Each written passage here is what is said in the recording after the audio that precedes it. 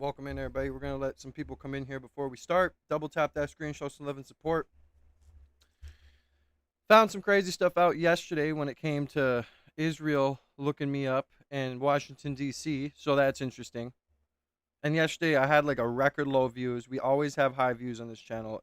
Well, at least like 1,000, or not that, at least like a couple hundred people in here at all times, right?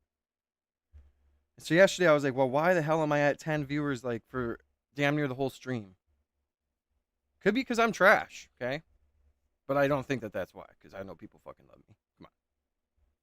Excuse my language. Gosh. See, I can. That's why I gotta be muted for a while, because I can never go more than 60 seconds without saying a swear word. Is that bad? Yes. Now, Israel, if you're watching me, I'm on your side, guys. I mean, I'm on your side. Please don't shadow ban me. Please don't shadow ban me, Israel. You know, because I found it crazy. Because yesterday, before I get into our topics for today, which I have a lot, right? Like, we're gonna start off. We're gonna do some monologues, but David, I'm not surprised. Okay, not surprised.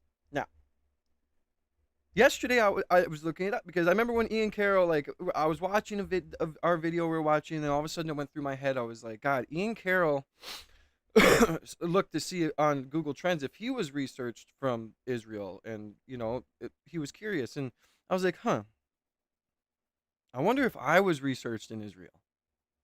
Because day before yesterday, I had called Tipanogos Regional Hospital and was just asking if I could, I was just trying to figure out the surgeon's damn name, right? And yesterday when I looked, the day I called Tipanogos Regional Hospital, after that night I was looked up in Washington D.C. and in Israel, right? I was looked up from that night all the way up until the morning of the next day to when I was streaming up until like noon. I didn't check to see any other times, but both Washington D.C. and Israel had looked me up until about 12:50 p.m. the next day while I was live. The next day after I called Tipanogos. So that's crazy. And I had like record low views, like super low views. And so I was like, am I shadow banned or what? Like, because at first I was just thinking, well, today's just not a good day for views. And then I looked up the fact that I was researched by freaking, those people, and I was like, maybe that's why. Maybe that's why my views are low, right? But anyway, we're not going to get into that. This channel isn't all about Israel. It isn't all about hating on Israel. So if they are doing that, you're doing it to the wrong person. Go find someone else. I love Israel. I love America. I just love Israel to death. Okay, guys, I'm on your side. Anyway, so I'm a leftist idiot. God, it's too early in the stream to be calling me names. Can we just stop it? Stop it. Anyway, all right. So some of our topics today. Trump signs the Epstein bill, then plans to meet with Mamdani later. Another 8-year-old is unalived by another illegal immigrant. National Guard soldier is also unalived as convoys ran off the highway by said illegal immigrant. And I don't want to get into this topic too much because, it's a little dicey for YouTube. Capitol police officer caught in Capitol bombing hoax. And it's a girl. Not that that has anything to do with it, but yeah, Capitol police officer was the one that planted it. Got pictures and photos. So we got a lot of stuff to do.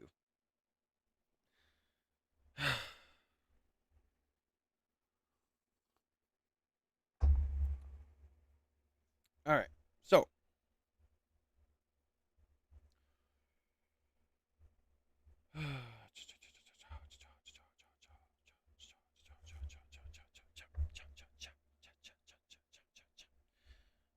then we're gonna go over Candace's last stream. She was going over.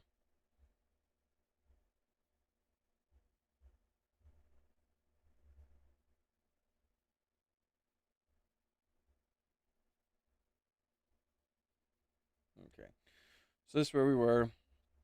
All right, now, but so we can start this quick, we'll go over some news and we'll do a monologue here quick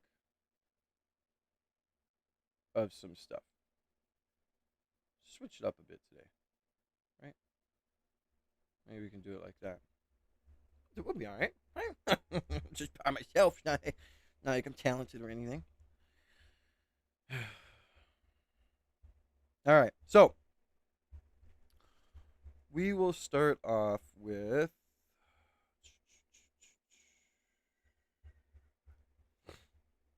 All right, we'll start off with the 8-year-old that was unalive. RIP to this 8-year-old, by the way. So, first topic of the day. Another 8-year-old unalived by an illegal alien suspect in a DUI hit and run. An illegal is facing a slew of charges in connection with a drunk driving collision that claimed the life of a child in Georgia, authorities say. On Tuesday, Immigration and Customs Enforcement (ICE) announced that a detainer has been lodged against Jose Alejandro. Bro, these long names that are Spanish. Don't yell at me for getting them wrong, okay? Jose Alejandro Juajizo Varela, okay, who is currently being held in the DeKalb County Sheriff's Office. On September 6th, Latazimisha Nunn was pulling out of her apartment complex in Dunwoody when a Toyota pickup truck driven by Juizo Varela, the illegal, slammed into her Honda, investigators say. Nunn and her daughter, Mariah Johnson, 8 years old, were rushed to the local hospitals, but the young girl did not survive. Juizo Varela reportedly fled the scene but was caught a short time after by local police. He was charged with first-degree homicide by vehicle, serious injury by vehicle, reckless driving, hit and run, driving under the influence of alcohol, and driving without a valid license. Disturbingly, this guy was on the loose despite facing nearly identical charges for another DUI hit and run nearby Brookhaven in 2023. Quote unquote, if ICE would have done its job in the first place and picked him up, my daughter wouldn't be in this type of predicament, Nunn told WSB TV this week. If you all retrieved him the first time it happened and he sent 3 people to the hospital, my daughter would still be alive. And this little girl is beautiful, by the way. This little 8-year-old, this little glimpse of starlight that this piece of crap had to take off this earth was beautiful. Right? Had her whole life ahead of her. And this man wanted to come to this country and drink and drive. It's ridiculous. At this point, it's ridiculous. Now, it says that the mom's going to be all right, sustained, injuries, yada, yada, yada. But this isn't the first girl who has been unalived by an illegal immigrant, right? And if that doesn't make you mad, National Guard soldier unalived as convoy was ran off the Indiana highway by another illegal.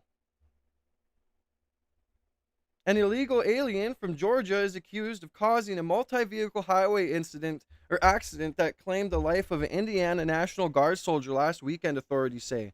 The horrifying incident unfolded at around noon on Friday in Boone County, Indiana. A military convoy was traveling from Frankfort Armory for a drill weekend at Camp Otterbury when a Humvee was ran off Interstate 65 by the driver of a car hauler truck who abruptly changed lanes, officials say. The soldier driving the Humvee reportedly lost control of the military vehicle, rolled several times before hitting a Subaru driven by a woman from Kentucky who was treated at the scene. The driver of the car hauler was identified as Goder. I can't even pronounce that name. He was just identified. He's 56 of Brooklyn, New York. Because he could not communicate in English, he was taken into the Boone County Sheriff Office, BCSO, to meet with the translator. He was subsequently taken into custody by Immigration and Customs Enforcement. Authorities have since confirmed that he is a citizen of Georgia who is illegally, Authorities confirmed that he is a citizen of Georgia who is illegally present in the U.S. Well, how is he a fucking citizen if he's illegally present? I don't know. Indiana National Guard Terry Fye should be alive. His life was cut short on I-65 by an illegal who never should be here in the first place. Senator Jim Banks stated on Monday, I fully support President Trump's mission to deport everyone here illegally so we can prevent tragedies like this from ever happening again. Senator Banks' comments were not received well by Fry's family, who issued a public statement slamming him for politicizing the tragedy. Terry's death is not a political prop. He was a son, a father, a soldier, and a deeply beloved member of our family before he was a headline. Turning the worst moment of our lives into a talking point for any political agenda is inappropriate and hurtful. The family told, what are you talking about? Okay, so this family's mad that the senator literally said that this should never happen, that this guy should have never been here, and that he fully supports Trump and continuing to try and get rid of these people. And this family's mad about that? I mean, the last mom of the 8-year-old just said what the senator said.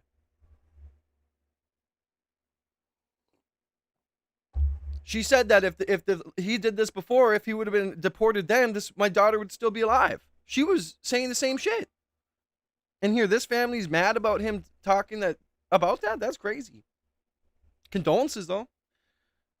We ask that you honor his memory by speaking about him with respect without attaching his name to partisan statements or policy debates. Our family will not allow his death to be to score political points, which is crazy. That is not. I'm like, they must not support Trump deporting people.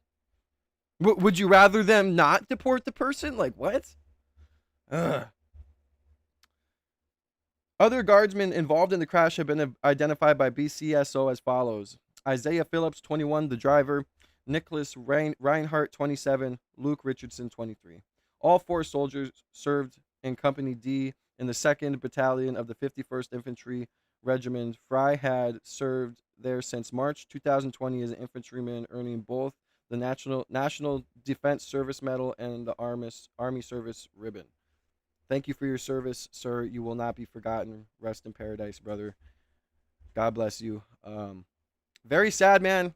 Again, another DUI. Like, when are people gonna finally wake up and be like, yeah, we should probably start to deport these people, right? Ridiculous. So we have an 8-year-old who was taken from this earth way too early because a man wanted to go out and come into this country illegally, then have himself a few drinks, then get behind the wheel of a vehicle and crash into somebody and then run away. And you took this child off this earth.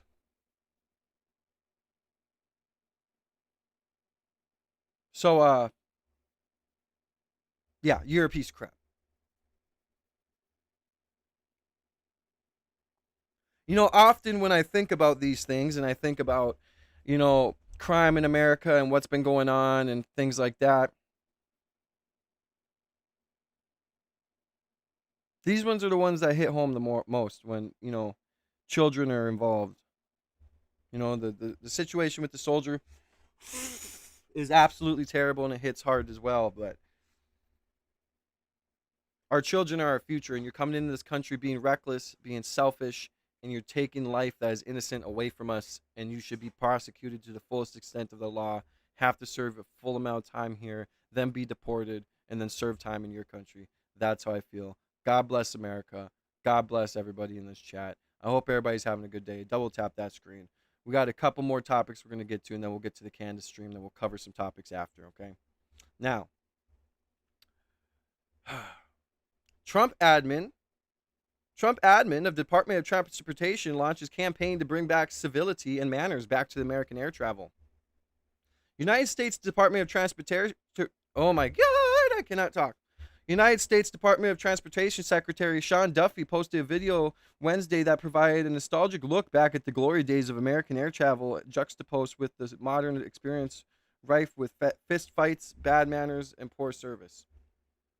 While playing the footage of airlines and airports yesteryear, a narrator says, air travel is a miracle of American ingenuity. We built airports to launch the golden age of travel across the skies. We respect the dignity of air travel, the men and women who made the dream, and the men and women who made the dream possible. Flying was a bastion of civility, but today, okay, then the next clip shows airline passengers fighting, taking off their shoes, being arrested, and shouting out at each other, right?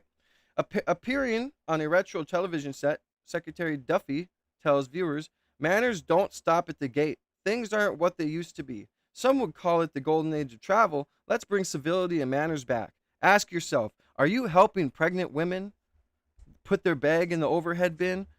Are you dressing with respect? Are you keeping control of your children? Are you saying thank you to your flight attendants and your pilots? Are you saying please and thank you in general?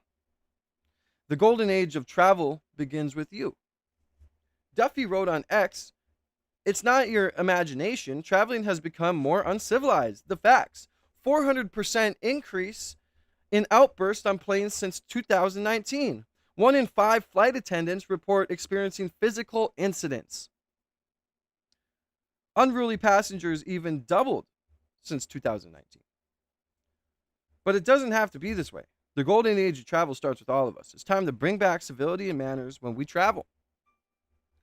If the Trump administration can make air travel great again, Americans of all political ideologies would be surely grateful. So,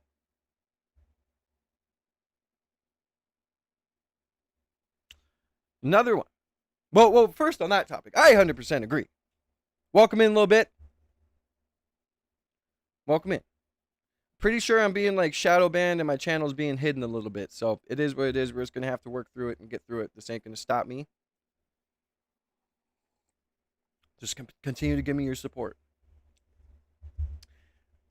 First of all, we all see those crazy videos online of people going crazy on planes, okay? This ain't nothing new. But I do agree. If we're on a plane and we're like thousands of feet in the air, the last thing I want to see is a person over at my side like frothing at the mouth at the opportunity to go crazy. Or last thing I want to see is 2 people having too many martinis on the fucking plane fist fighting. Or last thing I want to see is a child picking his nose, rubbing his boogers on the seat that I'm about to sit on, okay? That's not what we want to see. We want to bring civility and manners back to air travel.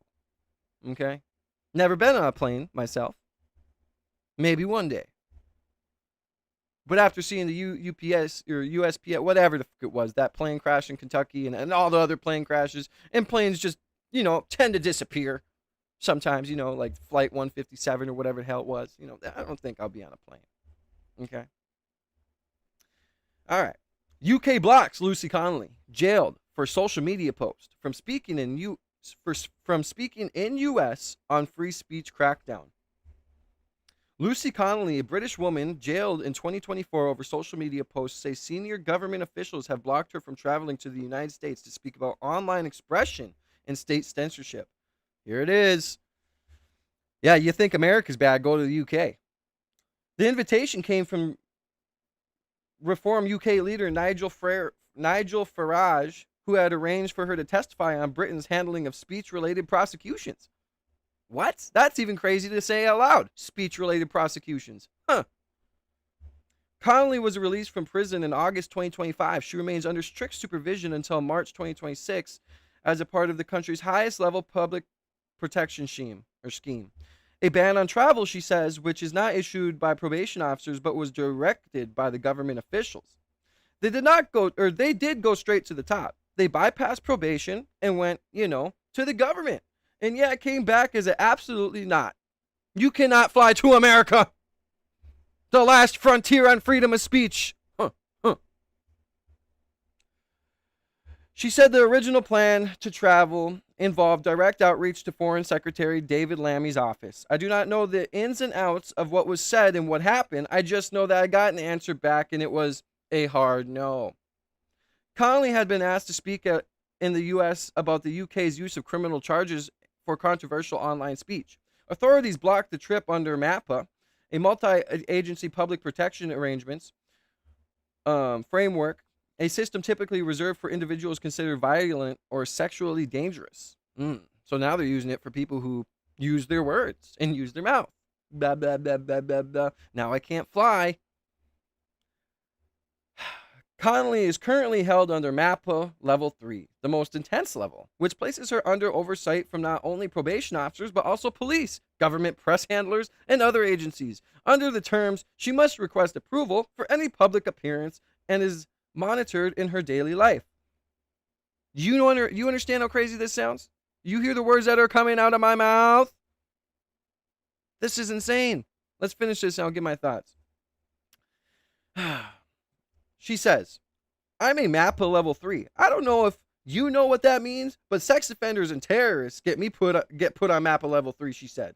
So I'm not just answering to probation. I have to ask them permission to do everything. Since her release, she has been denied permission to travel internationally and must seek formal clearance for any public engagement, including, she says, observing a parliamentary debate on whether prison is an appropriate response to social media offenses. They use the excuse of, well, it's because of They use the excuse of, well, it's because of press interest. You're high profile with the press, she said. Connolly believes the monitoring has less to do with risk and more to do with optics. Her case, she says, has become politically inconvenient. You're basically chucked into the same bag as sex offenders and the worst people in society, all because of a tweet, GB News reporter Ben Leo told her, and she replied, 100%. She also described being questioned by authorities over unrelated press attention, which was flagged internationally as concern. The incident, she said, was something and nothing, but was treated as a serious issue because it's me. Connolly says the government posture on speech is no longer reflects a free society. We don't have free speech, she said. We have free speech as long as your political opinions and your political views align with the current government. Her comments echo warnings from civil liberty advocates and legal observers who argue that the UK's laws around speech and public order are being used to enforce ideological boundaries through prosecution and surveillance. If there's consequence to that speech, it's not free speech, Connolly said. You can't police free speech. It's not free then, is it? No, it's not. And the crazy thing is if say today I post Trump is an idiot on Twitter, on X, whatever, I get put in the same category as terrorists and sex offenders. And this is why the UK had 1 million people outside chanting. Freedom of speech, freedom, no tyranny, no surveilled state. Funny thing is that when it was saying that she was being surveilled in her everyday life, and she not only had a probation officer, but she was, she had to ask permission to go out in public.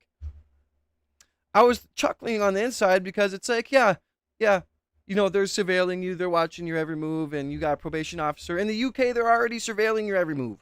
Like, it's already a thing. It's just, when you get in trouble, they're just going to tell you they're already doing it. Right? No speech at all should get you in trouble unless it incites violence or it sets a certain precedent of said violence or anything else that could be harmful. There's a consequence to speech, certain speech, but there should always be freedom of speech, right? So that's just kind of, ridiculous.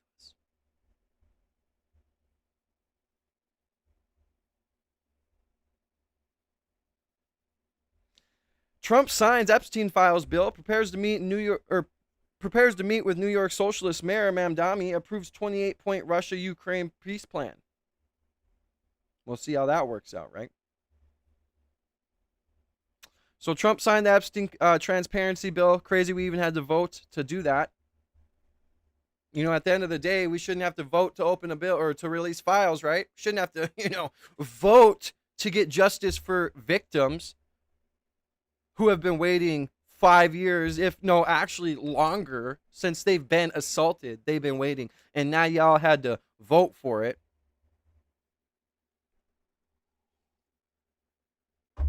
So I guess let's give them a big round of applause, guys. Condolences to the families of the soldier who was killed or who was unalived by the illegal immigrant who ran them off the road on interstate on the interstate. Condolences to the 8-year-old girl who passed away. Very, very, very beautiful little girl.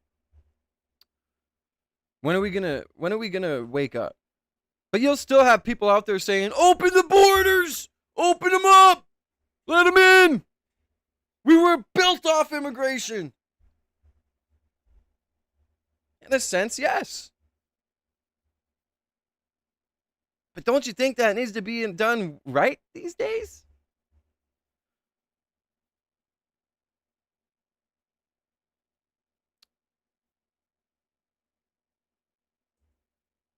You know that little girl was 8 years old. Didn't get to experience, graduating high school, going to dances, going to school events. Didn't get to experience a lot of things that we get to experience because this man wanted to come into this country and he wanted to be selfish and drink and drive. Then he runs into this family as they're getting ready to leave their house. They're pulling out of their apartment building.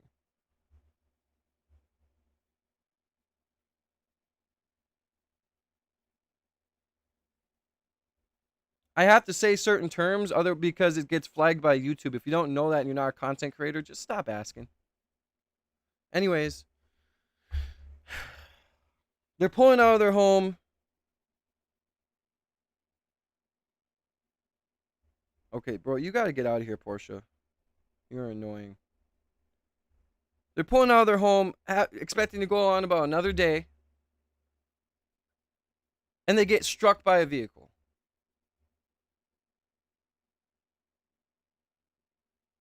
And it was in the morning.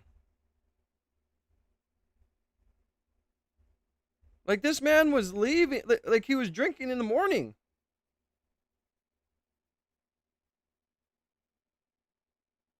Okay, it doesn't say it was in the morning, so I don't want to put out misinformation. It looked like it was in the morning.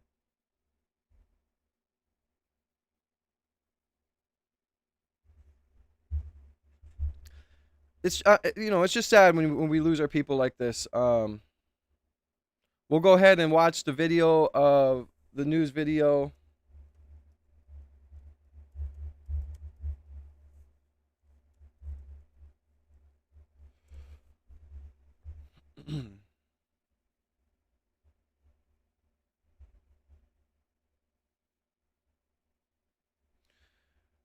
We need to do better, guys. We need to do better. God bless America. God bless everybody who's in here. If you're new to the channel, make sure you guys double tap that screen, show some love and support.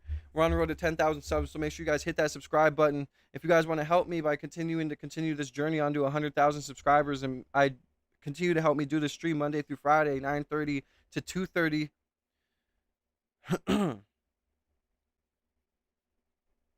Send through your super chats. I'll put a super chat goal up of any color. It doesn't really matter. Get your name on the super chat wall. Show some love and support. As I'm covering this stuff, I can't always read every single chat. So if you want to get your chats read and get a question answered, as well as get your name on the donor wall, send through your super chats any color and above. Welcome in a little bit. I seen you in here.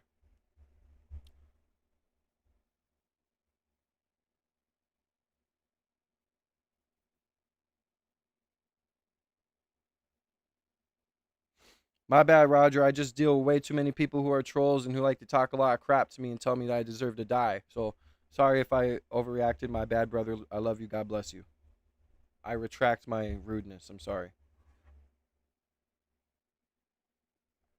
But yeah, like on YouTube and places like this, if I say like I have to say deletion instead of self unaliving. You get what I'm saying? Like there's just certain things you have to say um to continue to have your monetization and stuff. So I agree, bro. I don't like having to freaking do this either, but it is what it is, dude. I just got back monetized. I literally got unmonetized for months. Now I'm back monetized and we're running it up, so I don't want to risk anything. So I try to watch my terminology as best as I can.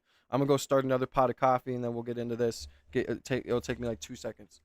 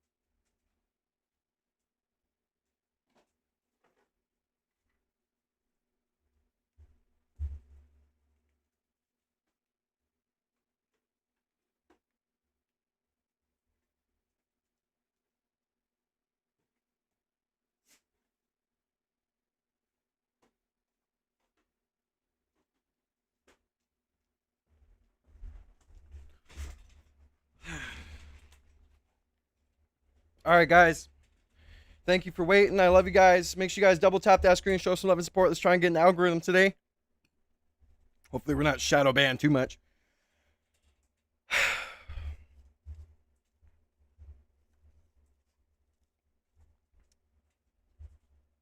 So this is a news clip we're about to watch about the in DeKalb County, about the 8-year-old girl who was unalive due to an illegal immigrant hit and running their vehicle with her and her mom in it. Trigger warning, I guess, hard to listen to, but let's go. Then we're gonna get into the Candace Owens stream, guys. Case where he's accused of driving under the influence, and then police say he hit and killed 8-year-old Mariah Johnson. But that is not his first time in custody here in County this year. It was earlier this year when he was in custody for a previous case with similar charges. And that mother of that 8-year-old, she wants to know why he wasn't detained by ICE then. And I have to live with that and think about that she had to tell me that every day. Sadness, sorrow, and anger. Latazamisha Nunn is frankly mad she's standing outside of court wearing the same suit she wore to her 8-year-old daughter Mariah's funeral, holding her remains. And now that I had to have her. I feel for her, man. Yeah, again, I'm sorry, Roger. God bless you. Welcome to the See Me Now family, brother. My apologies. I feel for her, man, holding your kid's ashes. I give my son's ashes a kiss goodnight every night. I'll never forget picking up his ashes from the funeral home. No parent should ever have to go through that, man. I couldn't imagine it happening in this way. Right here in an arm, and only if ICE would have did his part in the first place and picked him up, my daughter wouldn't be in this type of predicament. Nunn wants to know why the man accused of driving under the influence when he hit Nunn's family car on Peachtree Industrial and killed Mariah in September was on the streets when that crash happened. Immigration and Customs Enforcement announced Tuesday it has now filed. If she was in the back seat of that car, bro, there wouldn't have been no him getting. I guess I would have been in the vehicle with her. I would have been probably incapacitated, but bro, you best believe something would happen to him, bro. Enforcement announced Tuesday it has now filed an immigration detainer against suspect Jose Alejandro Cajizo Varela, saying in a statement that Cajizo Varela illegally entered the United States, going on to say the detainer ensures Cajizo Varela will be transferred to ICE custody upon his release from local law enforcement. But at the time of Mariah's death, Cajizo Varela was out on bond accused of DUI and hit and run from a 2023 case in Brookhaven. He was in. See, and it's always like, it's kind of like that. I know this is like a far different example, but it reminds me of the Irene Zarutska. It wasn't an illegal immigrant, but it was a guy who was continuously released. Like, these people do these things and they get released. They don't learn from it. They do it again. Then they end up hurting somebody or killing somebody, unaliving, whatever. It's just ridiculous. We need to get it together. Law and order. Indicted on that case earlier this year, arrested again and posted a bond. If you all retrieve him the first time it happened and he sent 3 people to the hospital in May, my daughter will still be alive right here. For Latazamisha, it's another hit. Seeing she's a beautiful little girl, man. A little thing of starlight taken off this earth because this man was selfish. To a mother already in the trenches. I try to hold it in, but it's just hard. Well, duh. I mean, yeah, it's fucking unfathomable. And I did reach out to ICE today. I asked them why there wasn't a detainer filed when he was arrested earlier this year. They did not respond to our questions. Also, his attorney said no comment at this. And that's under Trump's administration. Not saying it's Trump's fault. It's probably the freaking mayor or whatever. You know, or whatever the frick it is in the higher ups. But that's ridiculous, bro. Unfortunate. Unfortunate circumstances.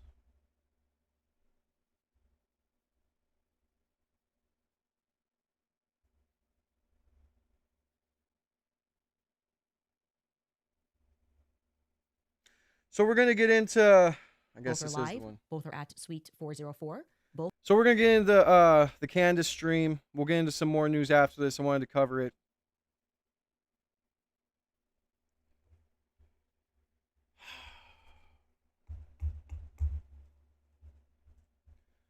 We need to do better, man. Where's the humanity at? Where's the, like, does this guy even feel bad in jail?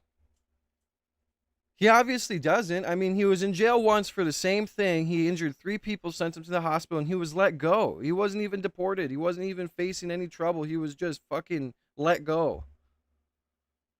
Or was he given a ticket and say, here, appear back on this day? Now look it. He went and did it again, and he took a young girl's life.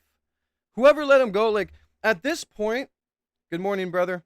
Good morning, Cole. At this point, the judges, the mayors, whoever is facilitating the fact that these people get let go and get let off easy, they need to be charged as accessory or something. Make something up to where it's like, yo, you didn't do your job in detaining this guy, keeping him detained and getting rid of him or doing whatever. You need to be held accountable. Period. Held accountable. RIP to that girl, man. If I find out she has a GoFundMe or something, I'll post it or we'll go over it and we'll look at it. But all right, let's get into this, guys. We're gonna try and run through it. Hope everybody's having a good day. God bless everybody who's in here. Double tap that screen, show some love and support. Make sure you guys hit the subscribe button. After you guys hit the subscribe button, make sure you guys go ahead and hit the notification bell so you can be in every single live stream I do. Become part of the See Me Now family. To get your name on the donor wall, send through your super chats, any color, 10 super chat goal. Oh, shit, there we go. I was just going to say, do what Cole did to get your name on the super chat wall. Thank you, Cole, for the $5. I don't hate North Dakota. I just live in Glendive, Montana. Friendly rivalry. Oh, so that's why you keep saying what you say in my chat. Well, shout out Montana. Montana's a very beautiful state. Has a lot of mountains and whatever. Beautiful state. Let's get your name written on the wall, brother. Wherever my marker's at. I just seen it. Here it is. All right. All right. Let's get your name on the wall, brother. Thank you for the $5. Much appreciated. And again, if anyone else wants to get their name written on the donor wall behind me, send through your super chats. I have a 10 super chat goal of 10 super chats, any color. I'm going to write it down. We're filling up the wall. I'm running out of room here. I'm going to write it. We'll write it right over here.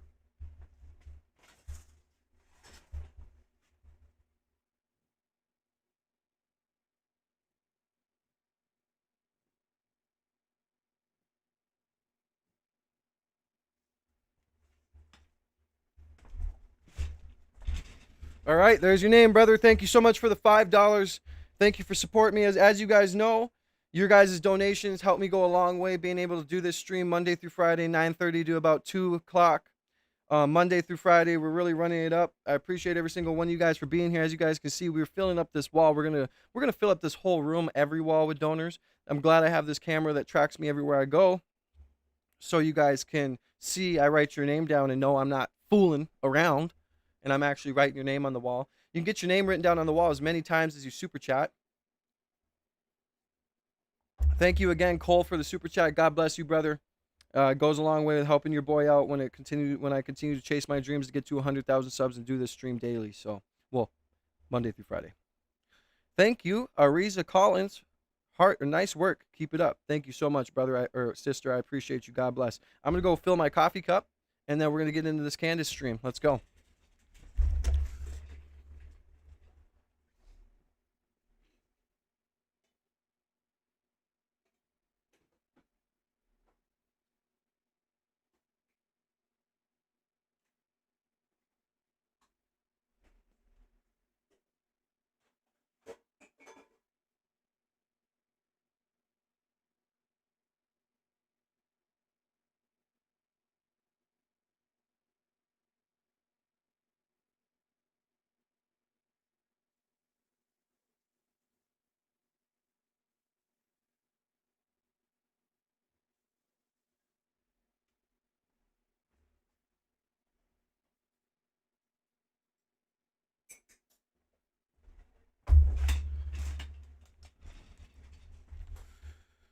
All right, let's get into this. We're going to get into the Candace Owens stream she did yesterday, and then we're going to get into some other stuff. I appreciate everybody for being here. God bless you guys again. If you guys want to support the channel, your likes and your subscriptions are enough. Just help me get to 100,000 subs. Make sure you hit the notification bell. Become a member of the See Me Now family. If you guys want to become a member of the See Me Now Army, make sure you guys go ahead and be a member. Membership tiers. Tier 1 is a See Me Now Soldier. Tier 2 is a See Me Now General. We have 2 See Me Now Generals and 11 See Me Now Soldiers. So thank you to all the members. God bless you guys. Again, if you want to get your name on the super chat wall behind me, go ahead and send through your super chats like Cole did. And yeah, thank you guys so much for all the love and support. Let's continue to run it up and have a good day. It is Thursday. Almost Friday. All right, I love you guys. Let's continue. Fix my hat first.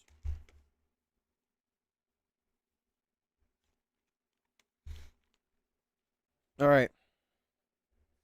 All right, you guys. So we received a couple of weeks ago a very thorough tip regarding Charlie's assassination and the Egyptian planes. Now, what is even more compelling about this tip is that this individual who works with or for government sent it before I had figured out that the Egyptian planes were tracking Erica and Charlie. Now, the individual also focused on something that at first seems to me to be very micro to the situation, and now it seems quite macro. And it's an answer perhaps to the question, what was the Egyptian military plane, which left Provo on the morning of Charlie's assassination, doing in Delaware, actually? We should figure that out. Welcome back to Candace. Okay, I remembered to skip through. Into place. Things that initially maybe we don't consider. There are so many elements of this story that as time goes on are clicking into place. Things that initially maybe we don't consider that you go, oh, wait a second, why didn't I consider that right off the jump, right? I was, of course, very surprised by the 2 Egyptian military aircraft that in general, just why were they here? Why were they there at all? And not even for 1 second did I stop and think, is this even a routine flight path at all? Like, why would these jets, ostensibly filled with government-level Egyptians, right, particularly the yellow jet, tail number SUBTT, which kept overlaying, sometimes even for days, in Delaware, why would they do that? Why would that plane be doing that? Let's pull up that timeline again that I put together of you guys of the blue jet and the yellow jet. And we virtually in all the stops, you can just scroll through this. Like, we kept noticing that that yellow plane was going through Paris. It was going to Wichita, but very often it was stopping in Wilmington. Like, what goes on in Wilmington, Delaware, actually?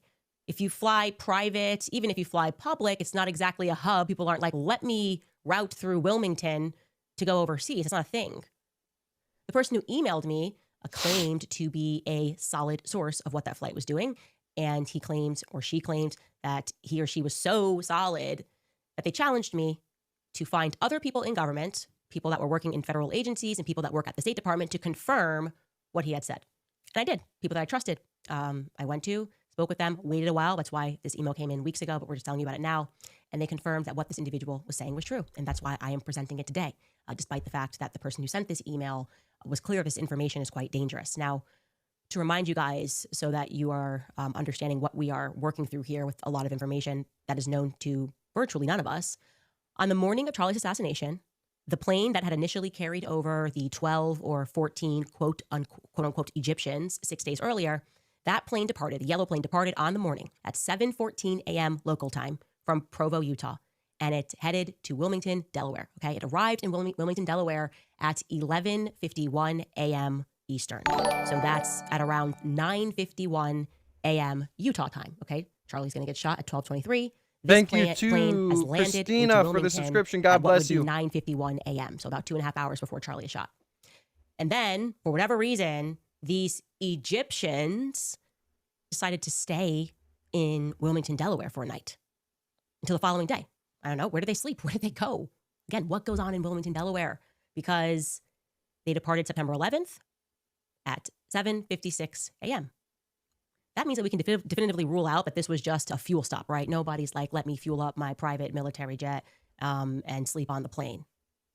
So there was something in Wilmington that held the interest of our Middle Eastern people that are here for some reason.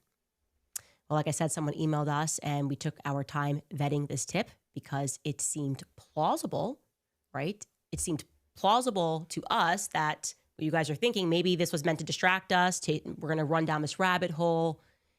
And no, that's not the case. By the way, guys, did you guys know that Donald Trump got Saudi Arabia to, instead of giving us $600 billion, they're moving up to like $1 trillion and over?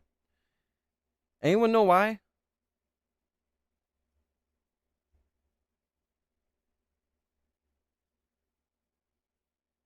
It starts with Lost and ends with Vegas. Go down that rabbit hole. We vetted it across multiple government agencies and to really the highest levels of government. So this is legit. I've printed it out and I'm going to read around some parts, removing some parts. That's why you guys need to follow my Kick and my Rumble for those streams that I really want to dive into stuff like that. You can watch me there where we really go over everything that's going on when it comes to those, well, it's not conspiracy anymore, but those situations. Because if anyone knows about the Las Vegas conspiracy when the shooting happened, they know about why Saudi Arabia is potentially giving $1 trillion now to America. To provide this individual, who, by the way, I have no idea who this is, but to give him and her even some more coverage. Even though they said that they were very thorough in making sure it wouldn't get back to them, but you never know. They're taking a tremendous risk. So I'm just going to read this to you guys, and I'm going to read it slow for comprehension because I had to read it slow myself for comprehension. It starts out with, Candace, I'm aware that you suspect the government and other entities are involved in the events leading up to and on September 10th. I am aware that you also tied the plane, SUBTT, yellow plane, to this and that you are receiving tips. You might have been wondering why SUBTT made so many visits to Wilmington, Delaware, out of all places, and I can personally answer that. What I can say about myself is blank, blank, blank. I'm not going to read that. I'm not going to read that. I'm not going to read that. Some people may tell you that SUBTT stopped at Brian, Wilmington funny, because bro. it was quote unquote just maintenance. That is not true. The information I am giving you will implicate the FBI and various other government agencies all at the same time. I am passing this to you because you are honest enough to see this for what it is. You may put this in your notes and reveal this pattern publicly, but this, and then he talks about why this information is dangerous. So I'm going to skip and get to the information portion. The information portion reads this. As you know, on September 10th, an Egyptian government Dassault Falcon 7X, tail number SUBTT, came into Wilmington, Delaware. I tried to pull non-public movement data, and it came up empty. For me, this means that the arrival was processed under a diplomatic and dignitary category, which would not show up in the usual places. That in and of itself wouldn't be odd if we were talking about Andrews or Dulles airports. It's odd at Wilmington. You can't verify this next piece directly, but I can independently. I can confirm 100% Raquel. that blank uses vehicles which often leave and enter that airport when they do covert handoffs. Now, I have no affiliation with SUBTT, nor am I an operator anywhere near Egypt or its planes, but I do know that only federal vehicles are allowed access to private gates housing government planes. Because of this, I can guarantee you that the vehicles affiliated with this workspace arrived and left inside the same window as SUBTT. Government vehicles either pick up, monitor, or escort every government plane that lands there. So that's the standard. It's every single one. Feds don't just leave foreign government planes unwatched. It's a government plane, not a ghost plane. Someone has to come out, and we all know they're not going to just call an Uber. Given that I know most of the locations that these vehicles visit, I am entirely confident in stating that the plane and those vehicles are connected to 920 North King Street, which is at a place that is marketed also as 1 Rodney Square. Nearly every federal vehicle that visits the airport will pass through King Street at least once, because that is where the majority of the vehicles are ultimately stationed. We do this because it is discreet. The reason people don't know about this is because assets can be transferred to cars without diplomatic plates. You can't just do transfers with the diplomatic plates out in the open, or it would immediately tie assets to government. That's why the fleet is either federal, unmarked, or local. So when I say government vehicles, what I'm really saying is they most likely immediately swapped the plates for local, but they still had federal clearance. I'm going to skip this because I think this could be... The whole idea is they get in, they have a meeting, they get out, the plates are then changed back, and they go back to a designated area. However, sometimes it is decided that they need to have a meeting in a more convenient spot, a meeting that's not in a car. That is what I am telling you happened with SUBTT. It obviously would be impossible for me to show you the evidence of these activities because I obviously can't do that. I obviously can't pull dash cam or cameras, but I am telling you that this is known among insiders. And if you want confirmation, you can ask Intel insiders of yours, and they will confirm that that is exactly what happened.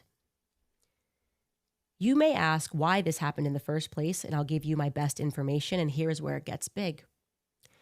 In June of 1997, the Department of Justice's own directory lists, quote, Wilmington Resident Office, 1 God bless you, Rodney Raquel. Square, Suite 404. Anyone that's new to the stream, make sure you guys double tap that screen, show some love and support. All you got to do is hit your screen twice to get the likes up. Hit the subscribe button with the notification bell so you guys can always be a part of every single live stream. We do join the See Me Now family. We're almost to 10,000 subscribers, but we are on the road to 10 or 100,000 to get that silver plaque. Thank you guys for always being a part of the family, showing love and support. I hope you guys are having a blessed day.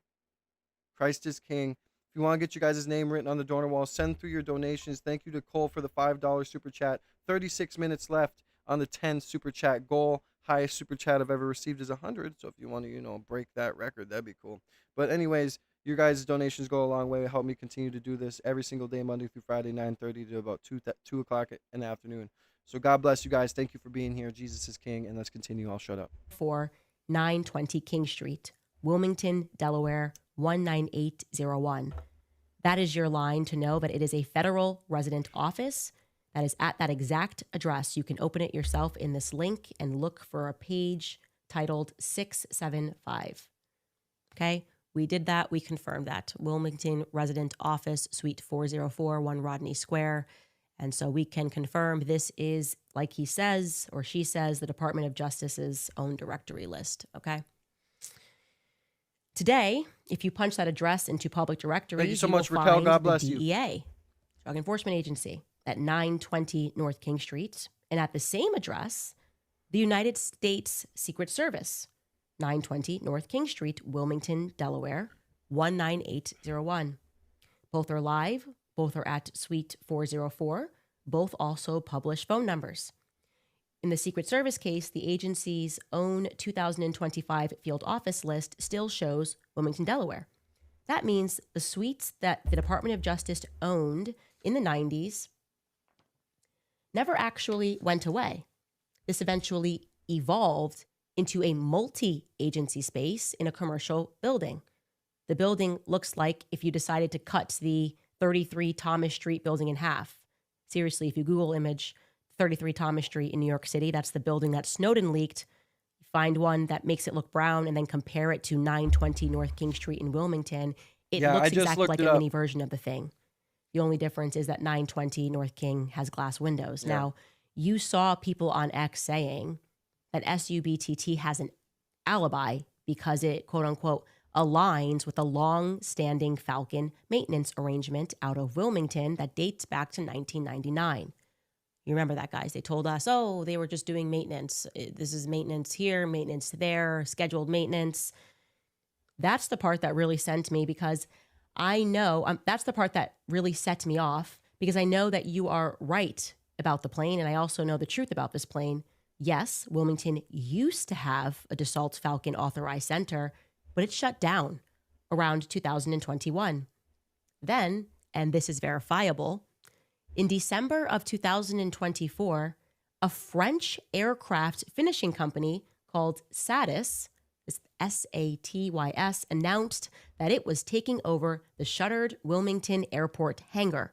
And every Delaware outlet said the same thing. Satys will invest a little over $1 million. And get this. So you see that? We are pulling that up. We have confirmed that that is true. This is a French company that said they were going to take over this hangar in Wilmington. The Delaware River and Bay Authority is the one that is making that deal. DRBA is a bi-state authority, except the key part is that it operates on federally regulated waterways. Its own January 2024 resolution says that it was, quote, acquiring the rights to a paint hanger currently part of the Dassault leasehold, and authorizing the executive director and board chair to execute that lease with status. So that is a River Bay Authority, the DRBA, that is executing an aviation lease on a field that sits on a navigable corridor. That automatically puts it in the orbit of a federal system. The chain here that would report from the people who control the rivers would be DRBA to the Army Corps of Engineers, the Secretary of the Army and the Secretary of Defense to the President. So now you can say with complete honesty that the federal government was aware of and signed off on the plane and hangar situation. Now, I'm not claiming a direct line of authority for that. I'm saying that anyone who tells you that the influence is not there is either misinformed or lying. I'm also not saying that POTUS himself did this, but the government was undeniably involved with that hangar and the plane that you are eyeing. Not to mention, Representative McBride is the statewide rep for that place. Again, I'm not saying that McBride has anything to do with this because I wouldn't know that, but it is noteworthy. What you can honestly say, though, is this. If SUBTT has Shout been out doing Holland, this man. run for Welcome decades, in, only friends. God bless it you, brother. could not have been using sister. a 2024 French finishing lease as its maintenance justification. I think In fact, your own timeline shows how they traveled to France before the deal was even made. It proves that the maintenance story is nothing but a cover. That hangar is undeniably either another site in and of itself or it is a front for something else. Back to 920 North King Street. When you Google FBI Wilmington Resident Agency, you should check the address in the Google info panel. You will likely get 920 North King Street with the label Federal Bureau of Investigation, instead of the public FBI address that's at 500 Delaware Avenue, Suite 300, which is just a bank tower. You can confirm that 500 Delaware Ave is the borough's public-facing spot, but Google will tell you that 920 North King Street is also the FBI. That is not a mistake. The FBI is also stationed at 920 North King Street. They list it straight in the DOJ's 90s directory. Further, the Secret Service is not a part of the Department of Justice. They are the Department of Homeland Security. So this actually seems to be a joint DOJ-DHS site, which verifiably houses 3 different agencies and possibly more, all at the same time. I've looked for a while, and to this day, I don't see any other location that does that. I guarantee you've never personally heard of a federal site operating like that either. No matter what anybody tells you, if they say they lease like that all the time, that is not a justification. Multiple agents of multiple different agencies in one suite is not common or typical in the slightest. A joint office is common, but there's a line to draw between a joint office and at least 3 different agencies alongside contractors all operating in one place. Also, take a look at the borough's own press release from December 5th, 2024. Christopher Wray, quote, met with key partners and stressed how critical FBI partnerships are to protecting our communities. They chose to mention partners. They didn't say that he met with agents that were assigned in Wilmington. They foregrounded partnerships. That's the vocabulary that they use when the space is not purely FBI and it lines up with what is actually happening at 920 North King Street, which is the FBI, the DEA, and the USSS, United States Secret Service, and others are working together in a commercial tower. Here is the link for that press release. In that link, Ray confirms that the place houses private partners as well. He says, quote, if you step back and look at how much closer our partnerships are now than they were 5 or 10 years ago, it's a defining trend. I think of significance of this positive transformation. We have an entire generation of law enforcement and the private sector working together, trying to figure out how to help each other and to have each other's backs. Yeah, to have each other's backs. So let's recap these facts. On September 10th, an Egyptian government aircraft with a history of flying to France and the United States lands at a small Delaware airport under a French company maintenance pretext that doesn't actually match the hangar timeline because the French visit predates the French company's deal. Within an hour, federal SUVs move from that airport to 920 North King Street. 920 North King Street has been a federal residence office since at least 1997, and today it houses the DEA, the FBI, and the United States Secret Service, all at the same address. The hangar the plane would have used is controlled through a DRBA lease that itself is nested in federal waterways. The FBI also publicly talks about key partners in Wilmington on the same year that the hangar reactivates. I'm going to skip this next portion because he tells me how I can verify this. And like I said, I did that. Once more, go through this logic and ask yourself how this makes any sense. On November 13th, 2022, SUBTT flies from Cairo to Paris to Wichita, Kansas, to Wilmington, Delaware, back to Cairo. That is already a 4-leg, 2-continent hop that ends in Wilmington before going home. 4 days later, on November 17th, 2022, it does Egypt to Wilmington, again, departing at 8:54 a.m., and this time it stays in Wilmington until November 20th, and only then returns to Cairo. So that is 2 Wilmington arrivals in the same week. Nobody burns a government Falcon 7X God, that plane's doing some work, huh? Holy shit. on 2 separate Wilmington runs for no reason. I mean, just look at the choice of St. Louis, Wichita, Omaha, Lincoln, Williston, Minot, and Provo. None of these are standard diplomatic hubs. Most of those don't even have major consulates. Thank you so much, Franz. I appreciate you. God bless you, brother. Welcome to the See Me Now family. Hope you're having a good day, brother. Continue to support your boy, and I'll continue to bring the heart. I'll continue to do good. I'm just kidding. I love you guys, man. Thank you for always supporting me. I love to see those comments. It's always refreshing to see those comments instead of seeing the ones that say I deserve to die. So, yeah. Thank you, brother. I appreciate you, bro. Thank you so much. Again, double tap that screen, guys. Show some love and support. We just need 28 more double taps to be to 50 likes. Let's try and reach 200 likes today. Let's run it up. Thank you to everybody who's in here who support me. I hope you guys are having a good week. Tomorrow is Friday. What are your plans for the weekend? Just to chill? Just to go out and do something? Party? Maybe, watch a movie? I don't freaking know. Let me know in the chat. Welcome to the family. If you subscribed, thank you. Thank you, Franz, for the subscription. Make sure you hit the notification bell so you can be a part of every single live stream. Right? And if you guys want to get your name on the donor wall, you guys know what to do. Send your super chats through. YouTube does take a brutal 30%, so you can either click the link in the description, or if you're on the phone, hit the 3 dots above my head and copy and paste the link into your browser, and then I get the full amount through a Streamlabs donation. Either way, it's a blessing, and I appreciate it. Blessings aren't given, they're earned. So if you think I've earned your blessing, go ahead and send through your super chat. Show some love and support. You guys know that I'm chasing my dreams, trying to get to 100,000 subs, and your donations help me continue to do this Monday through Friday, 9:30 to 2 o'clock p.m. God bless you guys. Jesus is king. Stay safe, stay educated, and stay alert. And absolutely none of them are known for large-scale Egyptian presence, so that immediately undermines the whole "it's just a maintenance stop" excuse. Ask yourself, why else a state aircraft would hopscotch across America to remote cities if its purpose was just servicing at a defunct Wilmington Assault Center? Wilmington is undeniably a terminal point, and the only logical reason points to 920 North King Street. I could go through all of the dates and do this, but you already mapped the flights, so you already understand exactly what I'm saying. Obviously, I can't tell you how I know this or who I am or exactly who it is that I work for. My motive is simply that I can no longer keep this stuff in my head anymore. I just need somebody with a history of doing the right thing and figuring out the entire truth. I hope you can understand why I cannot verify my employment here. I took a big risk to tell the truth, and my hope is that you will at least check me on it. Analyze and verify the flight patterns.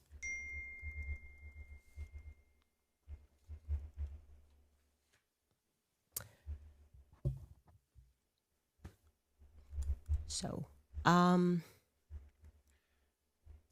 think we know why Kash Patel is out, right? I mean, I read this, Welcome in, checked it, Tanero. verified it, and Welcome in, I just Roger. want to know why Charlie. I want to know car. why the decision was made to murder Charlie Kirk, a decision that very clearly had to be approved by Charlie's friends. That's all I have. I want to know why. I think we deserve to know why. And instead, we're going to be sued. I guess, is this going to be the pathway forward? You're going to start murdering more people in broad daylight for no. Someone said yesterday, that Candace needs to be safe, and she does need to be safe. But it's getting to the point where it's like, are you gonna kill all of us? Are you gonna take all of us out? We're all starting to notice. We're all starting to awaken. You gonna hurt all of us? We're stronger together. You know that, right? And I tend to think we're stronger than you. Thought you could get away with your little narrative, allegedly. Yesterday when I seen that video, and it doesn't prove much, but it's pretty, interesting. The fact that Tyler Robinson's Challenger was in the same parking lot as one of the SUVs that was being used, quote unquote, as a ghost SUV, and they drive off together and in the same direction together. Once we start piecing together things and we start seeing those cars at UVU the moment Charlie was taken from this earth, it's over. Your narrative is done. And I'm pretty sure your narrative is already done. You have one leg to stand on at this point. I mean, it was already a bad look when, Kash Patel went and took Tulsi Gabbard into the office and yelled at her saying, "This is my FBI. You don't investigate any foreign intelligence. We got it. We don't want to give Tyler Robinson's lawyer any ammo," saying that there was other people involved. Well, don't you think that, since we're all about justice here, and this was your friend that was taken off this earth publicly in a very brutal manner, you think that if there was anyone else involved, you'd want to know so you can prosecute them too. How would that give Tyler Robinson's lawyer any leg to stand on to get him off the case? Oh yeah, he did it, but there was other people involved, so let him go, Your Honor.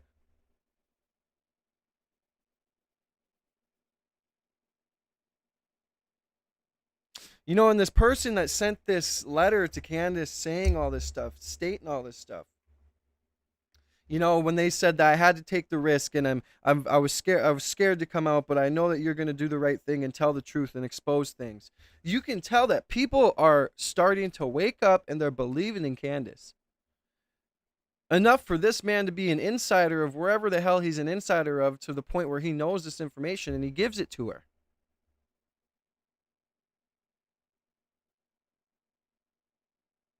But you're going to tell me that Kash Patel gets up on the podium and says, "We got it from here, brother. I'll see you in Valhalla." You call him brother. You say you guys were close friends. Then you go and you stop Tulsi Gabbard from investigating foreign involvement. Then we figure out that there's been planes that have been intersecting and tracking Erica Kirk and Charlie Kirk over 70-something times in different places. They've overlapped all over the world, and we're still not going to investigate foreign involvement. I don't care if it was Israel. I don't care if it was Egypt. I don't care if it was Russia. Regardless of who it is, we should be investigating it. If this is your friend, right? Trump's not talking about it.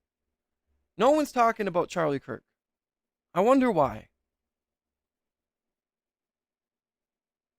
And God forbid, I don't like violence. I don't call for violence. But God forbid it was like, fuck, who Destiny, or some left speaker.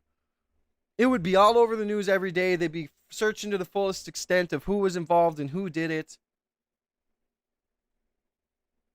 But no one's talking about Charlie. They're trying to take his legacy, take who he was as a person before they took him out, mold it into what they want so they can continue the journey and the goal. And they're trying to take everything else and everybody else's opinions and all the other facts that are probably right and everything else aside and not.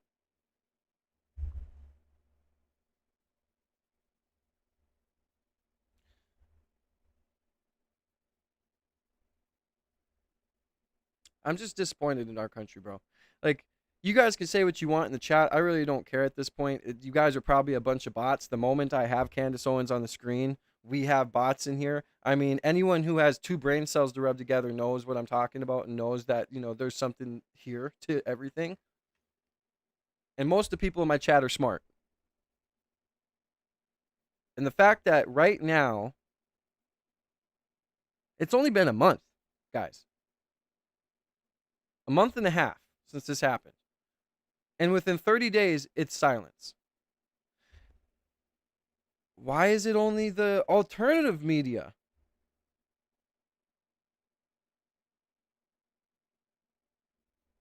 Crunchy, I agree. I agree with that 100%. And that was unfortunate.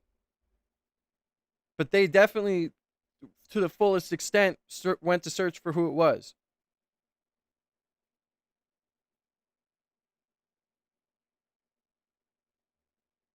My point is, regardless of being on the left or being on the right, no one deserves to be publicly executed and then have their legacy played with and then have narratives spun and then to be basically forgotten about and tried to be swept under the rug. This is what I'm saying. They don't, they had a memorial, but they didn't like show the funeral, or they didn't, have a funeral procession. Like, no family members are coming out to be able to speak. Like, you're not seeing his family members. They're trying to lie and say that he was buried with the Yamakan or in a freaking wherever Judeo-Christian cemetery. He was buried in a Catholic cemetery. All I'm saying is that it's pretty weird how all this stuff is going on. There's so many different ways and conspiracies, but the people are doing more work than the officials are doing.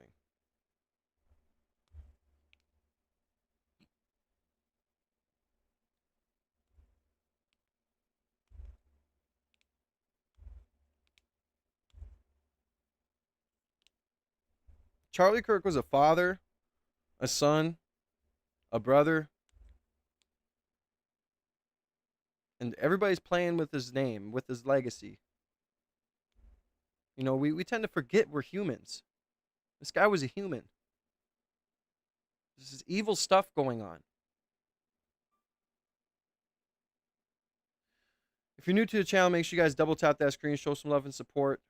Thank you for almost 50 likes. 14 more double taps. We'll be at 50 likes. Let's try and hit 200 likes today.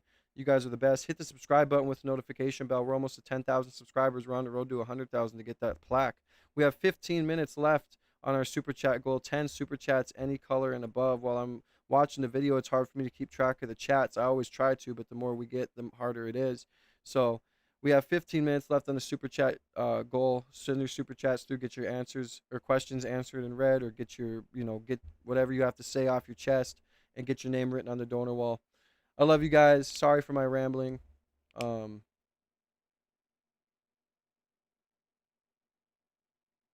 I'm saying is that, like, for us, we're humans, bro. Like, we need to shape up. And it's not a good thing for us to have to sit here and know our country's corrupt, but like not know what to do about it, but know stuff's happening, and we're waking up and we're figuring stuff out, but we can't say anything, or we're called crazy, or the truth is crazy in a world full of lies. But we're just supposed to sit idly by and let all this stuff go on and just know things are corrupt. But hey, that's just how the world works, right? Is that our consequence? Is that like the slave consequence? Is that like, catching a slave and cutting off their limbs for knowing that you're evil, for finding out, for us understanding what we have known from the moment that we saw Charlie die and people started peddling out excuses after excuse why we weren't allowed to look into this? I think all we want to know is why. We want to know what that slave did wrong. I think that's fair. I think we just want to know what he did wrong, okay? Because that email, that checks out. Yeah. Secret Service, the FBI, the DEA being involved, why this plane, the quote-unquote Egyptian plane, landed into Wilmington, that checks out. So I guess to our government, what's the next move? Like, are we just going to keep spending hundreds of millions of dollars trying to see how much money can be spent on a psychological operation to convince people not to believe their own eyes and to convince people to accept the Fed slop, to convince people that Charlie ate 3,000 pounds of energy coming at him. Can we know why? We just want to know what he did. I want to know what Charlie did. I think about this. It is like, what did Charlie find out? Charlie found something out. That's it, guys. Charlie found something out, and it cost him his life. That's the truth. Okay. Charlie knew something. And whatever it is big and it is ugly. And deep down, I think we know what it is. I think we all kind of know what it is. I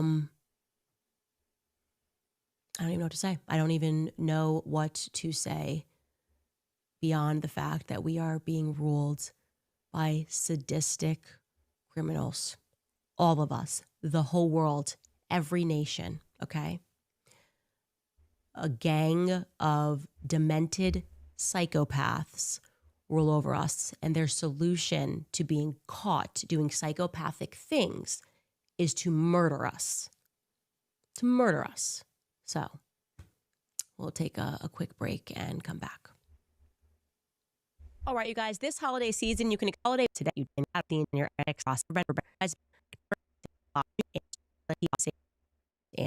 and I've already mentioned to you guys this gram my path health/Candace. You know, you think about JFK, how he was starting to figure out stuff, stuff in certain areas. I'm not gonna get into certain things because I already found out that after I called Timpanogos Regional Hospital the other day, that night, Washington D.C. and Israel both searched my name, searched my YouTube, and then all the way up until while I was live noon yesterday. So that's interesting. And I had low views yesterday. So nothing proven, no facts here, but just kind of odd that I wasn't researched at all from them before until after I called Timpanogos Regional Hospital. Welcome in, Kathy.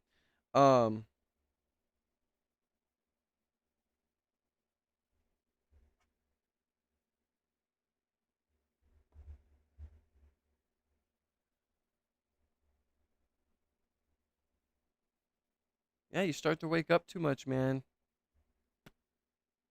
Right?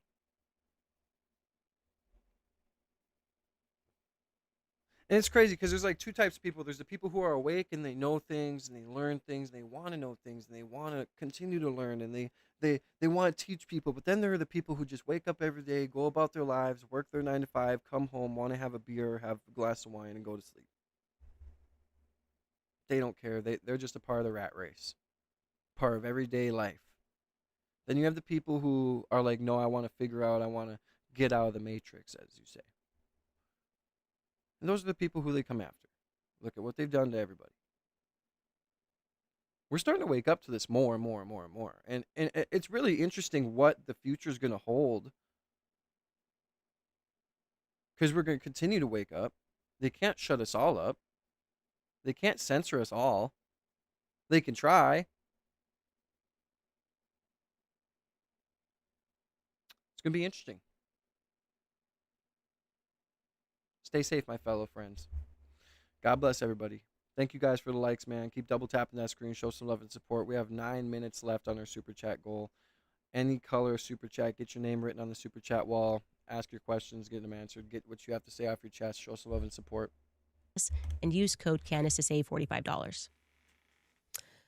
So I'm going to go ahead and take his advice and analyze and verify the flight patterns. And I'd like to draw your attention to, there's just something in the back of my mind that I haven't shared yet that is bothering me about the flights on that day that scrambled to get to Charlie after he was shot. And I'm going to call these our green planes. Green means go. These are the planes. And I've already mentioned to you guys this first one that we ended up discovering was related to, can you pull up this, thanks, the Cessna Citation that holds 7 to 8 passengers. That's the one that departed from Scottsdale at 8 o'clock a.m., landed into Provo at 10:06 a.m., and then it immediately departed for Santa Barbara, landed into Santa Barbara, and immediately departed for Scottsdale, landing into Scottsdale at 12:44 p.m. So just after Charlie got shot, because that's Scottsdale time. I am curious about who was on that plane, because we can attach that to Turning Point USA. Turning Point USA is featured on T.W. Lewis's foundation website. They are partners. They have given to Turning Point USA. And that flight feels very important to me.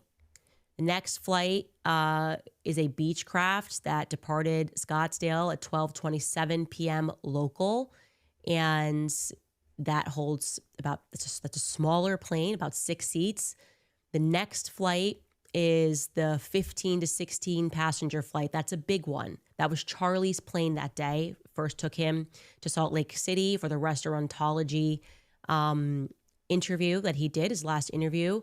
And then after he gets shot, which makes sense, somebody sent it directly. I'm assuming this might have been what Mikey McCoy coordinated, sent it straight to Scottsdale.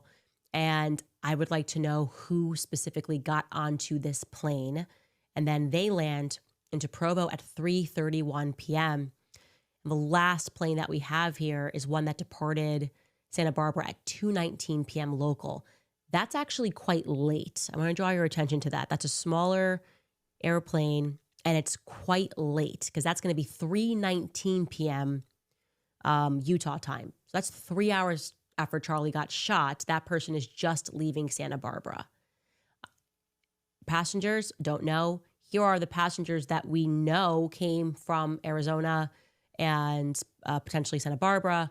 Andrew Colvett's wife. We have a priest. We have Stacey Sheridan, who's the chief finance person. We have, fundraiser over there. We have Elizabeth McCoy, the amazing Mike McCoy's wife. We have Tyler Boyer, and we have Erica Kirk. There could be more people.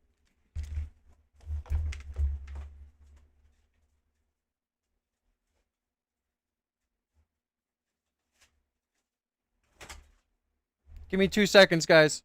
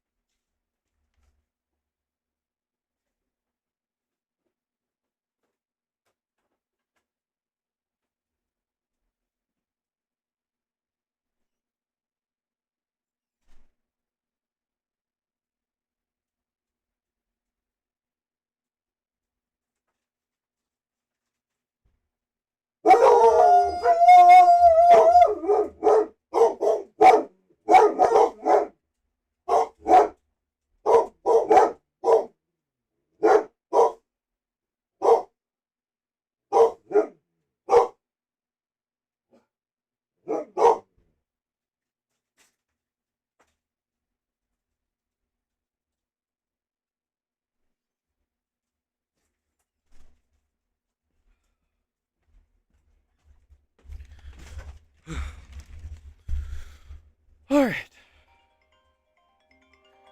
Sorry, guys. Oh my God! Now I'm getting a phone call. What a mess.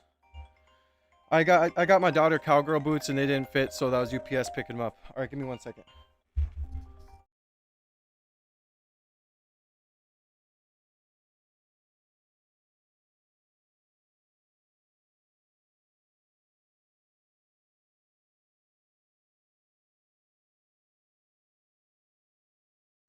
Don't know who that was.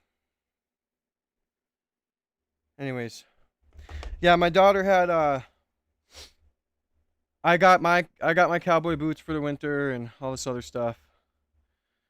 And my daughter wanted cowgirl boots, so I got her cowgirl boots, pink, nice. And I hate ordering online. Would you be quiet, please? I hate ordering online because you don't know what they look like. I can't figure out the sizes. I look at the size chart. I got my girl's feet, whatever. So they came here and they didn't fit, of course. So requested a refund, sent them back. That was the UPS person, just gave them the package. So yeah, so now my daughter's new cowgirl boots should be here, and I ordered a mouse, so I finally should, have a mouse so I don't have to continue to reach up here and fucking make stuff a little bit easier in the studio. And your guys' super chats and your guys' support helps that, so I appreciate that very much. So make sure you guys double tap that screen. 12 more double taps. Shush. 12 more double taps to get to 50 likes. God bless everybody in here. Hit the subscribe button with the notification bell so you can be a part of every single stream I do. On the road to 10,000 subs, but our goal is 100,000. Try and get that silver play button. 3 minutes left on the super chat goal. You guys send your super chats through. Get your name written on the wall. Get your answers question. Get what you have to say off your chest. God bless you guys. Love you. All right, let's ending turn. that whole to. There's just something in the back of my mind that I haven't shared yet that is bothering me about the flights on that day that scrambled to get to Charlie after he was shot. And I'm going to call these our green planes. Green means go. These are the planes, and I've already mentioned to you guys this first one that we ended up discovering was related to, can you pull up this, thanks, the Cessna Citation that holds 7 to 8 passengers. That's the one that departed from Scottsdale at 8 o'clock a.m., landed into Provo at 10:06 a.m., and then it immediately departed for Santa Barbara, landed into Santa Barbara, and immediately departed for Scottsdale, landing into Scottsdale at 12:44 p.m. So just after Charlie got shot, because that's Scottsdale time. I am curious about who was on that plane because we can attach that to Turning Point USA. Turning Point USA is featured on T.W. Lewis's foundation website. They are partners. They have given to Turning Point USA. And that flight feels very important to me. The next flight is a Beechcraft that departed Scottsdale at 12:27 p.m. local. And that holds that's a smaller plane, about 6 seats. The next flight is the 15 to 16 passenger flight. That's a big one. That was Charlie's plane that day. First took him to Salt Lake City for the restaurantology interview that he did, his last interview. And then after he gets shot, which makes sense. I'm going to go fill my coffee. Give me 2 seconds.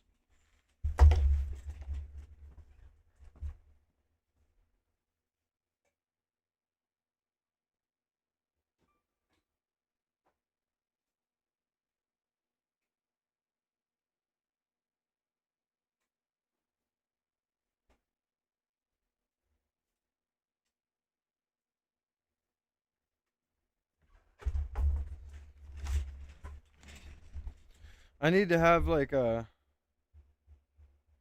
maid bring me coffee when I need it. Right?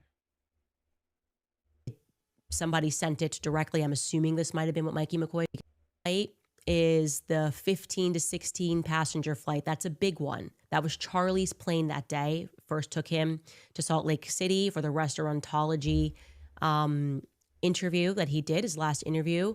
And then after he gets shot, which makes sense, somebody sent it directly. I'm assuming this might have been what Mikey McCoy coordinated, sent it straight to Scottsdale. And I would like to know who specifically got onto this plane. And then they land into Provo at 3:31 p.m. And the last plane that we have here is one that departed Santa Barbara at 2:19 p.m. local. That's actually quite late. I want to draw your attention to that. That's a smaller airplane, and it's quite late because that's going to be 3:19 p.m. Utah time. So that's 3 hours after Charlie got shot. That person is just leaving Santa Barbara.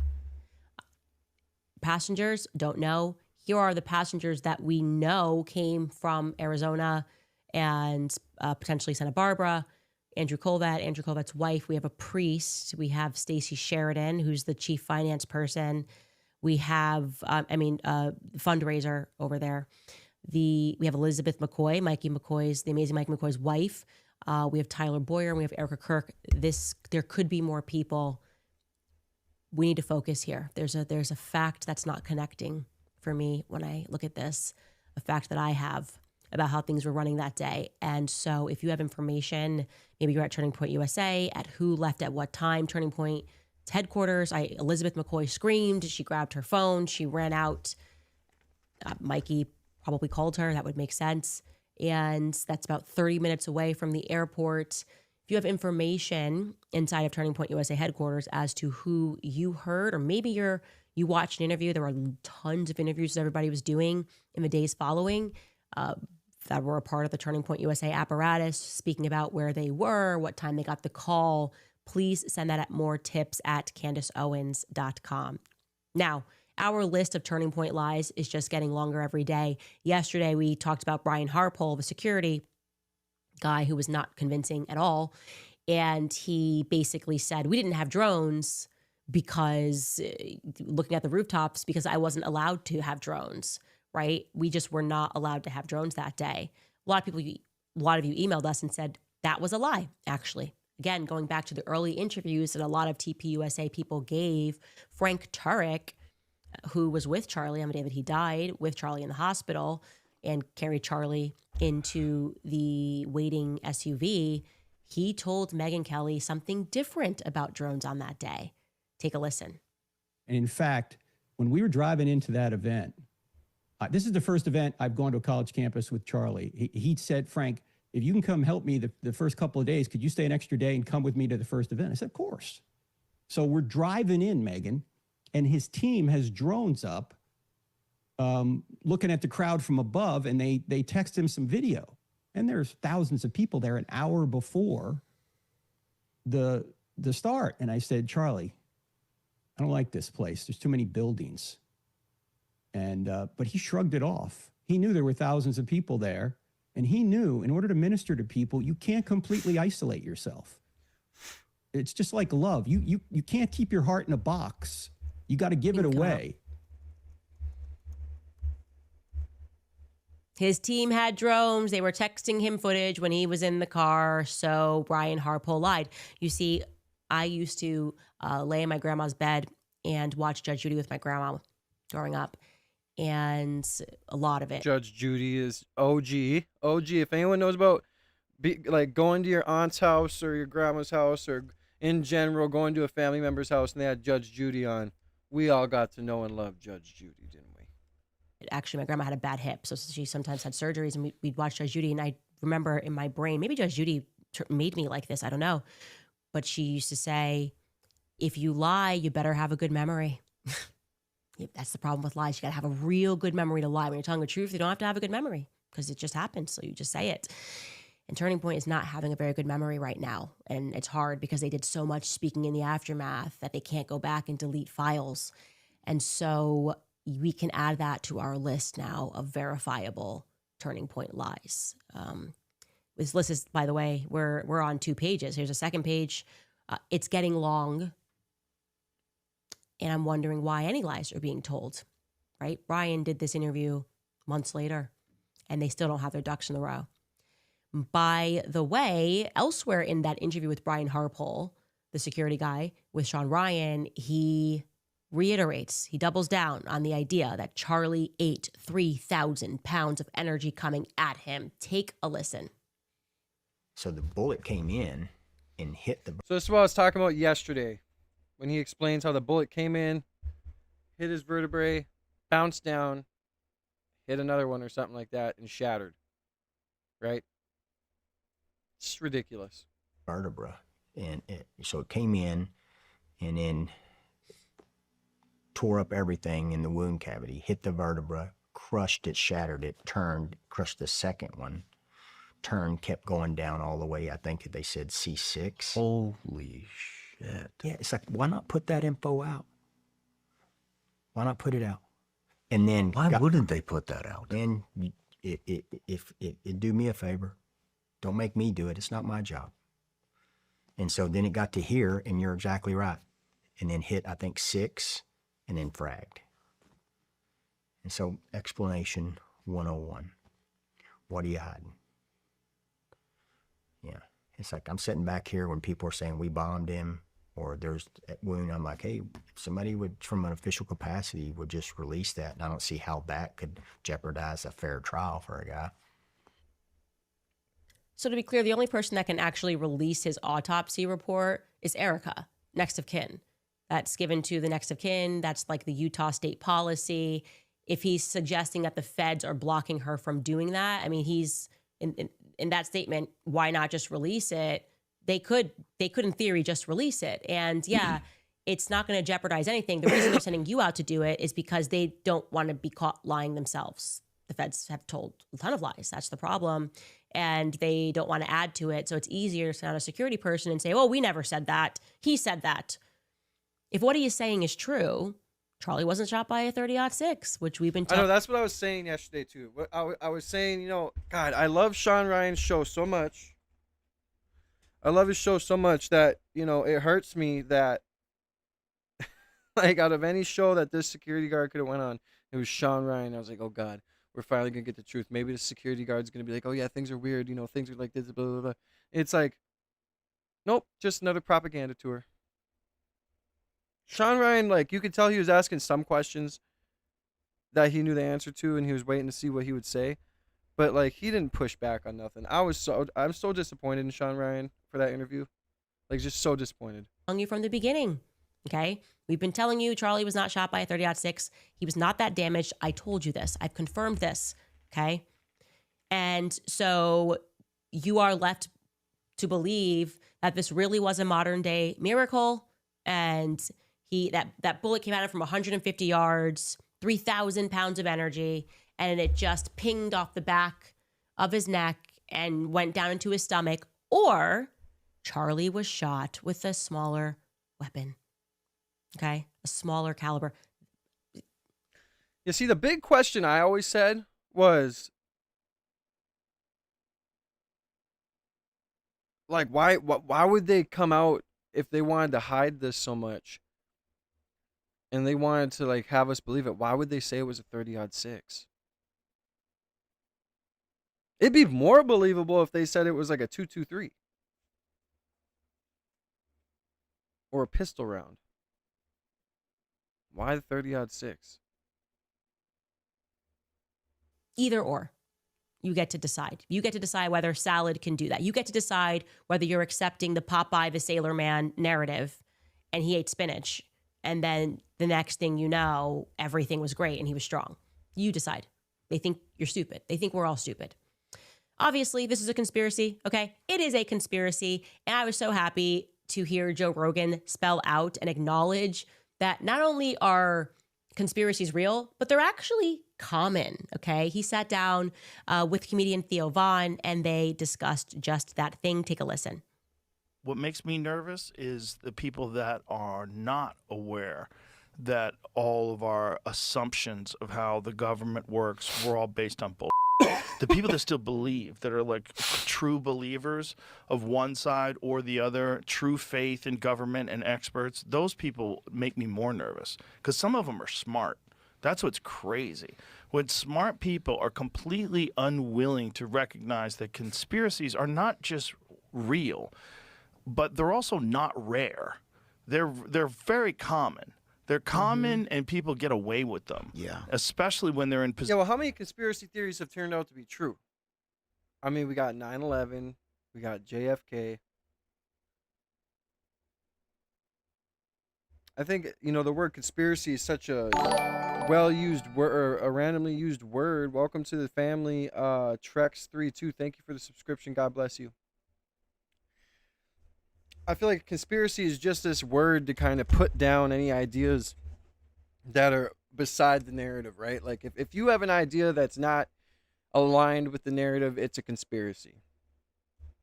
But, like you're saying, a lot of conspiracies could be proven to be true. But I feel like conspiracy is this word that they stamp on anyone's narrative that doesn't go with theirs to kind of take it down a notch when it comes to whether or not you should believe it, right? Positions of extreme power, like running intelligence agencies, and there's a lot of things that they do that are morally reprehensible but totally legal. Like they could do it because they're allowed to, because they are a 3-letter organization. Ash of the Dead. Great question. Is it understandable to have caution with what you say if you really believe that you were really close to the truth? Do you think it's safe? No.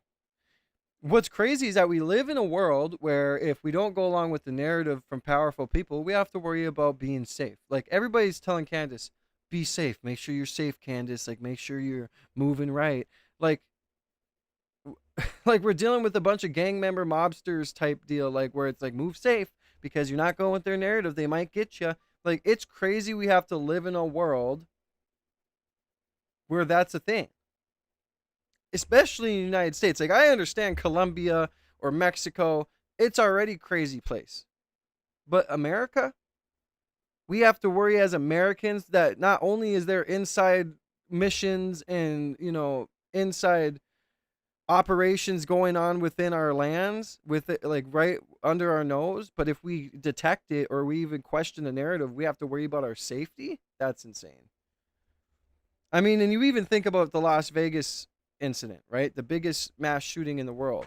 The conspiracy in that, which isn't really a conspiracy anymore. Like, I'm not going to get into that on here because that's a really touchy subject for YouTube, but follow my Kick and my Rumble, and we'll go over that on there one of these days because it is insane. So, welcome in everybody that's new to the chat. Make sure you guys hit that subscribe button. We're on the road to 10,000 subscribers. Thank you to everybody who joined the family and is a part of the See Me Now Army. If you guys want to support the channel further, send through your super chats. Get your name written on the donor wall behind me live. We're going to have to start moving on to other walls, but thank God I have a camera that can watch me do that. So you guys know I'm writing your names down. If you guys want to go even further and join the army, make sure you guys hit the membership button and join either Tier 1 or Tier 2. Become a See Me Now Soldier or See Me Now General. I appreciate every single person who supports me. Just your subscriptions and your likes are enough. Make sure you hit the notification bell so you can be a part of every single live. We need 53 more double taps to be at 100 likes. Your likes and your subscriptions are enough. Just help me get to 100,000 subscribers. I'm just a man pursuing my dreams and searching for the truth. And if you guys feel like like I said, you guys send your super chats through. That's a blessing. Blessings aren't just given out, they're earned. So if you feel like I've earned your blessing, send through your super chat, show some love and support. I'll shut up. Let's get into this. And they have ultimate power to do a lot of like really gross things that are in the nature or in the interest of national security. So like this is the whole idea behind it. They say like this is our decision. This is the best move for national security. This is how we compromise assets. This is how we gather information. This is how we keep America safe. Yeah, it's like the Jeffrey Epstein files. Like they're out there saying it would really compromise national security if we told you.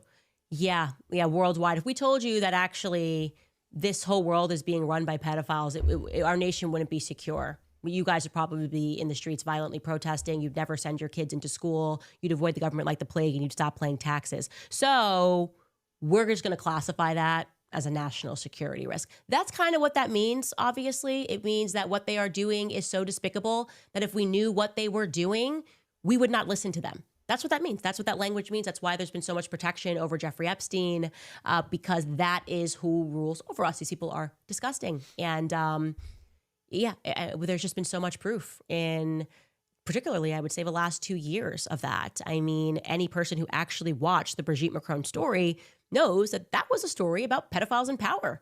Pedophiles in power and the psychopathic lengths they will go through to maintain the lie, right? Because they just think, even though we're lying and we're caught lying and you all know that we're lying, we're the slave masters, how dare you know? And Theo and Joe had quite a laugh discussing the Brigitte Macron non-conspiracy theory. Take a listen.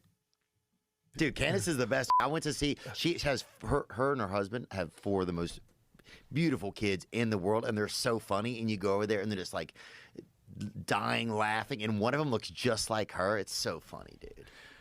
Do you think she's right about that French president?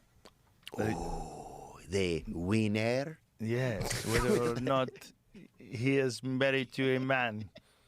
She's all in on that, bro. Oh, she's all in. Well, they're suing her, aren't they? I think they are. I don't know if they still are. I think they're at least threatening a lawsuit. It's like for like $50 million. Winner? That would be if she ever writes a book, that's got to be it. But dude, it is kind of strange that the guy is dating his teacher, right? Or when he was like 40 and the kid was 15, or she was 40, even if it was a she. Like, what? And again, this is France. They're very different over there. Yeah. Pedophilia is just like, oh, get your weed out of that child. Winner. Yeah. What have you done? Winner. He's almost 15. Bro, that if she does, though, she better have a hog on her. And I don't think bet she doesn't. That's what I'm saying. I don't know if she has the body style to have a real hog on her. And that, if they release the last. Bro, Theo Von is so fucking funny. Like, he is just hilarious. He's like, I don't think that she had the body on her to have a hog on her. Like, he is too funny, bro. Last thing needs The last thing France needs is to release like a wiener that looks like it's retreating, kind of. It will just go down in this. They need to release a hug. Classic Theo Von. Classic Theo Von. And here's the reality. I told the truth about the Brigitte Macron story, right? And like I said, the fact that they are caught and their move is we're going to sue Candace Owens, that really tells you the nature of the psychopathology. Like, these people are not human. Do you know what I mean? They're not human. There's something very dark and sinister and wrong that nothing stops them. They have no shame. And their only option is more anger, more destruction, and in some circumstances, people with that much power. All right, everybody, let's ratio Zook Nation. Everybody spam ones in the chat if you think Theo Von's funny. Ones in the chat if you think Theo Von's funny. Ones in the chat if you think Theo Von's funny. Power, in a lot of circumstances, more murder. More murder. And I will never get over the fact, by the way, that the decision was made to execute Charlie Kirk publicly. They wanted us to see it. That is something that truly disturbs me on every level to consider, that they wanted us to see it, and then they wanted to spend money on a psychological campaign to tell us that we were wrong for seeing it and thinking about it. I love you and not guys, accepting man. the narrative. I love you guys. That really gets to the heart of the disturbing corruption and psychopathic nature of our. Now, everybody who put one, hit the subscribe button because you guys are like me and you think Theo Von's funny. Join the See Me Now family, man. On the road to 10,000 subscribers, but most importantly, on the road to 100,000. Thank you guys so much for your love and support today. Show some love and support, man. It's a good day to be alive, isn't it? Governments worldwide. I just want to say that, okay? Now, in funnier news, if you think that by not acknowledging conspiracies, you're somehow going to be spared by them, you're obviously very wrong. If you join the experts, and try to throw mud at people who are speaking about the obvious lies, eventually you will get swallowed by them. That's how it goes. You sell your soul to the devil. Eventually you'll get swallowed by it. Now, that's not a way to say that Tim Pool sold himself to the devil. He's a bit of a fence sitter. I like Tim Pool. He's always been good to me. But when it matters, he will always just take like a little dig. And he kind of did that when I started investigating the Charlie Kirk series, and he kind of said, oh, well, no, you're number one podcast and you should be more concerned about harmony. As I started saying that the donors were squeezing Charlie, like that's the main thing. This is a part of the story. Like, donors were getting very angry with Charlie. And then what happened was that Tim Pool, who is always invited to speak at Turning Point USA's AmFest, they cut him because of his anti-Israel, or what could be interpreted as anti-Israel rhetoric. Anyways, let's watch Tim Pool in quick succession. That moment before Charlie was murdered, there was a path that we were on that was promising. Now, 2 months later, the narrative has turned into conspiracy drama about Charlie Kirk. If Turning Point was involved in it, references to Jewish donors pulling out and how Erica knew everything. And that's the narrative the number one podcast has given us. A few moments later. I've not said anything particularly disparaging about AmFest, but they told me I couldn't come. Why? Maybe it's because I said we should stop funding Israel. Maybe it's because I said we shouldn't be giving money to Ukraine. Maybe it's because young people largely don't want foreign intervention. And there are individuals in politics who disagree. There it is, Tim. And I do that in friendly jest, but that's the point. Like, just you got to go after the thing and talk about what's real, because there was an infiltration happening at Turning Point USA. It's still happening, obviously. Charlie was in the way. And this is relevant. It's all relevant. We have to understand exactly what happened in the months leading up to Charlie Kirk's assassination to understand a fuller picture, to try to get to what the truth is. And yeah, anyways, I thought it was very funny when I saw that happen. Not like funny that you didn't get invited. It happened to me the year before. That's it. The donors squeeze him. They don't like one thing you say. You get put on a list. Financial threats are made. And Charlie was standing up for himself. So, but I do think it's funny that you learned this lesson the hard way. Anyways, again, that's all in friendly fire. We will get to a couple more sponsorships before I answer some of your questions and comments. All right, you guys, you've heard me speak a lot about Nimi Skincare. I love what their 3-step anti-body line as body wash to gentle with big all right, you guys, some housekeeping. Book club is going to be tomorrow at 6 o'clock p.m. Eastern. Also reminding you, we have new merch on the website. Plus, we have a Black Friday sale running. So you can go to CandaceOwens.com and use code BLACK20 for 20% off store-wide. That does not include books. If you'd like to buy a book, you can head to MakeHimASandwich.com for a regular copy, or you can go to CandaceOwens.com for a signed. All right, guys, we are going to finish this. I'm just going to put my screen on blind for a second. We are also going to go over some of the Epstein files that were released because Trump signed the bill to release all of them, but I want to kind of go over some of them here, the ones that were already released, right?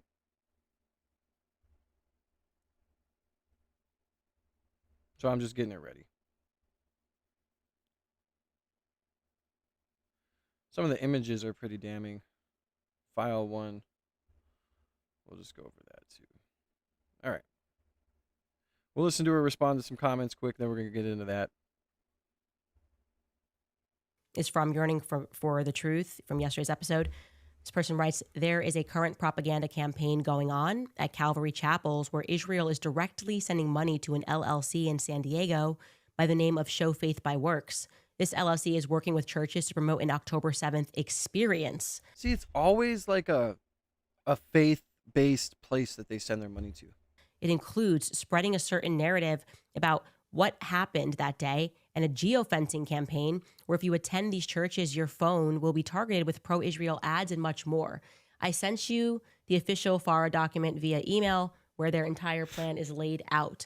Yeah, this is like MK Ultra. These are basically, these are government military experiments. It's like, how many times can we tell you that Israel is a victim before you believe it? How many times can we tell you that Charlie Kirk, nothing happened weird on that day and it was just a lone shooter before you believe it?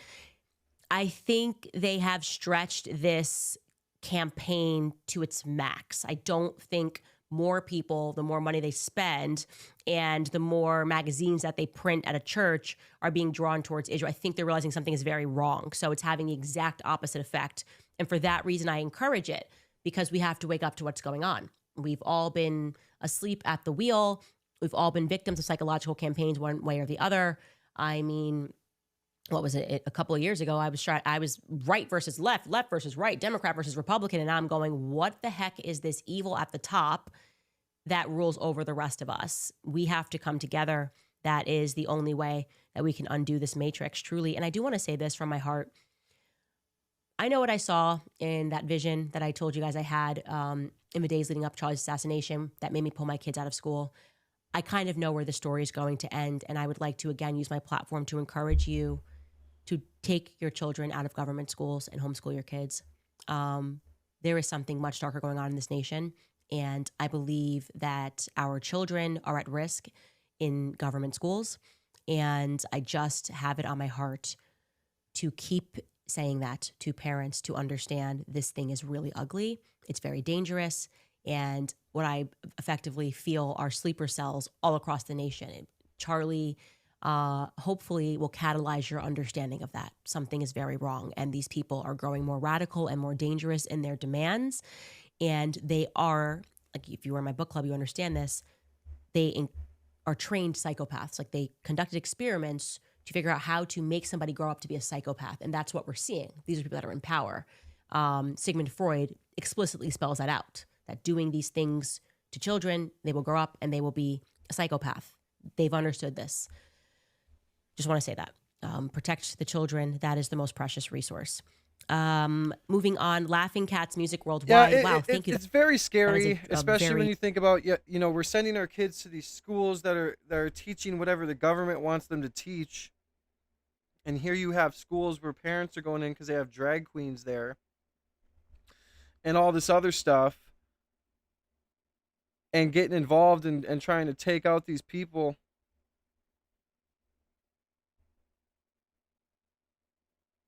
Can I go over this? I don't know if I can. Last time I had a Tucker. Well, it looks like all. Last time I had a Tucker Carlson clip on here. my live got taken down, so I don't know. Thank you to Dave for the subscription. But anyway, we're sending our kids to these schools who are being taught by the government who we don't trust. So I agree with homeschooling. I have my kids in a Catholic school, and when I'm able to, I'm going to homeschool them as well.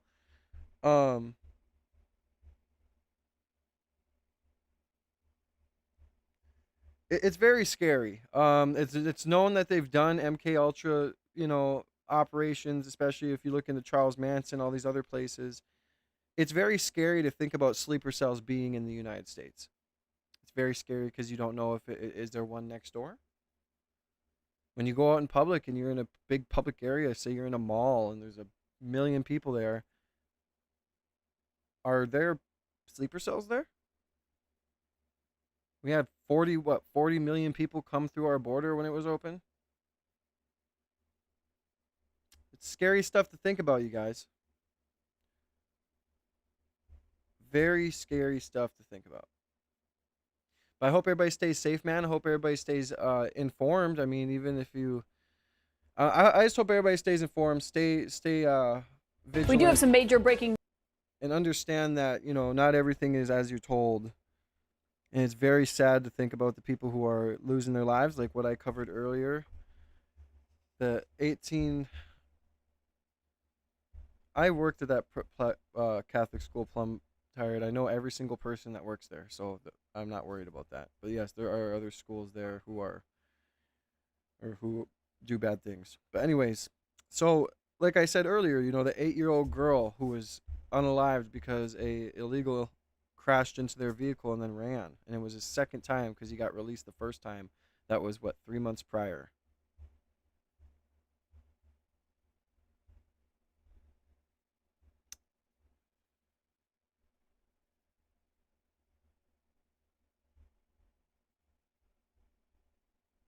We have news breaking of a Capitol police officer who was staging the bombing hoax on January 6th.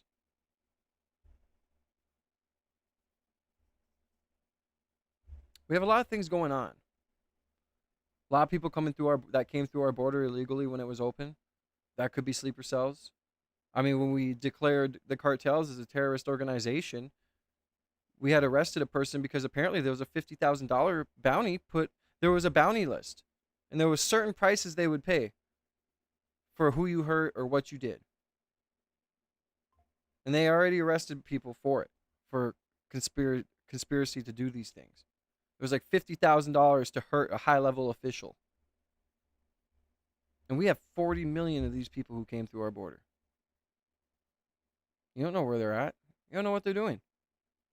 But yet people are going to sit here and scream, I shouldn't be doing what they're doing. We shouldn't be deporting people like we are. Do whatever it takes to get people that could potentially be sleeper cells or be people that are going to hurt us out of here.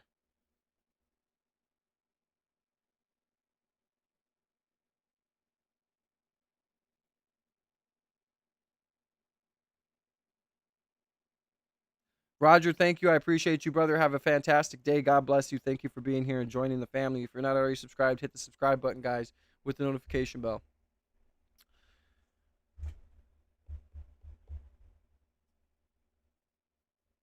We have an illegal immigrant in New York who was trying to go for a cop's taser and gun, screaming Allahu Akbar.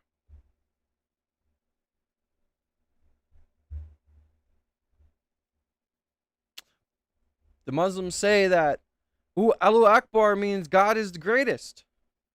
Well, why are you yelling it when you're going for a police officer's taser? Why are you yelling Allahu Akbar when you have a unaliving bomb strapped to your chest?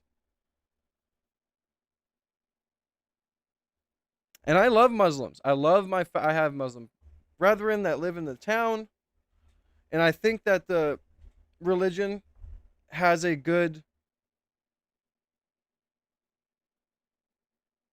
structure to it, like believing in only one God, and that's the God, and praying 5 times a day. It has good morals and values to it when it comes to certain things. There are certain things I don't agree with.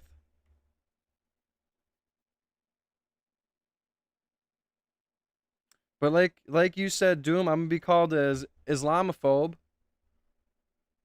or whatever other phobia that's out there for calling it out. But why do these people never call out their own people? Like, why don't they denounce them? We got Dearborn, Michigan. We got patriots who are, you know, we got patriots who are bounding together to do rallies and to do marches because they're sick of their city being taken over and being treated as if they're second-class citizens. We have people being beat up over it, assaulted. A lot of violence is going on. Antifa outside of UC Berkeley when Turning Point was there. You got Muslim patrol units in New York going around policing people. No, this is an Islamic area. You cannot drink. This is America. America. And here, I just found a video where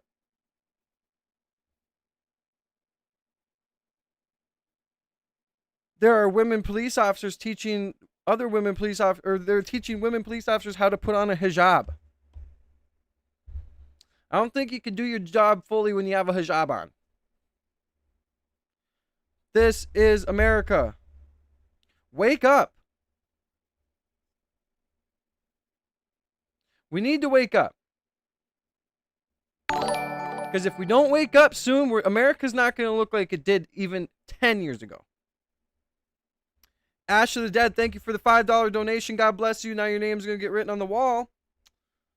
We have to have the ability as individuals to discern truth from falsehood without being told what the answer is. I agree.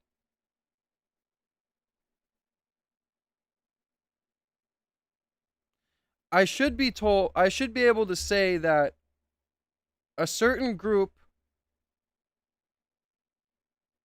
is doing wrong without being told I'm an Islamophobe. I should be able to say that in Dearborn, Michigan, when they're rallying together saying death to America, I should be able to say that that's wrong without being called a hateful person. But it's always like this. Like my own moderator, Sid, I love you, bro. I'm not spreading any hate. You just got in here. You don't even know what I'm talking about.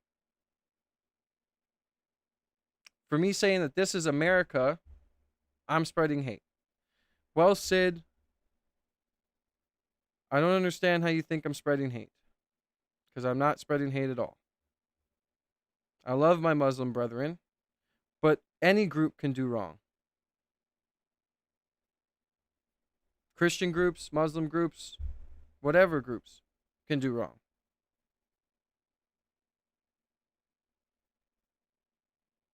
But my point is that we should be able to talk like what Ash of the Dead said. We have to have the ability as individuals to discern the truth from falsehood.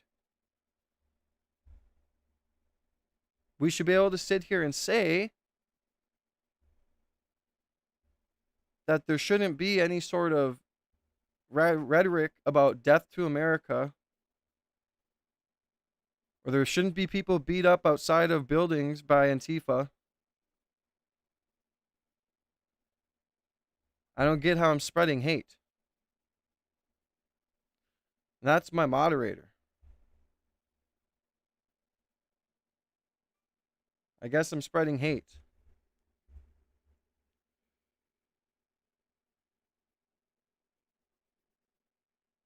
Again, I am not spreading hate. I am simply saying that in America,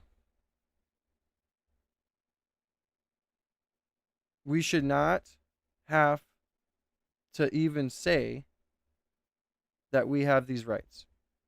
We shouldn't have to sit here and say, and not only that, I shouldn't have to worry about calling out bullcrap without being told I'm hating on Islam or I'm hating on Muslims. If I have Muslim people in here, who agrees with me? Who in here agrees with me? Put a 1 in the chat if you agree with my whole thing I was just saying.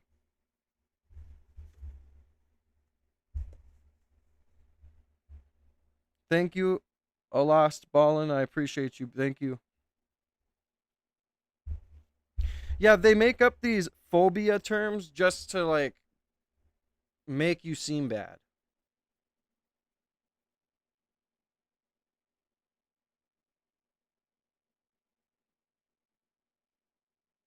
Thank you guys. I'm not projecting hate. I'm projecting reality.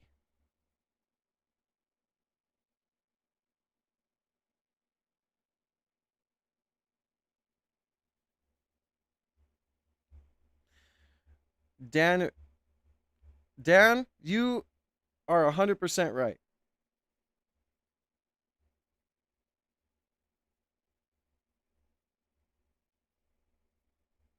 My own moderator comes in here and says I'm spreading hate and he's out of here and he reported my channel. You see how these people act?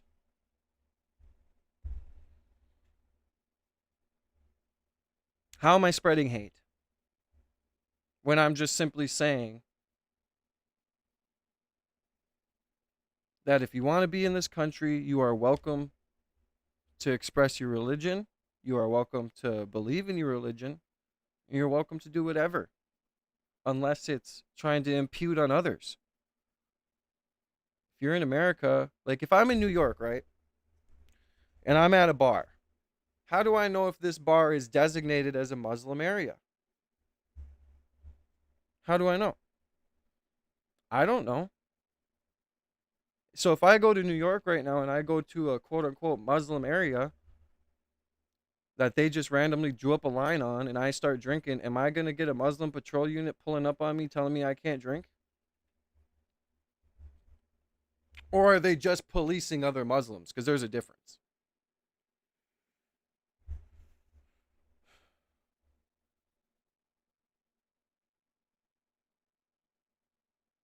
%, Ash of the Dead.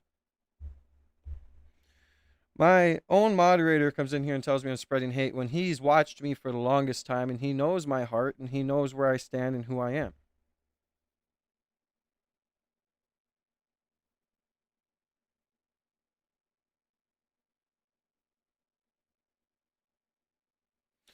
So people know my heart, people know who I am, people know how I think.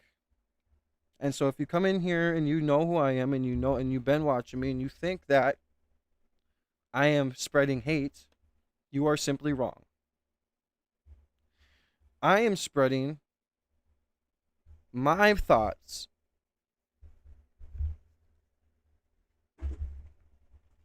on being a patriot. I don't want my country to fall to stupidity because people can't sit here and have a decent conversation about what's going on. Thank you for the subscription, a lost ball in tall grass. I appreciate you, brother. Right now, we are in a country where Trump lied, basically, hasn't really accomplished much that the border situation's awesome. He's doing great on that, but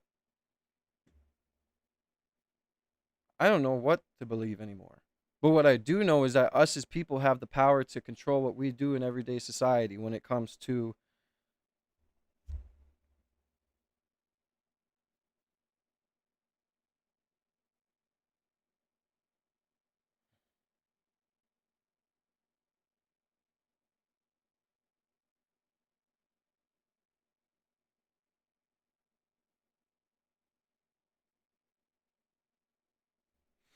why do you guys think I'm a Republican? I'm not a Republican.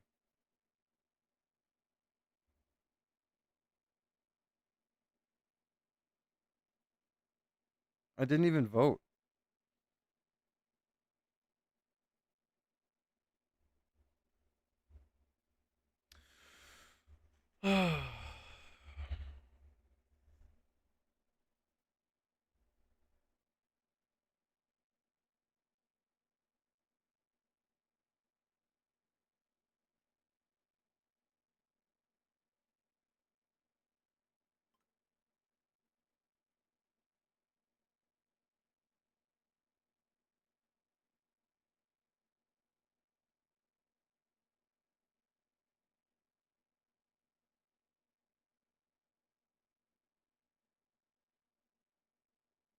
Because Trump is doing a good job on immigration. We need to shut down the borders. There can be two things true at once. Trump can be doing a good job on this, but failing on this part. I mean, it's obvious.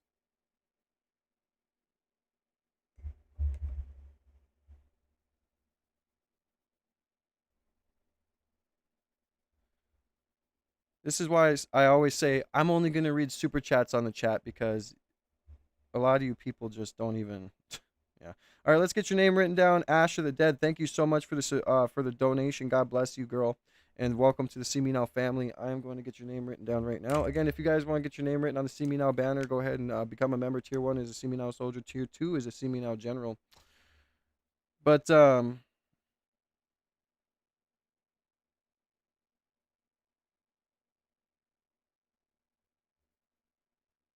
he's deporting hardworking immigrants. You know, there can be hardworking immigrants that come through legally, right? Oh, yeah, let's just let every immigrant through illegally. And let's continue to have kids like I was reading about earlier that are 8 years old that get killed from a hit and run accident from a illegal who was released prior and injured 3 people due to the same offense.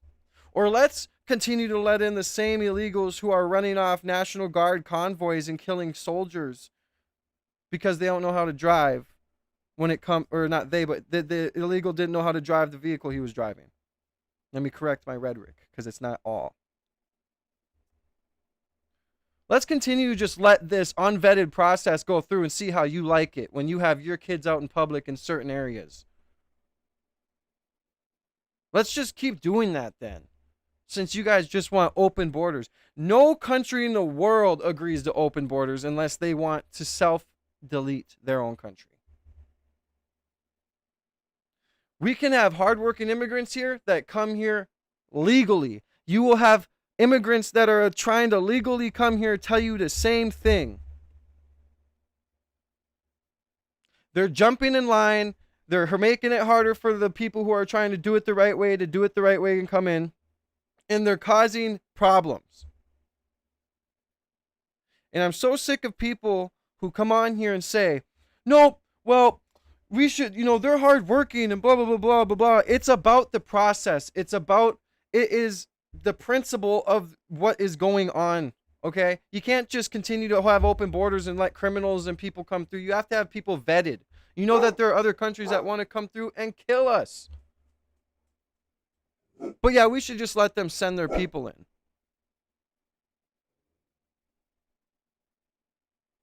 The right way is what we've been doing for years. Go through the process to come in. Shh.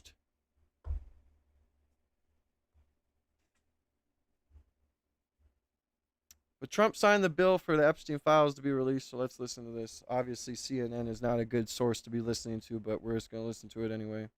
News as we come on the air tonight because President Trump has now signed the Epstein files bill into law. The final step to force the Justice Department to turn. Yeah, I only talk about immigration. Keep it going in the channel or keep it going in the chat. I only talk about immigration. I'm a Islamophobe. I'm whatever you say I am. I mean, this whole stream hasn't been about different things. I mean, I only talk about one subject. I mean, come on, guys. Seriously. Like, is this where we're at as a people? You know, it's crazy too when I'm on here and I look at the chat, I get a good understanding of who's who and what's what and how our society is on over a chat. At least some of these people, if they're even real. But the people in here who do support me and do understand what I'm saying and do show love, thank you very much. I'm going to write your name now on the wall, Ash of the Dead. My bad, I have not forgotten you. Over everything it has on Epstein within the next 30 days. Part of the president's lengthy statement, I'll read it here, where he said, quote, Jeffrey Epstein, who was charged by the Trump Justice Department in 2019, not the Democrats, with an exclamation point, was a lifelong Democrat, donated thousands of dollars to Democrat politicians, and was deeply associated with many well-known Democrat figures. The president goes on to write, perhaps the truth about these Democrats and their associations with Jeffrey Epstein will soon be revealed because I have just signed the bill to release the Epstein files.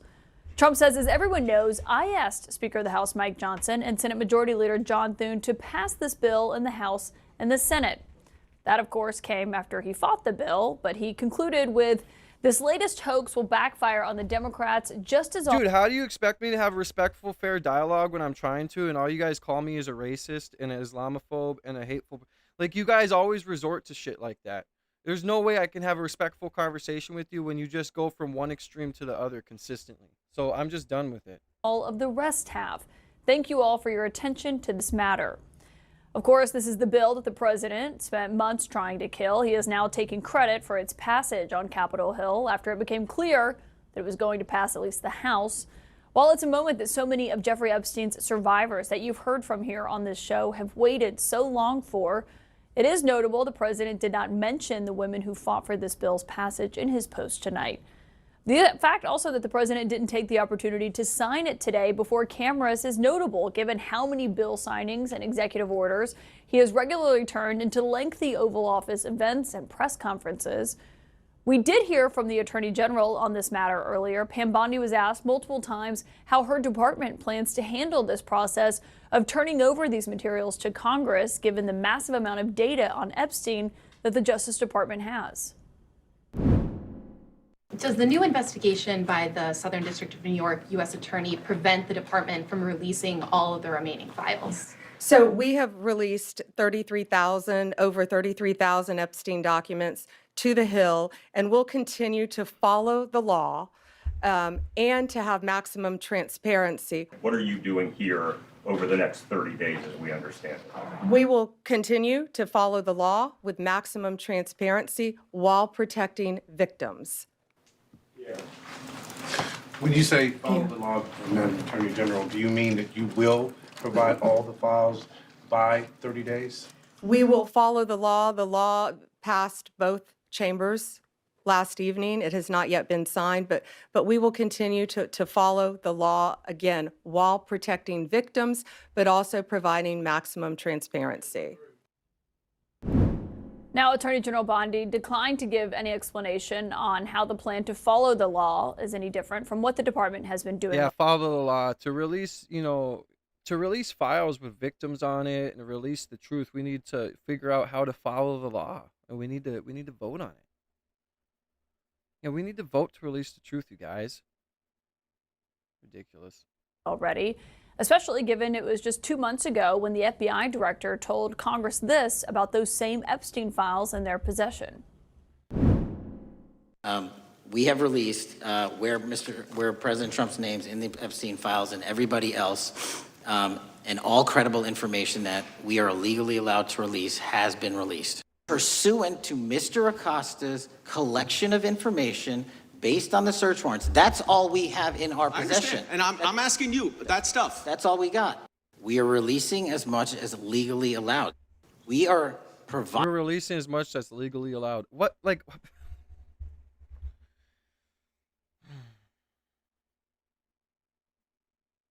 Yeah, I mean, we just got thousands of victims and thousands of gigabytes of hard drives and cameras and all this other stuff. And we're just, obviously a lot of it's CP, so we can't release it to the public. But, we're going to release what we're allowed, and we got to vote on releasing and getting justice. We got to vote to get justice. Like, just what a shameful administration and shameful government in general for the past 10 years in general, since JFK got, you know what I'm saying? Hiding everything we can legally provide. The Attorney General did try to explain why, just months after her department declared that there was no evidence that could predicate an investigation against uncharged third parties. She announced those very investigations that President Trump demanded last week. What changed since then that you launched this investigation? Information that has come forward. No. Information. There's new information, additional information, and again, we will continue to follow the law, to investigate any leads.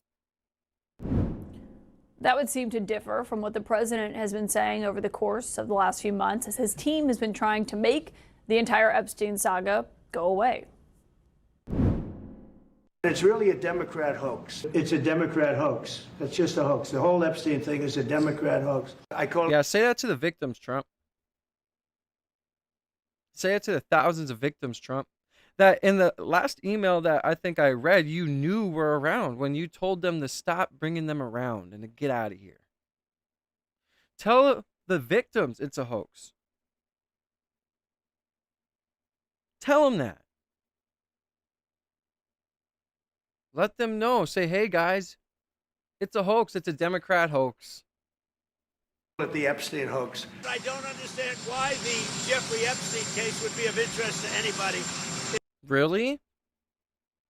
The highest level of trafficking ever on a damn island with all the powerful people in the world on it while it's going on, thousands of victims. You don't see why people would be interested in that, Trump? Man, you were just such a disappointment. Such a disappointment from what you were like 5 years ago. It's pretty boring stuff. It's sordid, but it's boring. The whiplash over Trump, Bondi, and Patel's hyping and then downplaying and then hyping again the Epstein investigations is even being felt by some of the president's biggest supporters in MAGA. I heard it's a hoax. And then all of a sudden, he's going to release the files. Well, I thought there was no files. Man. He wants an investigation now. Listen. Like, what is going on? This is the end of the Trump administration. This is the beginning of the lame duck presidency. It's obvious to everyone he will trail off. He will get older. He's adorned the White House in gold. Epstein's going to suck the oxygen out of a lot of this. I want to start tonight with CNN's senior justice I mean, correspondent. you got to think about, too, when Trump was going to be reelected, everybody was like, oh, yes, we need to get him in, which we did because Kamala would have been way worse.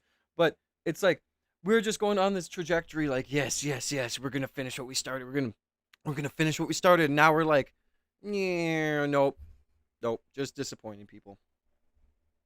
And Evan Perez, who is among those questioned. MAGA is over, you guys. It's over. Accept it. The attorney general today. And Evan, I think she said multiple times they're going to follow the law. What stood out to you being inside that room today with Pam Bondi? I think the whiplash that they are feeling in that building, because they really have stuck their necks out to try to defend the president in the sense that, they've gone out and they said there's nothing to see here. We've closed the books. And then they were trying to persuade members of Congress. You reported this, right? Lauren Boebert and among others. To strong-arm them. Yes, that's another way to say it. But certainly they were there to persuade them to say, look, if there's stuff you want to see and for us to brief you on, we're here to do that. And then, the president goes out and says, we want a new I want another investigation. And they do that. And then he sort of pulls the rug from out of under them on Sunday by saying, okay, now vote for this bill that he was using the Justice Department all along to try to fight. So they are feeling the whiplash, and now they're kind of left in a very difficult place. Pam Bondi is now, obviously there is an investigation, and so she has to navigate Famous how to release documents I agree within with those you 30 days. 100%. They're going to comply with the law. I didn't vote because it was like, I don't believe in anybody at this point, but it's like, I literally thought that, especially with the way Putin was saying that Trump was the only one that he knows he could really interact with or talk to because he's sensible or whatever the hell he said. That's just paraphrasing. But I recall he's like, I'm gonna end the war in Ukraine. I'm gonna end the war with Gaza. I'm gonna do all this. And here, the Ukrainian shit's still going on, still sending money over there. The whole Middle East thing is a sham. Peace in the Middle East. Yeah, okay. And then we're flirting with war with Venezuela. I mean, he's just doing a terrible job when it comes to that part. And I really want to like Trump, but then the whole Epstein situation. At first, no one really looked at him weird on the Epstein situation because everyone was saying, no, we investigated him and vetted everything very, very, intensely, and we didn't come up with anything with him. We even had people say that were there saying he was more polite and they never seen him with girls. Now it's all, he apparently knew that the girls were coming through and they were underage, and yeah, it's just, oh my God. It's too much to think.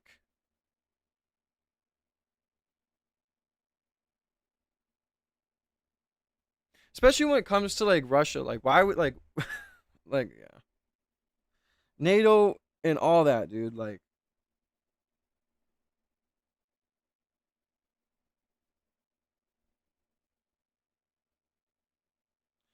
I don't know.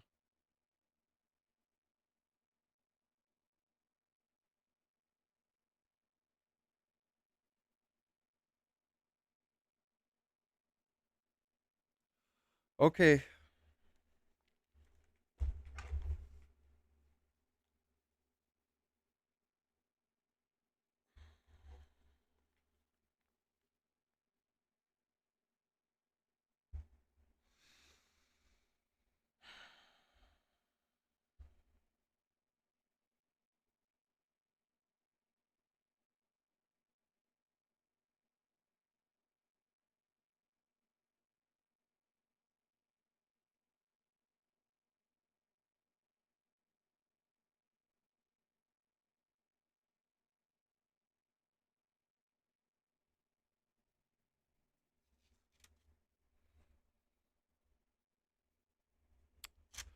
$39 more double taps to get to 100 likes. Thank you guys so much.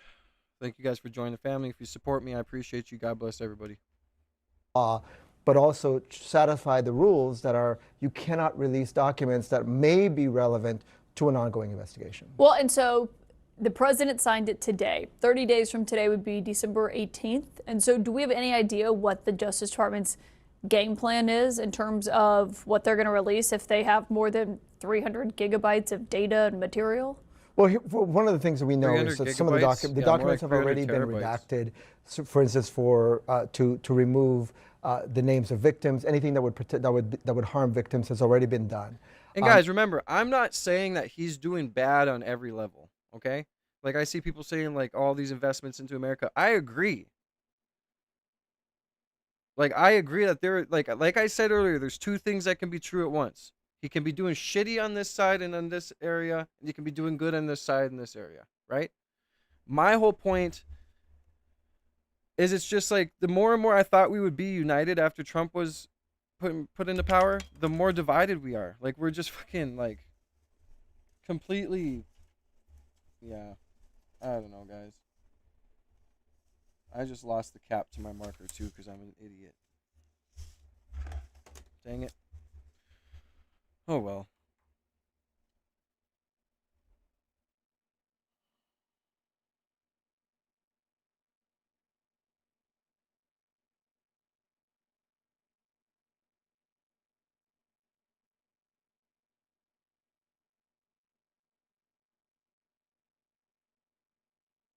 Sassy Cassie, I agree.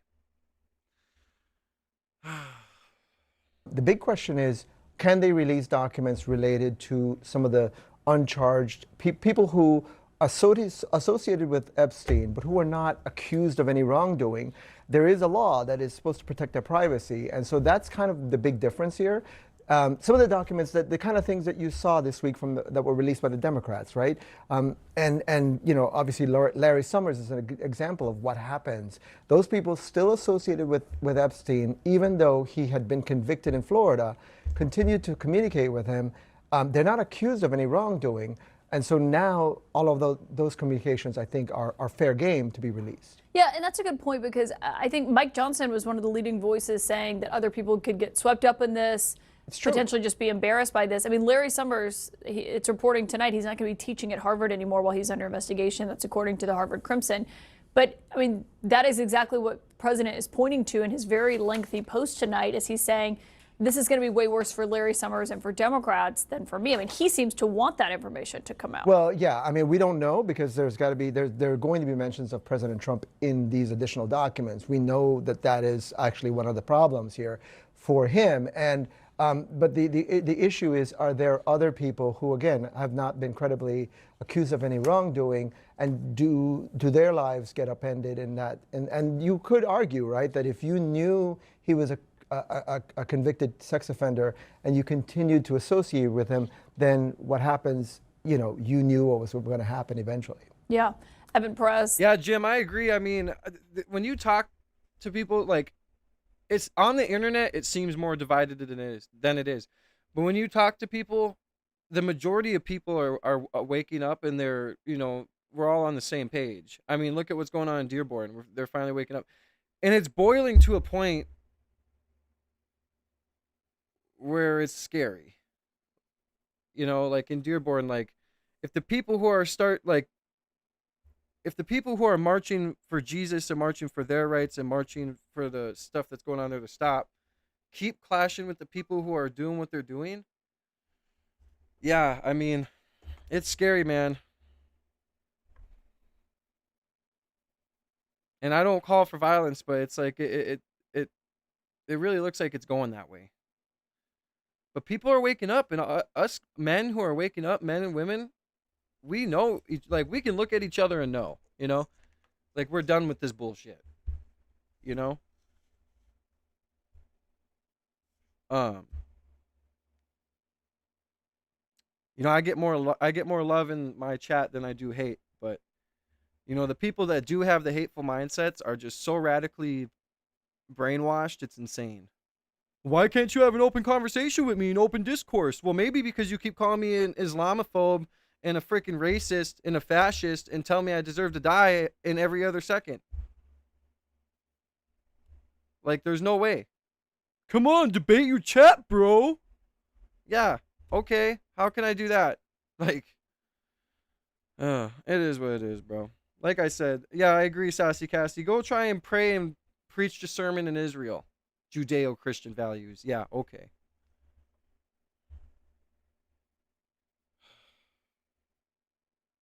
Thank you for that reporting. I'm not a fucking Republican. Like, don't you understand that? I'm not a Republican. I'm not a Democrat. I'm not.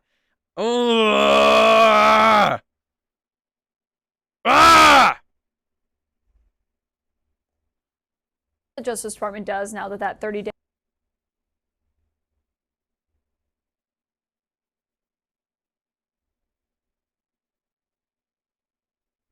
We're going to bring in now ranking member of the House Oversight Committee, Democratic Congressman Robert Garcia of California.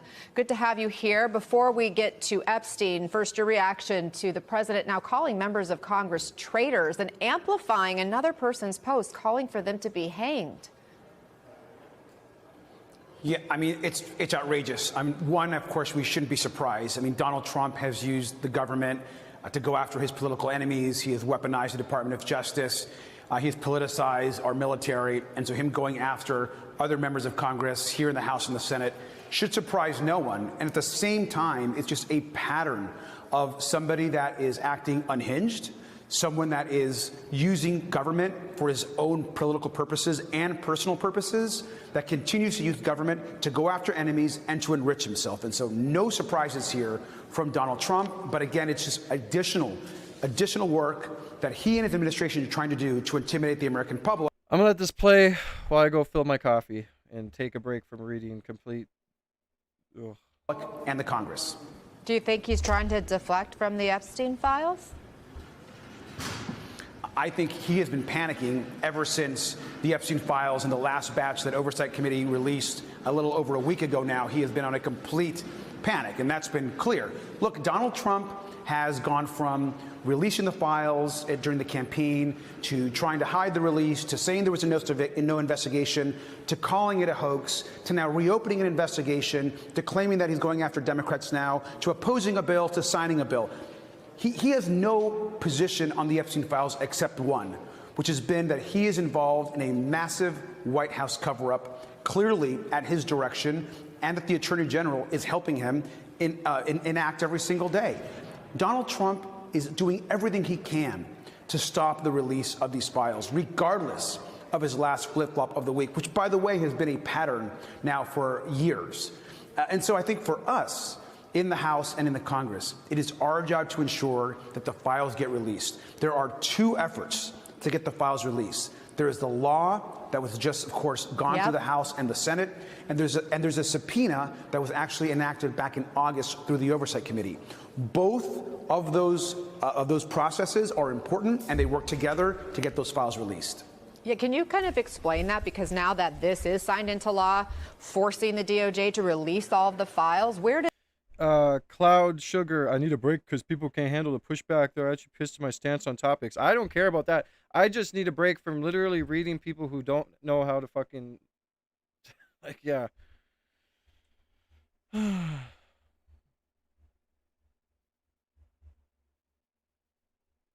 You know, the people who can't handle pushback on their stance is people like the radical left or Antifa. If you don't think like me, then you're a Republican. You're a racist. You're a fascist. No, it does get tiring when I'm on here daily and I continue to see people on here who are just like, and it's not even you, Cloud Sugar in particular.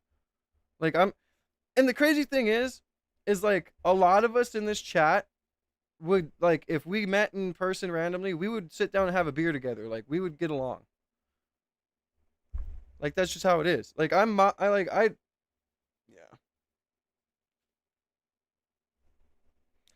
I just search for the truth, bro. I call out bullshit where it is. And that's just how it is. If you... I agree with that, Pussyfoot. Agreed with you. Now, all I'm saying is this. Everybody in the chat, I love you guys, man. We're all humans on the same earth, going through the same bullshit, listening to the same dumb people trying to control us, okay? We have that in common.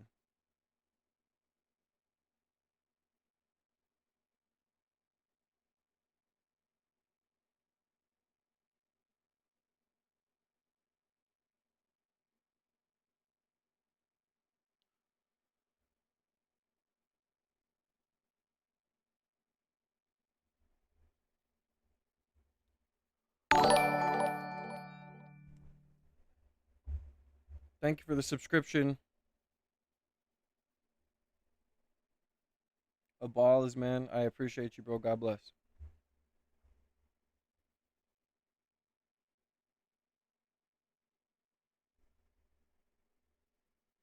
You know, we would get along. We really would. I search for the truth, bro. I call bullshit where it is. Anyone who's been watching me knows that. I literally just had one of my moderators come in here and tell me that I'm hating on Muslims and that he's out of here and he's reporting my channel for hate. When I was not hating. I was just calling out the bullshit.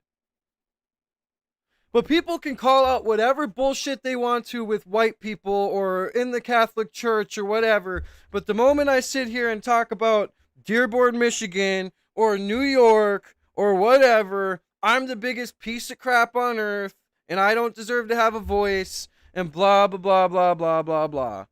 I'm so, like, it's just crazy. Like, it's just crazy. It is what it is, man.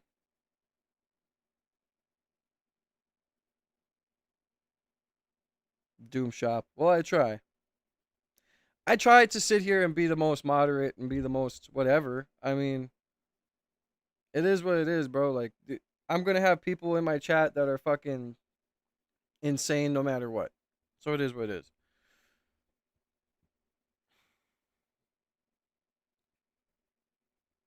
Shout out Dave S. Cameron. God bless.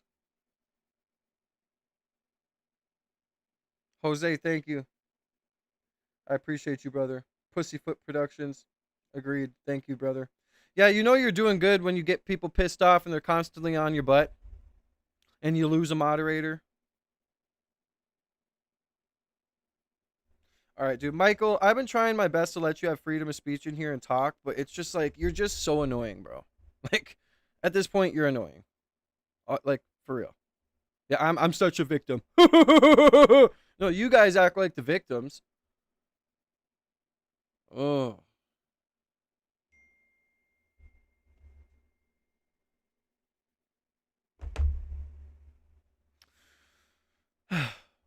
Anyways, let's continue. I love you guys. Much love to everybody who's in here, man. Make sure you guys hit that subscribe button. On the road to 10,000 subscribers, but most importantly, we're on the road to 100,000. We're trying to get that plaque. Thank you to Ash of the Dead for the $5 dono. God bless you. And Cole Olds for the $5 dono. God bless you. I do have a super chat donation goal of $20 and up, 5 of them. 50 minutes left on it. Get your name written on the wall by sending through your super chats. Show some love and support. I hope you guys are having a fantastic day. It's almost Friday. Hopefully everybody has a good weekend. If you have to work on the weekend, I'm sorry about that, but hopefully you had good days off during the week. Now, let's continue. Where does your oversight investigation go now? Well, again, the oversight investigation and the oversight committee is leading the Epstein investigation. And so our work is ongoing every single day. Let me just start by sharing also the difference. So we have a law now that's been signed by the president that is asking the DOJ to release the files. Incredibly important for all the members to be on record and for this to sail forward. We also have a subpoena that was passed by the oversight committee that forced the hand of all the release of these documents, including the Department of Justice, that we have been seeing over the last few weeks and months, and that will continue to produce documents. The difference is we know that the DOJ right now is somehow claiming there's going to be this new investigation or this kind of sham look at Democrats out of the Southern District of New York, which Pam Bondi, of course, announced recently. And there's concern that the language in the legislation speaks to there being a possible look at, well, we may not release documents if there is an active investigation going, which of course is just a deflection on behalf of the Department of Justice. The subpoena doesn't have that language. So even if Pam Bondi wants to use that language to slow down the release of documents, she can't do the same for the subpoena because it does not include that language. And so she has to release the documents and all of the files regardless of a sham investigation. And now there are two strong efforts to ensure that we get those. As far as what's next on oversight, we're now looking at the bank records. We're looking at what were the financial crimes that were happening. Who and what powerful men pay these enormous sums of money to rape and abuse women. And that's what's next for the committee. President Trump is again calling all of this a hoax. He says it's going to backfire on Democrats. How do you interpret that? Are you worried about it One thing we can all agree on is my dog is fucking gorgeous. Every day he has to come say hi, so let's have him come say hi. Come here, Zeus. Boom, boom.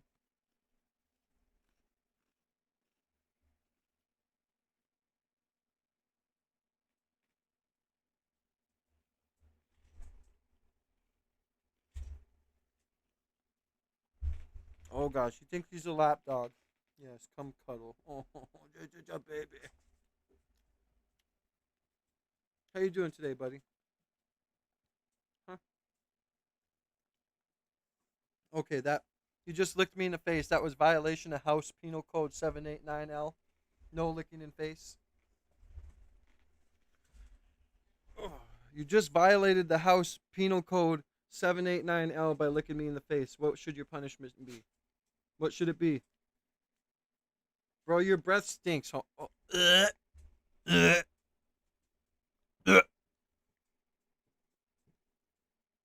was not nice.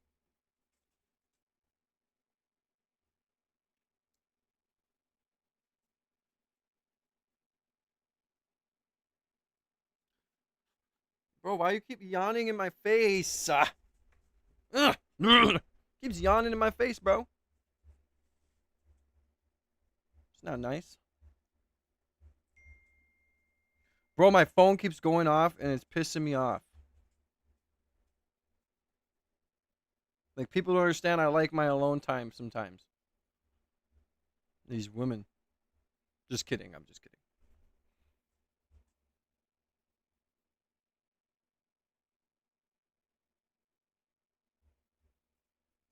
You guys are having some scientific conversations down here. Anyways, I love you guys. Let's continue to keep going. Oh my, do you guys not hear this? Jesus. Firing? I'm not worried about it because at the end of the day, we just want the truth. And I've said from day one that we don't care if the folks involved in the Epstein case are Democrats or Republicans, how powerful, how wealthy they are. If you've committed harm against children, against women, you need to be held accountable, and the survivors need justice. And so I could care less who is implicated in the files. And the American public just wants the truth. And so the question again has to be asked is, why is the president just not releasing the files?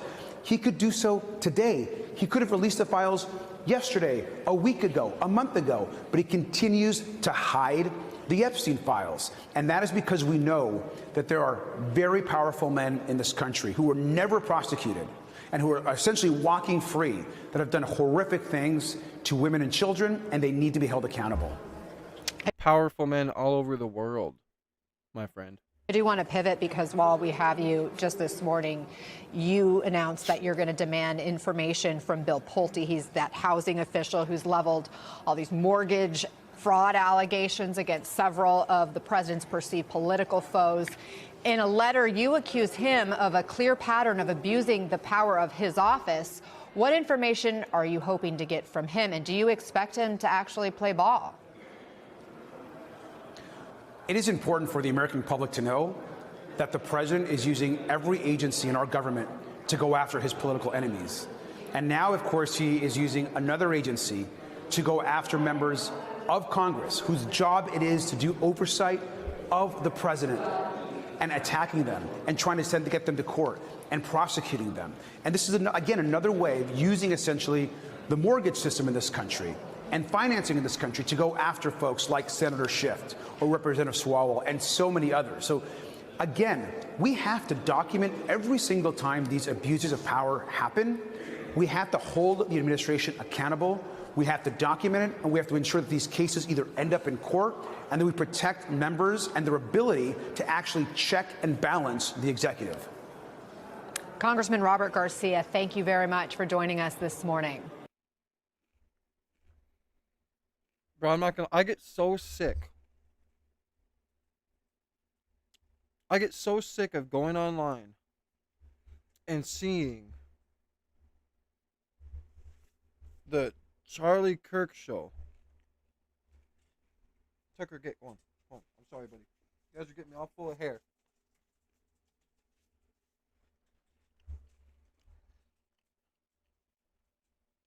Like, bro, it was Charlie Kirk's show, but it's not now. You should call it the Turning Point USA show or TPUSA episode, what, something. But you guys keep calling it Charlie Kirk show.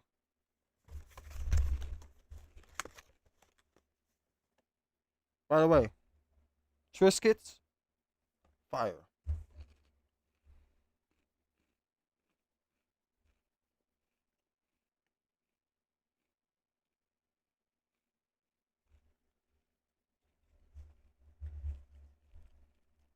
Triscuits are delicious.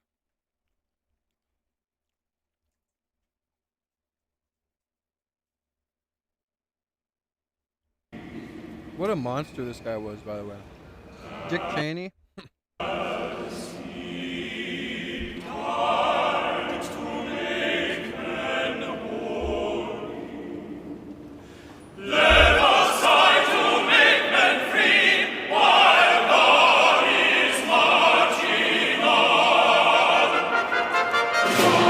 I'm probably gonna get my YouTube channel or my YouTube demod with this channel. Whatever. I'm not gonna be able to watch that, guys. Copywritten music.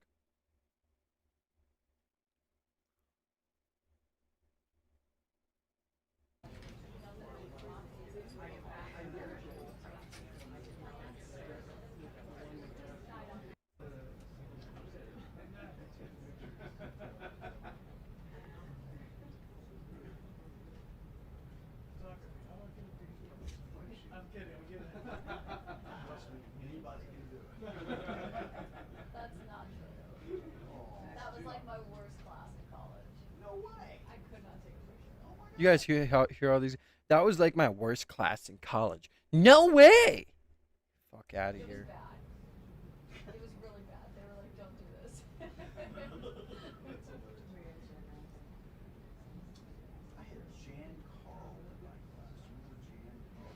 this. Excuse me.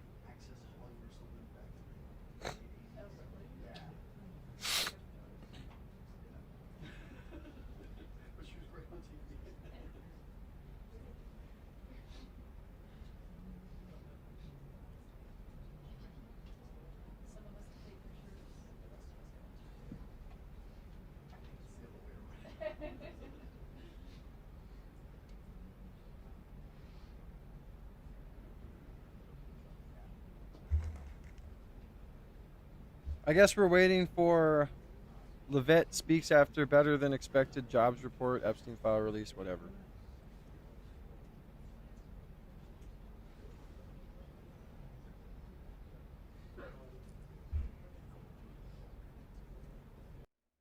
Can we get to it or what? Is she gonna come out? What's she doing? Putting her makeup on? That's what this is. It limits the dark. Because then I can't go and just come right off it without people go to the clacking.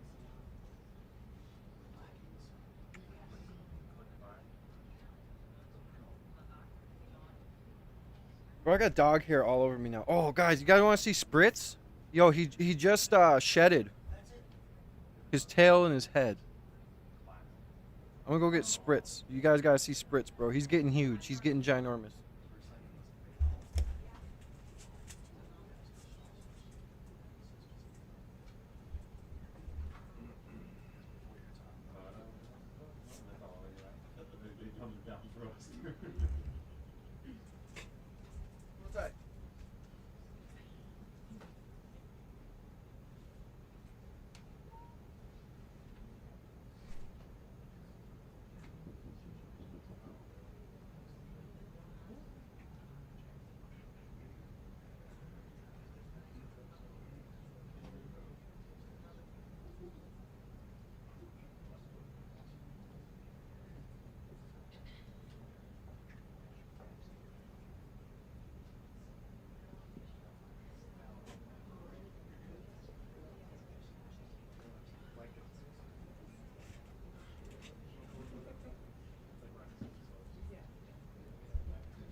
Yes, I have a spoonful of peanut butter, okay?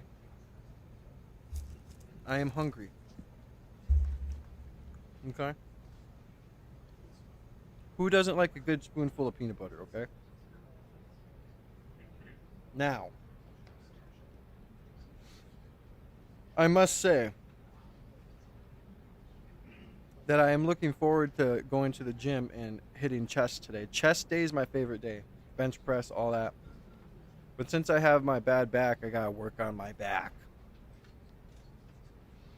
Which I dread, because every single time my back gets worse. But I must say that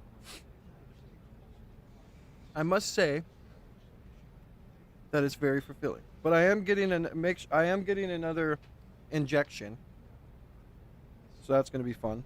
But anyway, here's Spritz. If you guys go back to recent podcasts I've done or recent shows, oh, look, another piece of shed's coming off.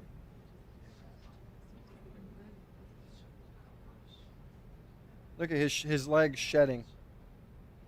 But if you guys watch recent shows I've done or recent podcast or, lives I've had, you guys see how big he was. I'm trying not to hurt him by taking off his shed.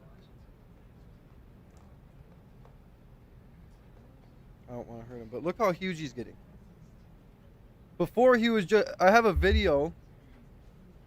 Here, let's go to the video of when he was smaller quick.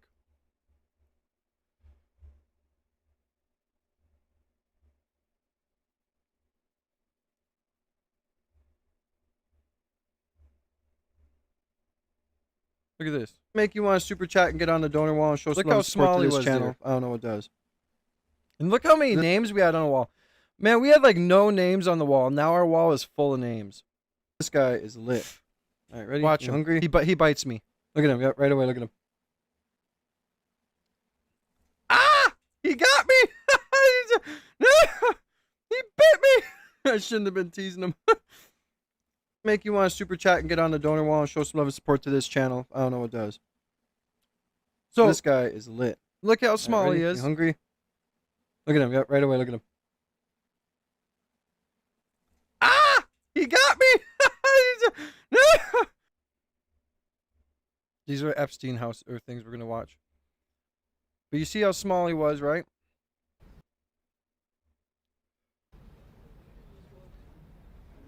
Now look how big he is. I'll put him on the same finger. It's freaking huge. And he's beautiful. Look at his eyes.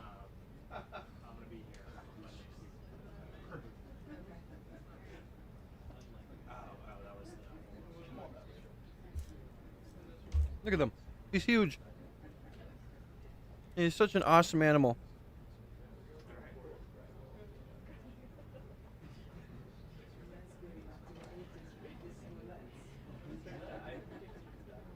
And he's shedding.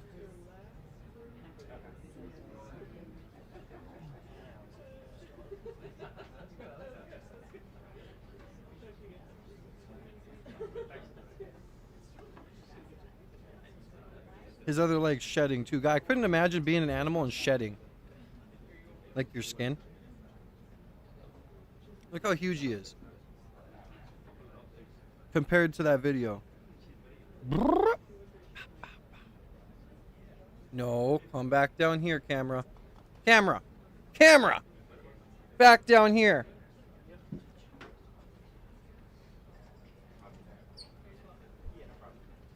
Alright, she's about to come out.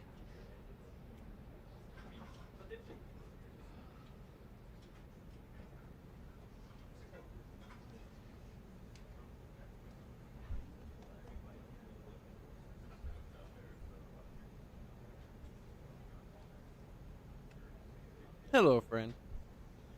He's just looking at me. Hello.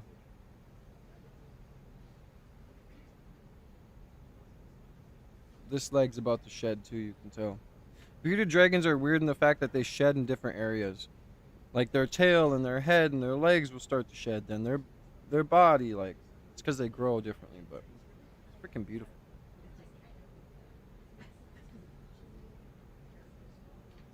Sassy Cassie, thank you so much for being here. Hopefully you are subscribed. Welcome to the See Me Now family. God bless you. I hope you have a fantastic day. Stay safe, stay educated, and most of all, just stay blessed. Much love to you.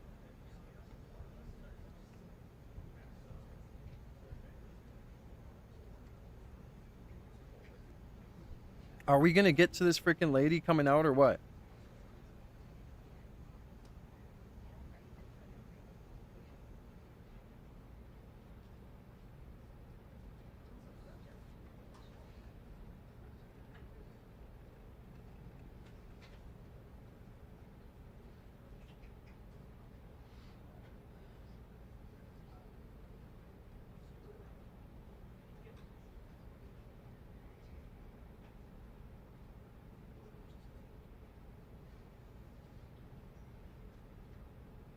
Is she gonna come out or what? What's going on here?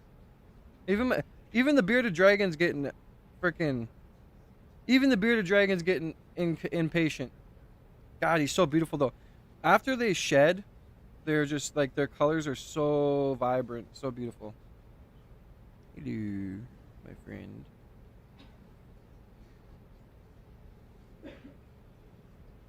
She's scared of the lizard.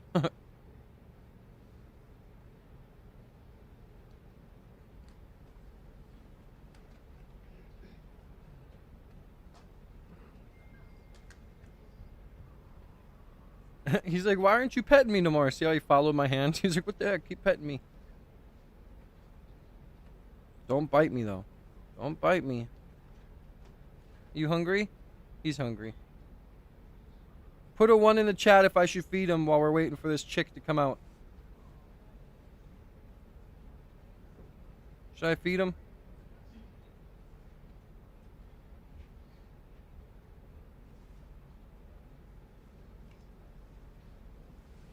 He's watching my hand down here.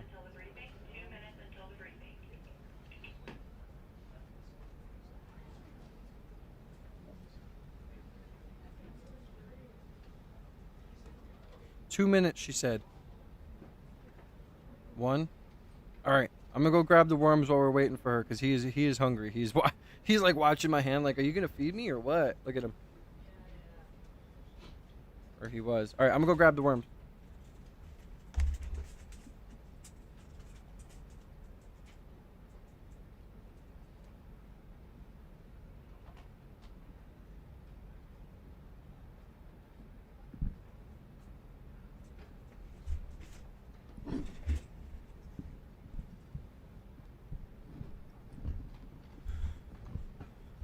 Oh, he knows. He knows what's about to go down.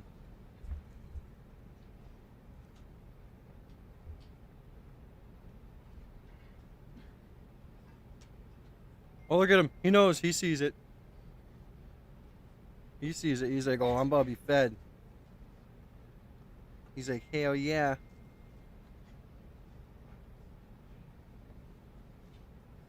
Boop, boop. Boop. Boop. Don't bite me again. Let's not reenact that. Here. Right here, brother. Do you have eyes? He always takes it like this. I don't know why. Nom nom nom nom nom nom nom nom. Nom nom nom nom nom nom nom nom. I can't feed him too much because my daughters love to feed him when they get home. Oh! Take it off the computer. Eat it. There you go, friend.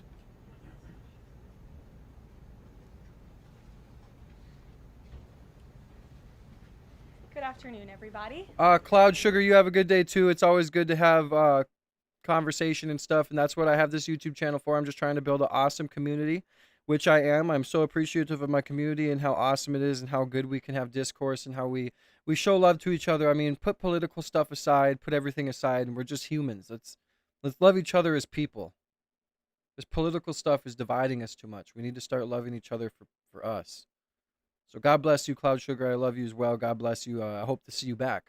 Hit the notification bell on my channel, and I hope to see you back. I brought a very special guest with me today, as you can see, Secretary McMahon. So I will begin my remarks. She's going to speak, and then we'll take some questions. Oh, he's about to jump into the freaking thing. He's ready. Look at him. First off, yesterday, First Lady Melania Trump and Second Lady Usha Vance traveled to Marine Corps Air Station New River in Camp Lejeune in North Carolina, where they spent the day meeting with students, educators, military families, and United States Marines. Both the First Lady and Second Lady were grateful for the warm welcome and remain deeply committed to supporting military families and the communities that serve our great nation. May God bless all of them.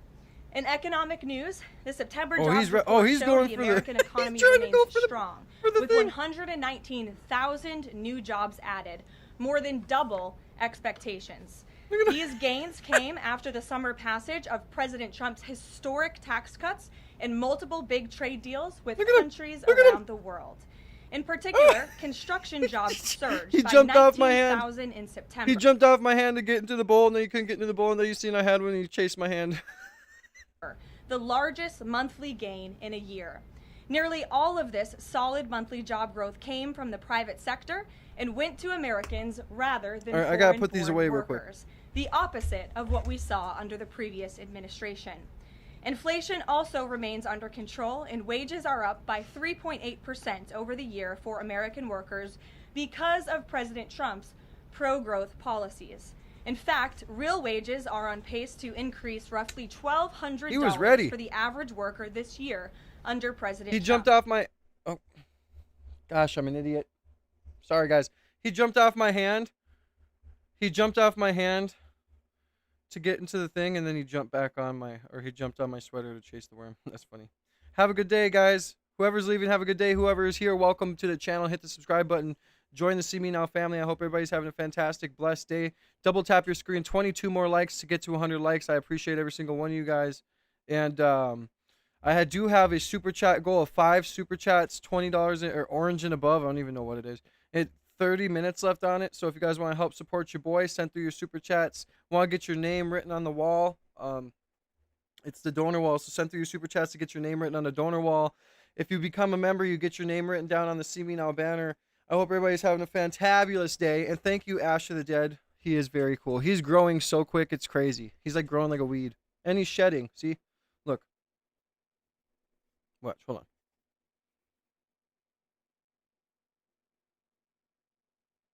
He's shedding. His belly is shedding as we speak. Patrick, if you don't like it, then leave the channel, bro. You're welcome to keep scrolling. Bye. Fuck, I get so tired of people like that. This is a complete reversal of the failed Biden era, when we saw inflation skyrocket to 9%, causing private sector workers to see their wages decline by approximately $3,000. We know that Americans are still hurting from the 4-decade high inflation caused by Joe Biden and the Democrats. But President Trump is making significant progress to fix this, and he will not stop working until he solves it. As the president recently stated, he is never satisfied. For example, President Trump's policies are working to make Americans' Thanksgiving more affordable this year, from their commute to the dinner table. Nearly 100 million Americans are expected to drive next week to spend time with loved ones for the holiday. And thanks to President Trump's drill baby drill agenda, the national average price of a gallon of gas on Thanksgiving Day is projected to be at the cheapest price since the COVID pandemic in 2021. President Trump is bringing down gas prices and providing significant savings to American families at the pump. And again, we expect those prices to continue to decline. According to the American Farm Bureau Federation's annual survey, cooking Thanksgiving dinner will also cost less this year than it did last year and is down about 5% overall. The average price for a staple of the meal, a 16-pound frozen turkey, is down more than 16% from last year, which will provide critical savings for families and their budgets. President Trump's entire economic agenda is aimed at putting more money back into the pockets of hardworking Americans. That's why he signed the largest middle tax cuts in history into law, from no tax on overtime, no tax on tips, to no tax on Social Security. And according to a new study from Piper Sandler, which is out this week, tax filers can expect an extra $1,000 bump to their tax refund next year, and what could be a record-breaking tax refund season. So there is more good news to come. We know these refunds will make a huge difference for Americans to help pay down their bills and use towards life's expenses. In other news this week, President Trump took a significant step toward delivering on a core campaign promise to finally close the Department of Education. To shrink the bloated federal bureaucracy, the Department of Education just entered into new interagency agreements with 4 agencies: the Departments of Labor, Interior, Health and Human Services, and State. These agencies will now ensure the delivery of legally required programs while also refocusing them to better serve students. This common sense action brings the Trump administration much closer to finally returning education where it belongs, at the state and local level, not in Washington, D.C. The Democrats' reckless 43-day government shutdown did manage to do one valuable thing. It proved that America does not need a federal Department of Education. During the longest shutdown in history, the Department of Education furloughed 90% of its staff, and America's education system was not impacted whatsoever. Schools stayed fully open across the country. Students attended class and received normal in-person instruction, and our wonderful teachers received their paychecks uninterrupted. The Democrats' government shutdown made it painfully obvious that American families do not need the Department of Education. Since its creation in 1979 during the Carter administration, the Department of Ed has spent over $3 trillion taxpayer dollars without improving student achievement. Despite pure pupil spending having increased by more than 245% since the 1970s, math and reading scores are down in public schools. In fact, the most recent Nation's Report Card from 2024 showed that 13-year-olds' math scores are the lowest they've been in decades, and their reading scores are the lowest since testing began more than 30 years ago. It's clear that throwing more money at a broken system does not work, and that's why President Trump appointed the amazing leader behind me, our Secretary of Education, Linda McMahon, who is making these monumental changes at the direction of the president. We're Thank very you to grateful have Bruce you for here the today to subscription. talk God about bless these you. Changes and then take some questions. Hopefully, folks in this room will have some questions on the very important topic of education. So please, Secretary. Thank you. Thank you very much, Thank Caroline. you It's really a to pleasure Bruce. to be here with you today. No, and thank you to all of Hools for for the being here as subscription. well. Ghouls and Goblins, or Ghouls My and Goblins. purpose Thank you. here God is bless. to speak directly to the American families, not just you, but to the American families, about the work this administration is doing in education to reverse our national decline with a hard reset of our educational system. That reset was a top campaign promise from President Trump to send education back to the states and end Washington's micromanagement of education once and for all. This week we took the most decisive steps thus far to make good on this promise to you. We have linked 6 groundbreaking partnerships with other federal agencies to delegate education department programs that are redundant with existing programs at Labor, State, Interior, and HHS.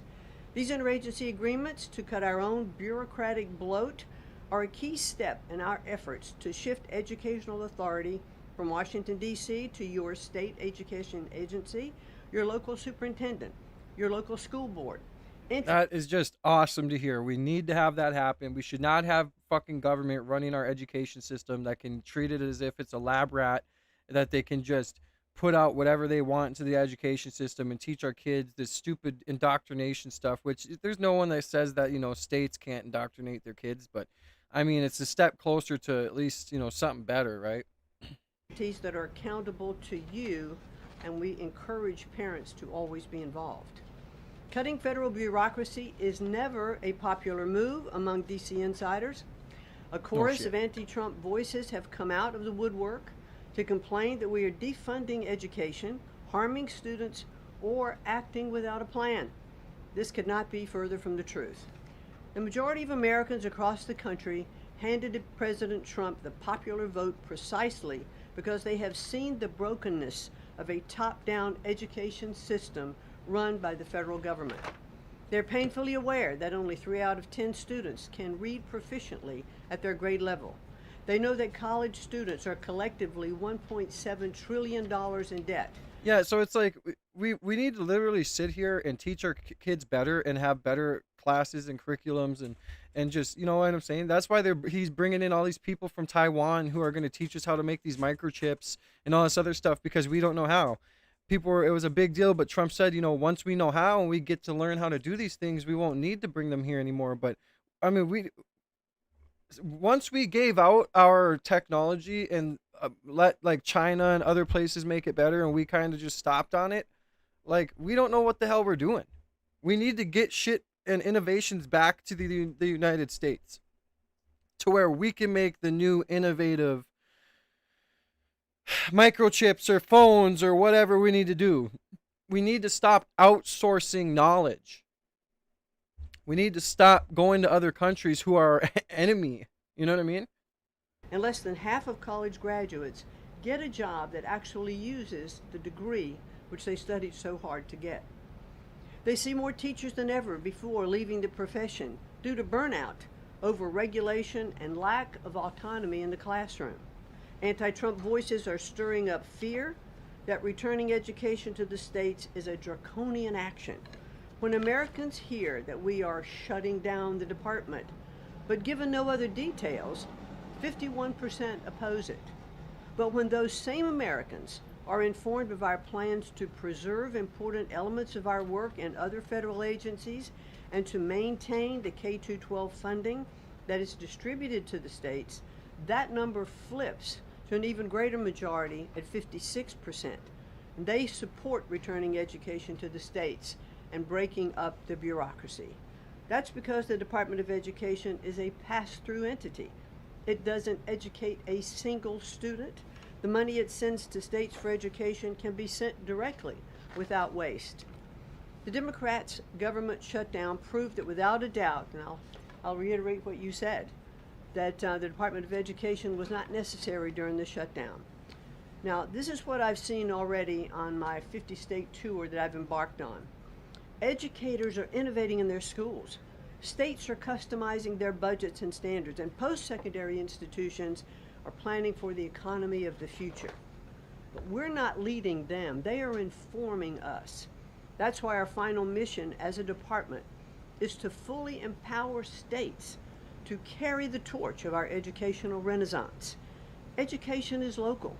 It should be overseen locally by those who best know local needs. We're not ending federal support for education. We are ending federal micromanagement and paving the way for education renewal. It's very well said what she's saying right now. Through state reforms like school choice, the science of reading, and restoring the right priorities in higher education. President Trump promised to send education back to the states, and we're keeping that promise.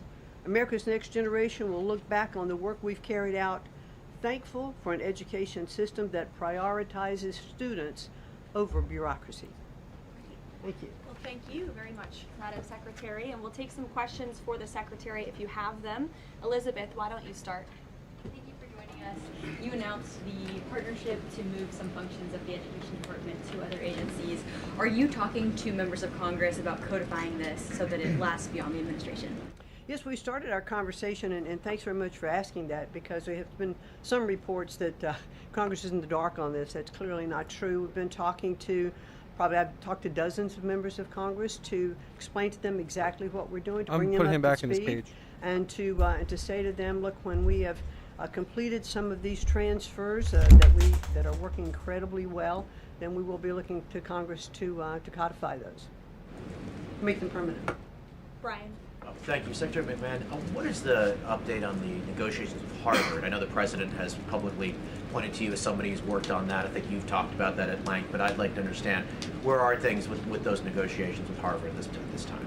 They're ongoing negotiations, and I feel very comfortable that we are getting close to having those negotiations finalized. It's been open door conversation all along. Deanna? Hello, Mrs. Secretary. The President recently posted about establishing a federal standard for AI. Do you know if the administration has a view on the use of AI for students in schools? And Caroline, do you know if the President personally uses AI?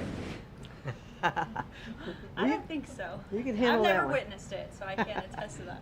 Well, I do think AI is going to need guardrails, but I have witnessed AI firsthand. I was at the Alpha School in Austin, Texas, and the first 2 hours of every day in that school, students are learning through AI. They have their headsets on, they're in front of their screens, and the AI is really acting as like an individual tutor for those students, allowing those students that can progress faster to do that.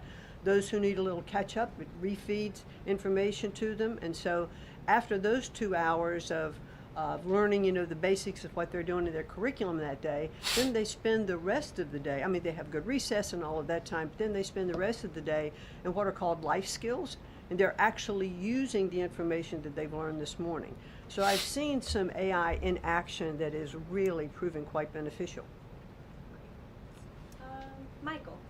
Thank you, Caroline. Secretary McMahon, as the Education Department continues to pare down, can you talk about taxpayer services like charter school grants and how the department will continue to assist kids with special needs? Well, we are going to make sure that there's no interruption in getting that grant money out the door. That money is it comes from Congress. It's appropriated by Congress, and we legally are obligated to do that. And the transitions we're starting to make, our first programs that went over to the Department of Labor, that was a few weeks ago. We actually signed the first interagency agreement, which we accomplished under the authority of the Economy Act. We transferred grants for WIOA and for the Perkins Act. And the really good news is that the Department of Labor has a much more sophisticated system, technology system and grant fulfilling system than the Department of Education does. As a matter of fact, our executive manager that went over with that group over to Labor said he would compare what the labor system is to education's like held together by bubble gum that is not connected to any other part. So we were able to get those grants out the door more smoothly, and states have actually better access for those systems than they do at the Department of Education. So that's a real bonus. Take a couple more. Carrie, go ahead. As far as the diversity, equity, and inclusion new regulations that came out from the administrations, a lot of schools, whether high school or even higher education is concerned, some of them are defying these new administration policies, even apparently according to a new report. I'm sorry, I can't hear you. As far as there's been a new report from the administration saying that half of medical schools are defying the administration when it comes to DEI policies. What type of action will the administration take for these schools that are defying the new DEI policies? Well, certainly the President has been very clear, and the Department of Education has taken measures to make sure that as schools are developing, their policies, or if they have open DEI offices, they're closed, or DEI regulations and rules are stripped, from their programs, and so that will continue. Great. We'll take one more. Go ahead. Thank you, Caroline. Secretary McMahon, my question is, since you said 3 out of 10 students literate with regard to their reading capacity. Would now the states help to improve those numbers since you have gone back to the states? What a good bro I have, dude. He knows I'm working out. I've had a back problem, so I haven't worked out for a while, and I've gained a little bit of weight because of it. But I'm back in the gym. We're going to be doing daily, or not daily, but we're going to be doing gym vlogs and gym content. He brings me a double quarter pounder, only ketchup, no fries. Not like double quarter pounder is good for you, but it's protein. Leave me alone. I'm bulking. That's what I have. I have the best people that support me. The best people that support me. I couldn't be any more grateful. Let's get back into this.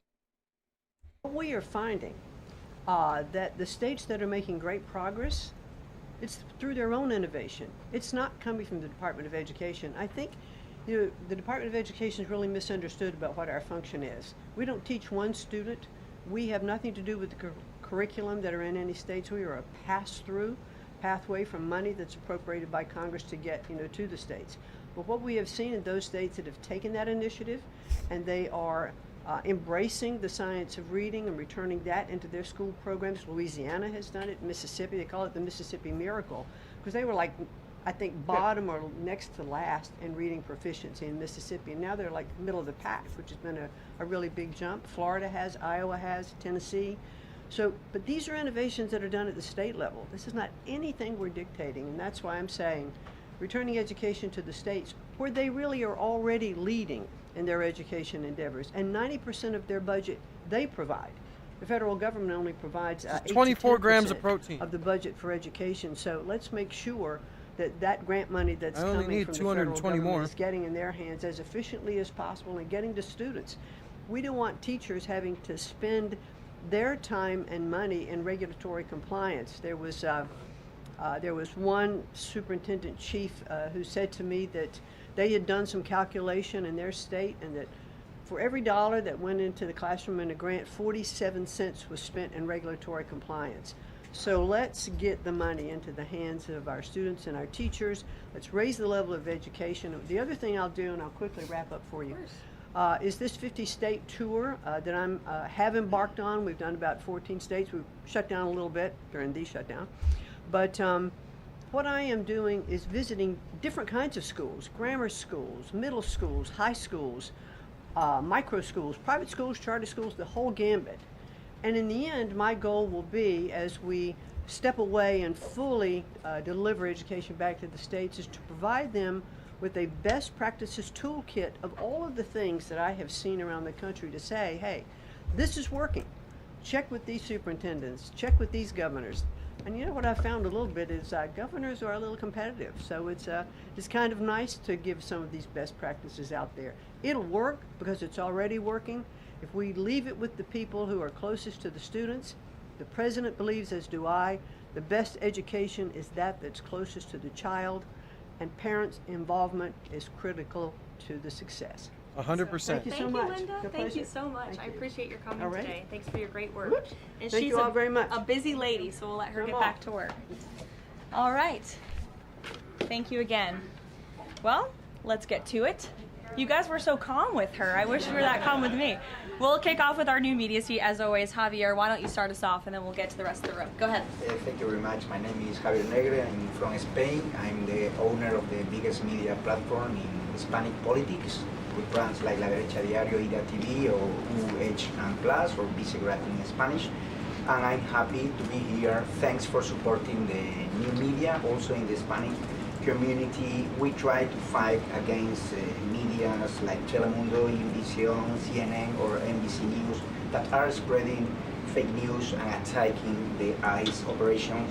We will premiere this Sunday the Real America's Voice, the Rainy Show, the First Hispanic Show against communism and woke culture that is promoted by people like George Soros to bring communism all over the world, like happened in New York. I have two questions for you, if you don't mind. In Mexico, the young people is protesting against President Sheinbaum. They think she's doing nothing against the cartels. Sheinbaum used the police to attack them, young people, kids, girls, and she's attacking journalists like me in a country where 150 journalists have been killed in the past years. the USA legacy media is attacking President Trump for his comments about the fake news media, while they are not publishing anything about the murders of journalists in Mexico. Why do you think they stay silent about the murders of journalists in Mexico and the attacks to businessmen like Ricardo Salinas? And my second question is, Trump said he has a plan for the narco state of Venezuela. Does he have a plan for Mexico where, according to Stephen Miller, the cartels are controlling governments and territories? Sure. Well, thank you, Javier, for the question, and thank you again for being here. We're proud to have new media voices in the briefing room. As for President Sheinbaum and the president's relationship with Mexico, I will tell you that we have seen historic strides from President Sheinbaum and her administration in Mexico when it comes to cracking down on the cartels. They have been incredibly cooperative with the president's efforts at our southern border to crack down on illegal immigration and also the illegal trafficking of drugs at the southern border. Now the president is very interested in taking additional measures against the drug cartels. He's been very clear about that. He's spoken about it, and this is a promise that he made to the American public. And so his national security team is discussing these options all of the time. And on the campaign trail, the president promised to take on the cartels. He has taken unprecedented action to do so, and he has left additional options at his disposal on the table. So those are only decisions that the president can make.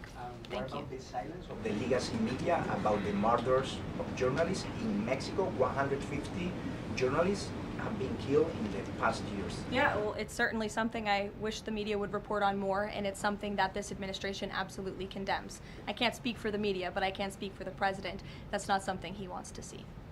Thank you. Sure. Thank you, Caroline. Hi. Is there anything that Mayor-elect Mamdani could say tomorrow that would ease the president's concerns about his future leadership in New York? Yeah, Mandami's supposed to be at the White House tomorrow, so that's going to be interesting. Mandami, on his victory speech, said, "Trump, I know, or I hope you're listening," and blah, blah, blah, blah, blah. Excuse me. And that's going to be interesting to cover tomorrow. Mandami in the White House.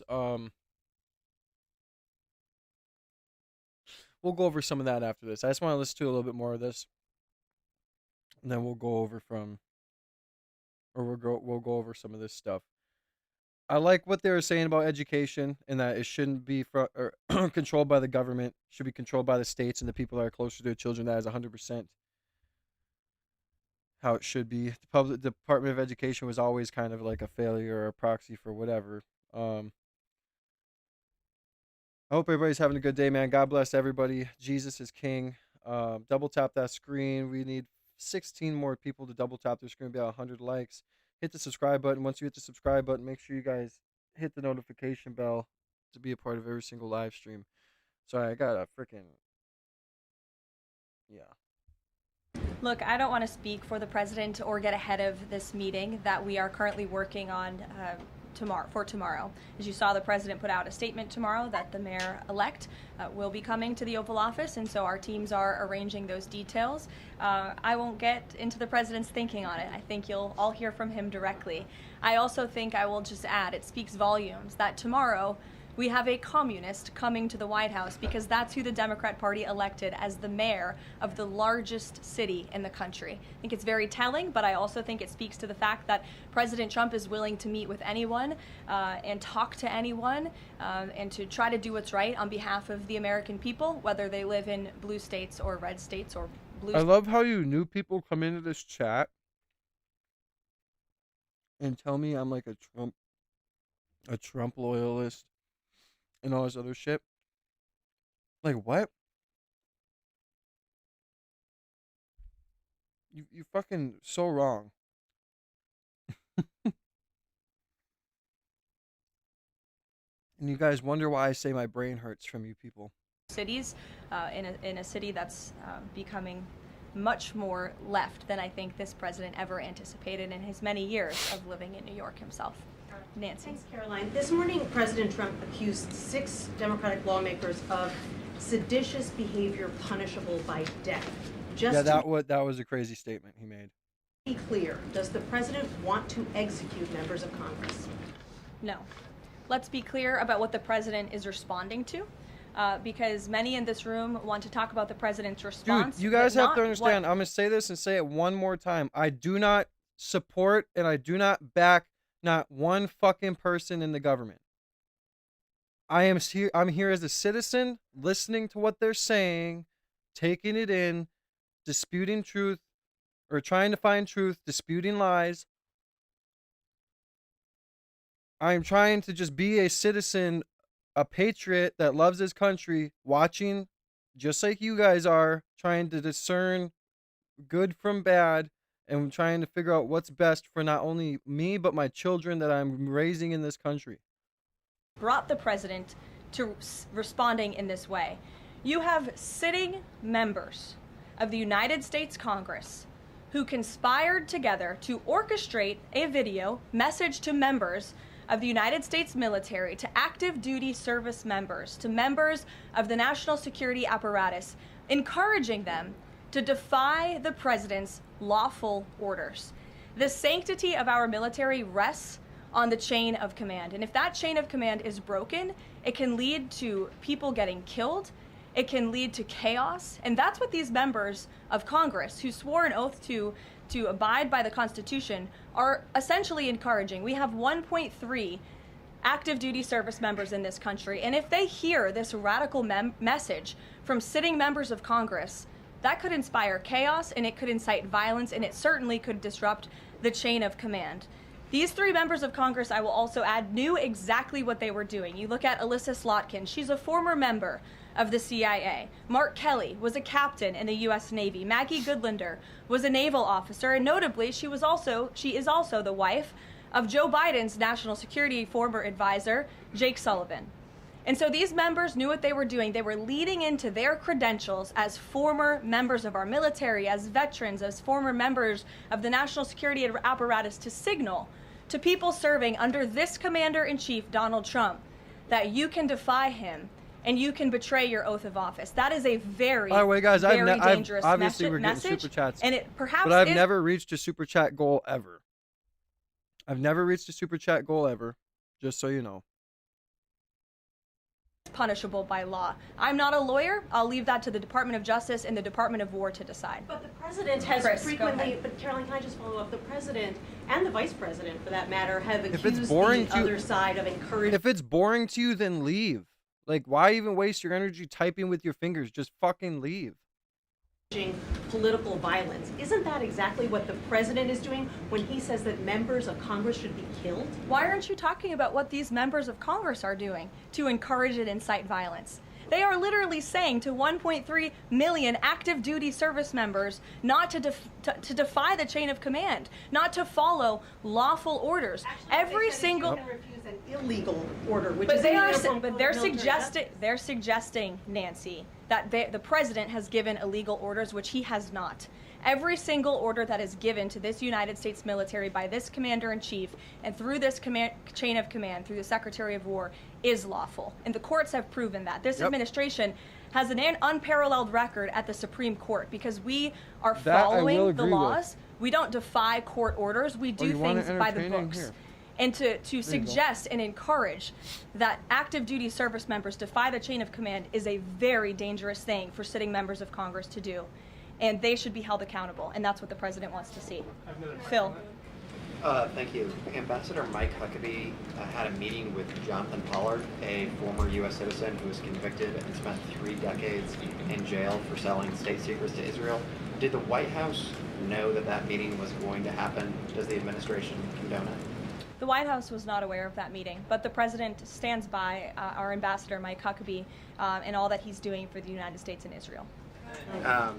You said that the president was going to do what was right for U.S. citizens, regardless of whether they lived in blue or red states. I'm curious if there's any chance in tomorrow's The meeting United States and Israel. with Mayor-elect Mamdani that he will be able to convince the president to abandon that promise to cut off federal funding to New York City. Look, Phil, we'll see how the meeting goes tomorrow, and I'll let the president speak for himself. Natalie.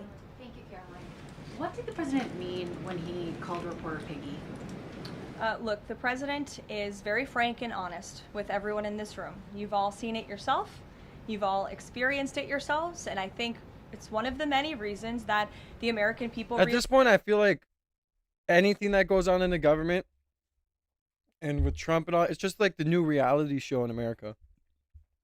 Like the new popular reality show. Like, tune in tomorrow to see what crazy shit happens next. Elected this president because of his frankness, and he calls out fake news when he sees it. He gets frustrated with reporters when you lie about him, when you spread fake news about him and his administration. But he also is the most transparent president in history, and he gives all of you in this room, as you all know, unprecedented access. You are in the Oval Office almost every day asking the president questions. And so I think the president being frank and open and honest to your faces rather than hiding behind your backs is frankly a lot more respectful than what you saw in the last administration, where you had a president who lied to your face and then didn't speak to you for weeks and hid upstairs and didn't take your questions. So I think everyone in this room should 13 people need to double tap. That's going to be 100 likes. And the openness that you get from President Trump on a near daily basis. Go ahead. As a follow-up, yes. The Washington Post just reported that the Coast Guard has. I'm calling on Bloomberg. Go ahead. Caroline, Thank you. Two questions for you. The New York Times is reporting that the administration is now sending a U.S. official to the G20. They are sending Mark Dillard. Can you confirm if that is true, and then also explain the shift in? I'd be happy to explain, because there is not a shift. The United States is not participating in official talks at the G20 in South Africa. I saw the South African president running his mouth a little bit against the United States and the president of the United States earlier today, and that language is not appreciated by the president or his team.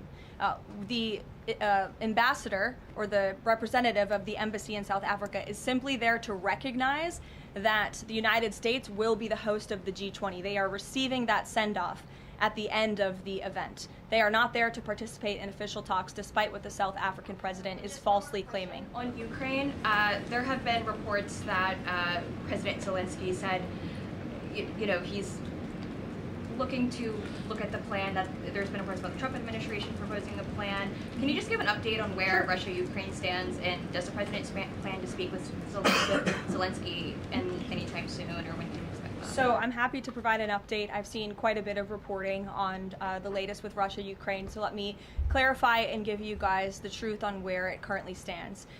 President Trump has made it very clear since day one, and even on the campaign trail, that he wants to see this war come to an end. He has grown increasingly frustrated with both sides of this war, Russia and Ukraine alike, for their refusal to commit to a peace agreement. But nevertheless, the president and his national security team are steadfast in seeing this war come to an end, to end the killing and deliver on the president's promise. Special Envoy Witkoff, that Marco Rubio, have been working on a plan quietly for about the last month. They've been engaging with both sides, Russia and Ukraine, equally to understand what. Why are we still even entertaining this war? Like, why are we still entertaining this war of a man as stern as Vladimir Putin going to war with Ukraine against Zelensky, who is a man who is on camera dancing in high heels like a woman? And this ain't no allegedly. He's on camera dancing like a woman in high heels. Why are we entertaining this? Oh, what? To test out new military weapons? We didn't see drones really doing anything, like flying up to people and blowing them up on camera as much as we did now before Ukraine. Zelensky is a man dancing in heels, bro. Never in my life. I don't think Vladimir Putin has cross-dressed over and danced in heels on camera. Okay? Why are we even still freaking entertaining it? Like, just bow down. Just bow down. And just quit. Just end the war. Just stop. You've killed all your military-age males. Bro, you literally have ads on Facebook saying, join the International Battalion Brigade, the most advanced military in the world. Yeah, okay, bro. You were all old, unfit people in the freaking ad. It was ridiculous. I played it before. Go find it. It's not hard to find. These countries would commit to in order to see a lasting and durable peace. That's how you get to a peace negotiation, right? That's how it worked with Israel, with respect to Israel and Gaza and all of the Arab countries in the Middle East. That's how we accomplished that historic agreement, which the UN, by the way, voted to commit to and accept this week, which was a huge monumental moment. So they have been engaged with both sides, and these talks are continuing. As always, I'm not going to litigate the details of this plan as it's ongoing and it's in flux, but the president supports this plan. It's a good plan for both Russia and Ukraine, and we believe that it should be acceptable to both sides, and we're working very hard to get it done. And I'll also add, I know Secretary Driscoll did meet with President Zelensky today. We spoke with him.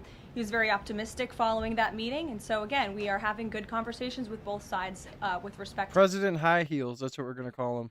to ending this war. Sure. Go ahead.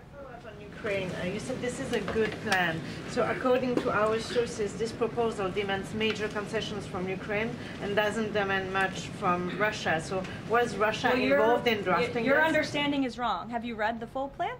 You haven't. Sources say. Yes. So if you can give details, You've read reporting from one side of the war. And so I want you to understand that the administration has talked equally with both sides. You have seen President Trump engage directly with both President Putin and President Zelensky. Likewise, his national security team has as well. In fact, Special Envoy Witkoff and Secretary Rubio met with some of the Ukrainians just in the past week to discuss this very plan. And so just like you saw with respect to Israel and Gaza, we are hearing out both sides of this. Yes, but dude, there's still bombs going off in Gaza. Like, there's still children being unalived in Gaza. Israel is still treating the Palestinians like garbage. They are still actively being violent towards them. War to understand what can you commit to end the war, and that's ultimately how we are going to get to an agreeable solution. That's what the president has directed. Like, and don't take this the wrong way, but it's like Israel and the countries around Israel are like two pit bulls locked in with each other, locked jaws, right? Like, they both have each other's neck and they're not gonna let go until the other one's done for. Like, that's just how it's gonna go. Like, Israel's done too much, bro. Like, Of his team. I know there's a lot of criticism out there and a lot of doubters, but I would just remind you of the historic success that this president and his team accomplished in the Middle East. We believe that is possible with Russia and Ukraine, and we're hoping and working very hard to achieve that. Stephen. Could you provide a little more context on what to expect tomorrow with the Mamdani meeting? Will it be in the Oval Office, or is it going to be open at least partially to the press?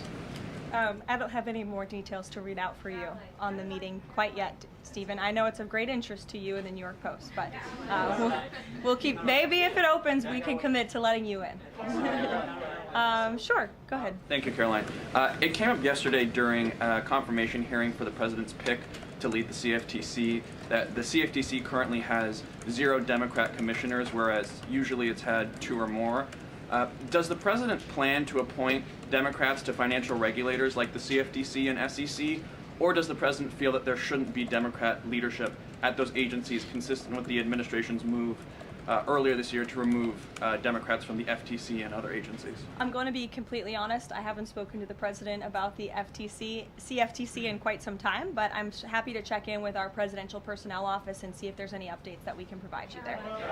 Sure. Thank you, Caroline. Last week on Fox News, President Trump said that we've had a lot of problems with the French. How would you describe the current relationship between France and the U.S.? Look, the relationship remains very strong. President Trump speaks quite frequently with Emmanuel Macron. I think they have a good working relationship. But the president is not shy to point out when he has disagreements with world leaders as well. And he's done that with respect to Mr. Macron as well. Deanna, go ahead. Caroline, there are reports that Qatar is acting as a mediator in the Ukraine peace process. Can you confirm that, and why did the president choose that country? I'm not going to get into further details other than what I previously shared, which I think was quite a bit of information. Brian? Thank you, Caroline. 2 questions. We were talking about earlier in this briefing about the president's orders. You were going back and forth about what the ad said and what it didn't say. My first question is... The ad? The advertisement that the Senate Democrats were featured in. So my first question is, no matter what the order is, it could be to any administration official, military or otherwise, no matter if legal experts might think it's illegal, does the president expect those cabinet members, administration officials to go ahead with those orders regardless of any outside thinking or The experts? president expects his cabinet officials and the administration to follow the law and to demand accountability and hold people accountable for their dangerous rhetoric. And I would just add that if this were Republican members of Congress who were encouraging members of the military and members of our United States government to defy orders from the president and from the chain of command, this entire room would be up in arms. But instead, it is the other way around, and I think It's that's true. quite telling. I'm going to let you all go because the president, excuse me,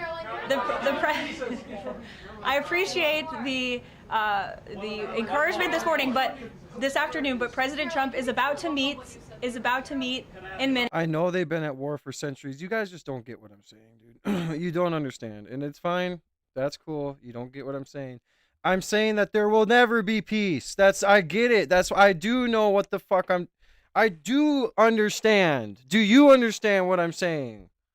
That I was going off on when she was saying we already made this magnificent peace plan between Israel and Palestine, and that's when I said no. There's still some violence going on, and it's always going to go on because of what's been happening in the past.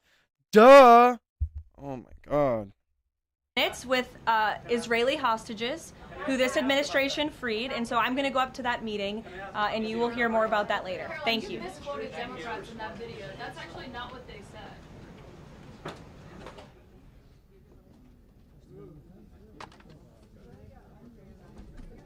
Does that door slide open? I thought it just opened regularly. It slides open?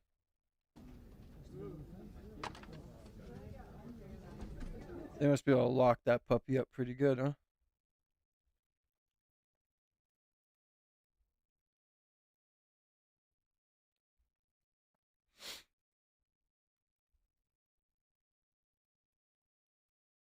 I never seen that. I'm trying to find what she talked about apparently defying orders. We're gonna get off here soon. So let's get to the big three. In 1 second. Number 3. Bro, who stands like this? Hold on, I gotta bring this back up. Who stands like this? I'm gonna start my live streams like this every day. Like, hey guys, what's up? How's it going? Well, hello. I'm gonna start my stream like this. Oh God, that's fucking funny, dude. Hello.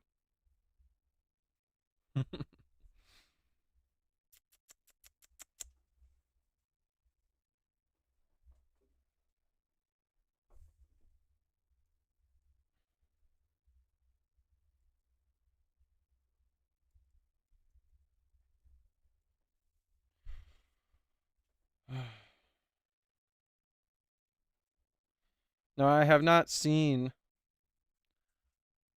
this clip yet. So thank you to Pericles Barros for a subscription. I appreciate you. God bless. I've not seen this clip yet. That's why I'm playing it.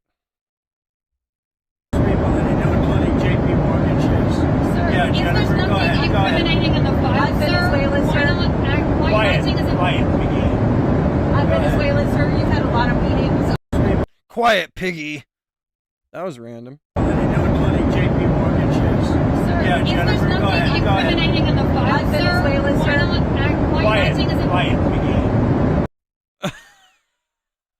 What a guy. Like, you gotta love it. What a guy. What entertainment. Yeah, I know, Captain Morgan. I hate Captain Morgan, okay? I can't do whiskey. I just can't do whiskey. God, my face is hurting. I have a shattered face. And during this time of year when it's when it's weather changing, it hurts so much. But no, I hate whiskey. I can't do whiskey.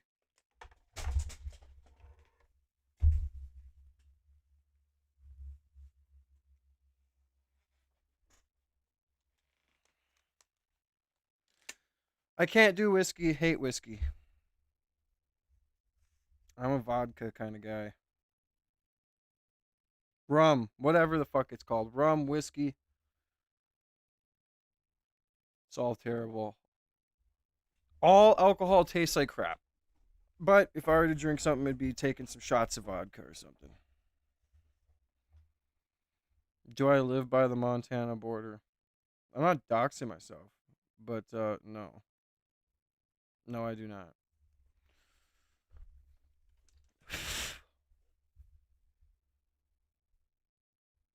I live in the hood, bro. No, I'm kidding. I'm kidding. Did I shut off my screen? Yeah, I did.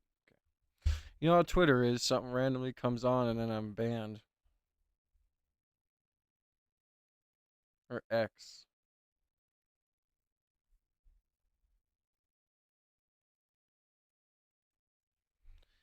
Yo, I swear to God, people on Twitter just try and like rage bait people. Like they say, undeniable fact: Ben Shapiro would demolish Nick Fuentes in a debate. It wouldn't even be close. Yeah.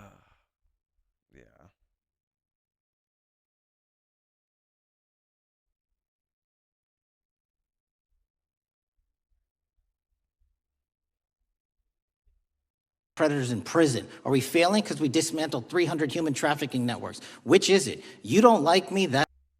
All right, guys. I'm gonna head off here in a minute. Thank you for the 100 likes, by the way, guys. Whoop whoop. Appreciate you guys. I'm gonna be on for about 10 more minutes. I'm gonna go to the gym, do some content at the gym. Not sure when I'm gonna go to the gym. Probably in an hour or two. I'm gonna clean the house and shit. But if you guys want your name written on the donor wall, or if you want to get your name written on the member board, become a member. Tier 1, see me now soldier. Tier 2, see me now general. Get your name written on the see me now banner. But if you guys want to send through super chats, donations, as you guys know, it helps me do the stream Monday through Friday, 9:30 to about 1 to 2 p.m. And it helps me continue to, get more better things for the studio. It helps me continue to just be able to do this and pursue my dreams and get to 100,000. So if you guys want to go ahead and get your name written on the donor wall, I have the marker right here. It's getting full, but that's why I have an AI tracking camera. So no matter where I put it, you're going to be able to see me put it on the wall. So you know I'm not fibbing. That's fine. But don't you dare disparage the men and women of the FBI that are producing record results in historic fashion to protect this country. They are kicking ass for America, and they're going to continue to do so. Oh, yeah, Mr. I sue people who question my girlfriend, my sensational country music star girlfriend. I'm suing anyone who talks about her.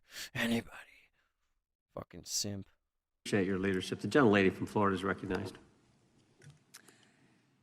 When I was home recently, I met with the agents leading the Tampa office of the FBI, and I saw what they're focused on in my community: stopping drug traffickers, rescuing children from exploitation, fighting cybercrime, protecting us from acts of terrorism, foreign and domestic. And I know from my time as a federal prosecutor and a judge that this work by the Bureau doesn't make headlines, but it is happening every single day.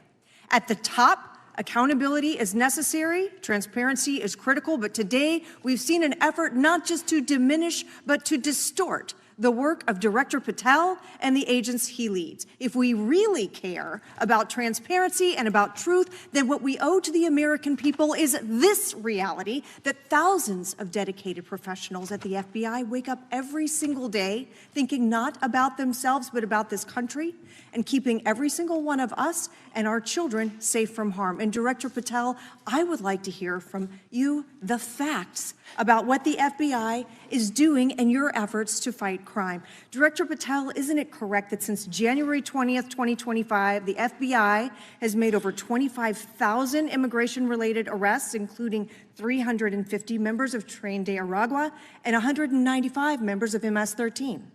Those numbers are accurate. The Tren de Aragua numbers are up over 350% from the year before. And during that same period, hasn't the FBI seized over 66,000 kilos of cocaine, 6,000 kilos of meth, and 1,500 kilos of fentanyl? Not to be nitpicky, but it's 89,000 kilos of cocaine and 7,300 kilograms of meth. And isn't it also true that the FBI Tampa Division's Panama Express strike force specifically seized nearly 67,000 kilos of cocaine valued at more than $1.6 billion from illicit maritime vessels? Cole Olds, I got my green card, bro, so we're good. One of our best operations out of the Port of Tampa, and I was down there in South Florida when Panex did their work. Director Patel, since October 7th, 2023 Hamas attack, the FBI has been a co-leader of the Joint Task Force October 7th. Isn't it correct that this task force is actively working to bring justice for victims and to prevent terrorist infiltration at our borders? Yes, ma'am. Since January 20th, hasn't the FBI arrested 59 foreign intelligence operatives for spying or smuggling dangerous material into the United States? Yes, we have, and that's on track to be more than 25% than ever before.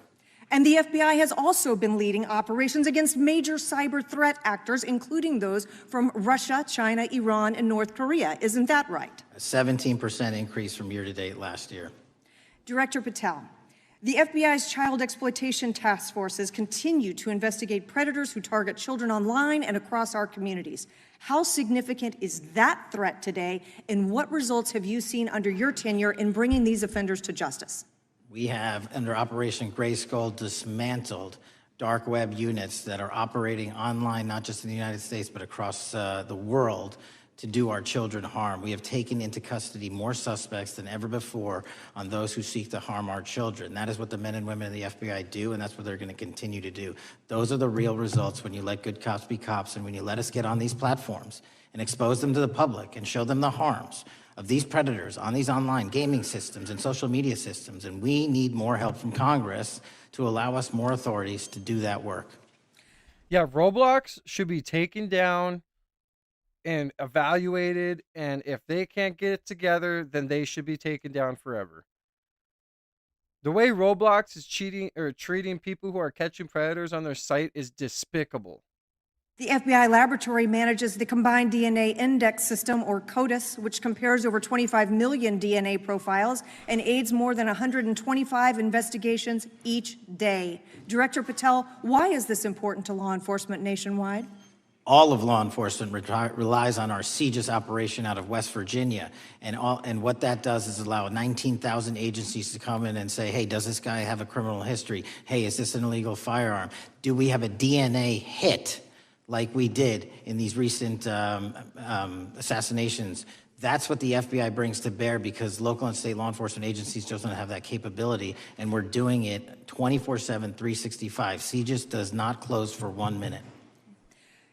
In your testimony, you noted that the FBI has ongoing counterintelligence investigations into China, Iran, and Russia across all 55 field offices. Why is it essential to maintain that scope of coverage, and what success can you point to in disrupting nation-state actors? Our biggest threats involving nation-state actors are the PRC, Russia, and China, and they are up 33%, 83%, and 60% respectively in arrest alone this year.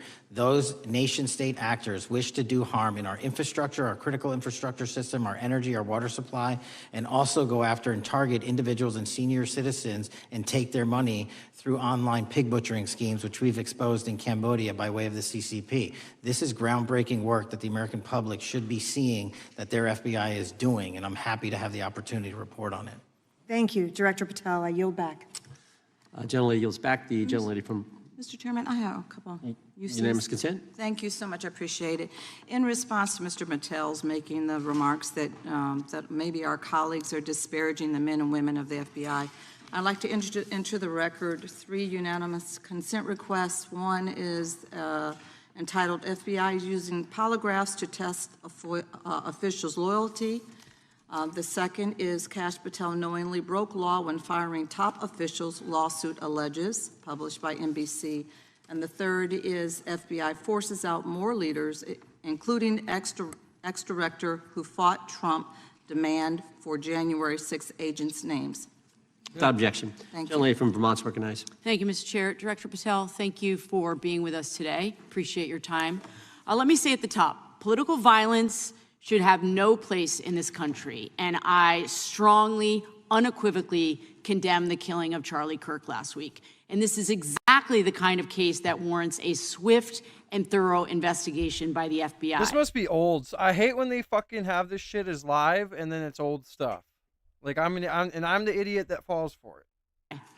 What shouldn't be happening, however, is this administration's seeming attempt to exploit Mr. Kirk's death within minutes of this horrible, horrible assassination, dividing us even further without knowing enough about the killer's complicated, confused political ideology and the extent of his motivation.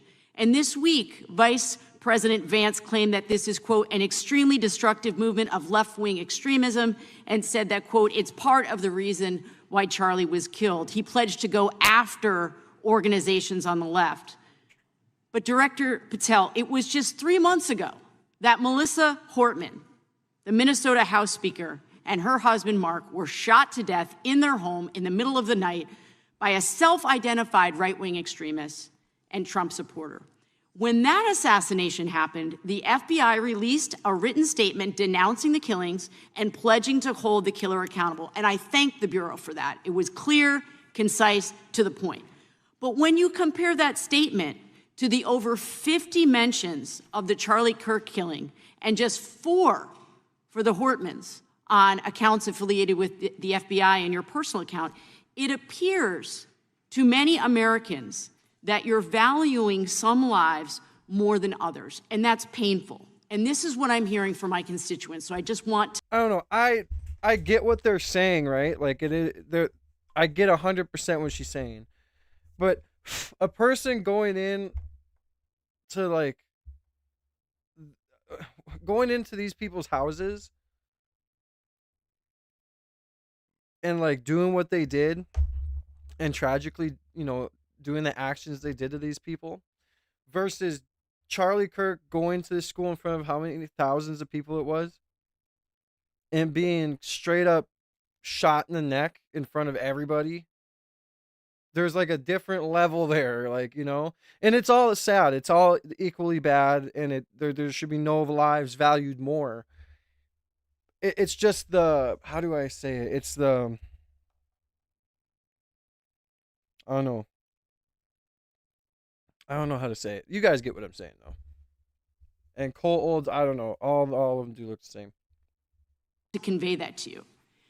And the vice president didn't even call on right-wing organizations to tone down their rhetoric after that horrific killing in Minnesota. And he never once spoke about dismantling conservative institutions. This week, when the president was asked by a reporter about Speaker Hortman, he claimed he didn't even know who she was. One of the most high-profile assassinations of an elected official in recent memory, and the president claims to know nothing about it, hasn't even heard of it. It was absolutely devastating for her colleagues and for her family.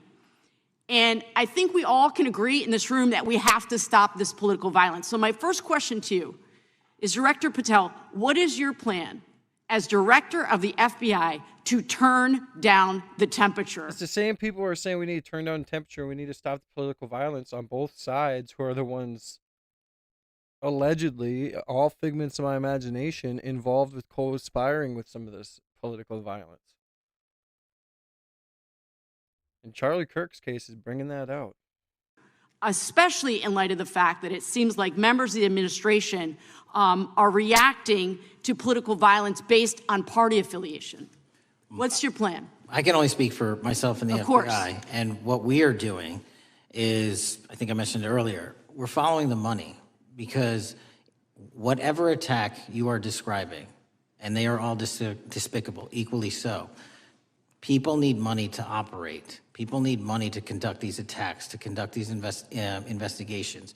And so what we are doing is finding the people that supported this infrastructure system, because even when you say there's a lone, quote unquote, lone wolf actor, he's not truly a lone wolf actor. Something happened. You hear what he just said? Along the way. I agree. And so can I just He said it? But he didn't say it. If you catch my drift. because we have such little time, are you making a commitment right now to follow where the evidence goes in Absolutely. investigating whether it's violence on the left or the right? Because over the last— All right, guys, I'm going to cut it short. I'm getting off. I'm going to go to the gym. I'm going to do some gym content. Clean my house quick, spend a little bit of time by myself, clear my brain. But I'm gonna be doing some gym content, so show some love and support, man. Look forward to that content. Show some love and support by sharing it, liking it, commenting. Hit the subscribe button if you haven't already. Thank you to everybody who hit the subscribe button today. We gained like 50 subs. I couldn't be any more appreciative. Thank you to the donors, by the way. Let's shout out the donors quick. Cole Olds for the $5. Thank you so much. Thank you to Ash of the Dead for the $5 as well. God bless you guys. Thank you for supporting the channel. Thank you for supporting my movement and making it so I can continue to do this every single day and be here with you guys. I am going to get off, and tomorrow we'll be back on with a little bit more of a. I'm going to start trying to get these more. I'm going to start trying to get these lives to be more organized, you know, where kind of like this morning. I like how I started off this morning with my monologues and stuff. So I'm going to do that more. So we'll work on it. We're going to get more of everything done. So, and we're going to make everything better for you guys and continue to upgrade and continue to be authentic and be myself, and because that's why you guys love me. So, but yeah, thank you to Dude Bruh. Have a good lift, man. Thank you, bro. I will. I took a break from the gym for a while because I have spinal stenosis. I had just found out not too long ago, and I've been having really bad back pain. It hurts my lower back and it shoots down my left leg, and it's like miserable. So I took a break from the gym. I look terrible, so I just recently am getting back into it again. I took like a couple month break, and I'm getting back into it. So, um, even though no matter how bad it hurts, I'm gonna get back into it because I just the gym is a big part of my life. I love the gym, and I just need to get into it again. Um, because yeah, and I want to take you guys along the journey with me. So thank you, bro. God bless you, and thank you, Ash of the Dead. It 100% has been crazy what's going on, and at the end of the day, that's why I'm building this community and doing what I'm doing, because I know that there are people out there who think the same way I do and the same way we do, and even if you don't, we can still be part of the community and build something that's positive and net good for the world. And so that's my goals, that's my dreams. We're going to continue to keep pushing along at it. I'm trying to be as consistent as I can be. So God bless everybody, man. Jesus is king. I hope you guys all have a fantastic Thursday. And Friday is coming. So hopefully you guys have a fantastic weekend too. You guys will be seeing me tomorrow at about 9:30 my time. I've been going live a little bit earlier lately, but I'm going to make sure I have my topics ready and stuff like that to discuss and have monologues with. So you guys are going to be seeing a little bit of changes in the studio too, angles and stuff like that. So but yeah, man, everybody, I hope you guys have a good day. So I'll see you tomorrow. Look for the content coming out, whether it's short form or it's regular videos, but it's coming. So God bless you guys. Jesus is king. Stay safe. Stay true to yourself. Don't let anyone bring you down.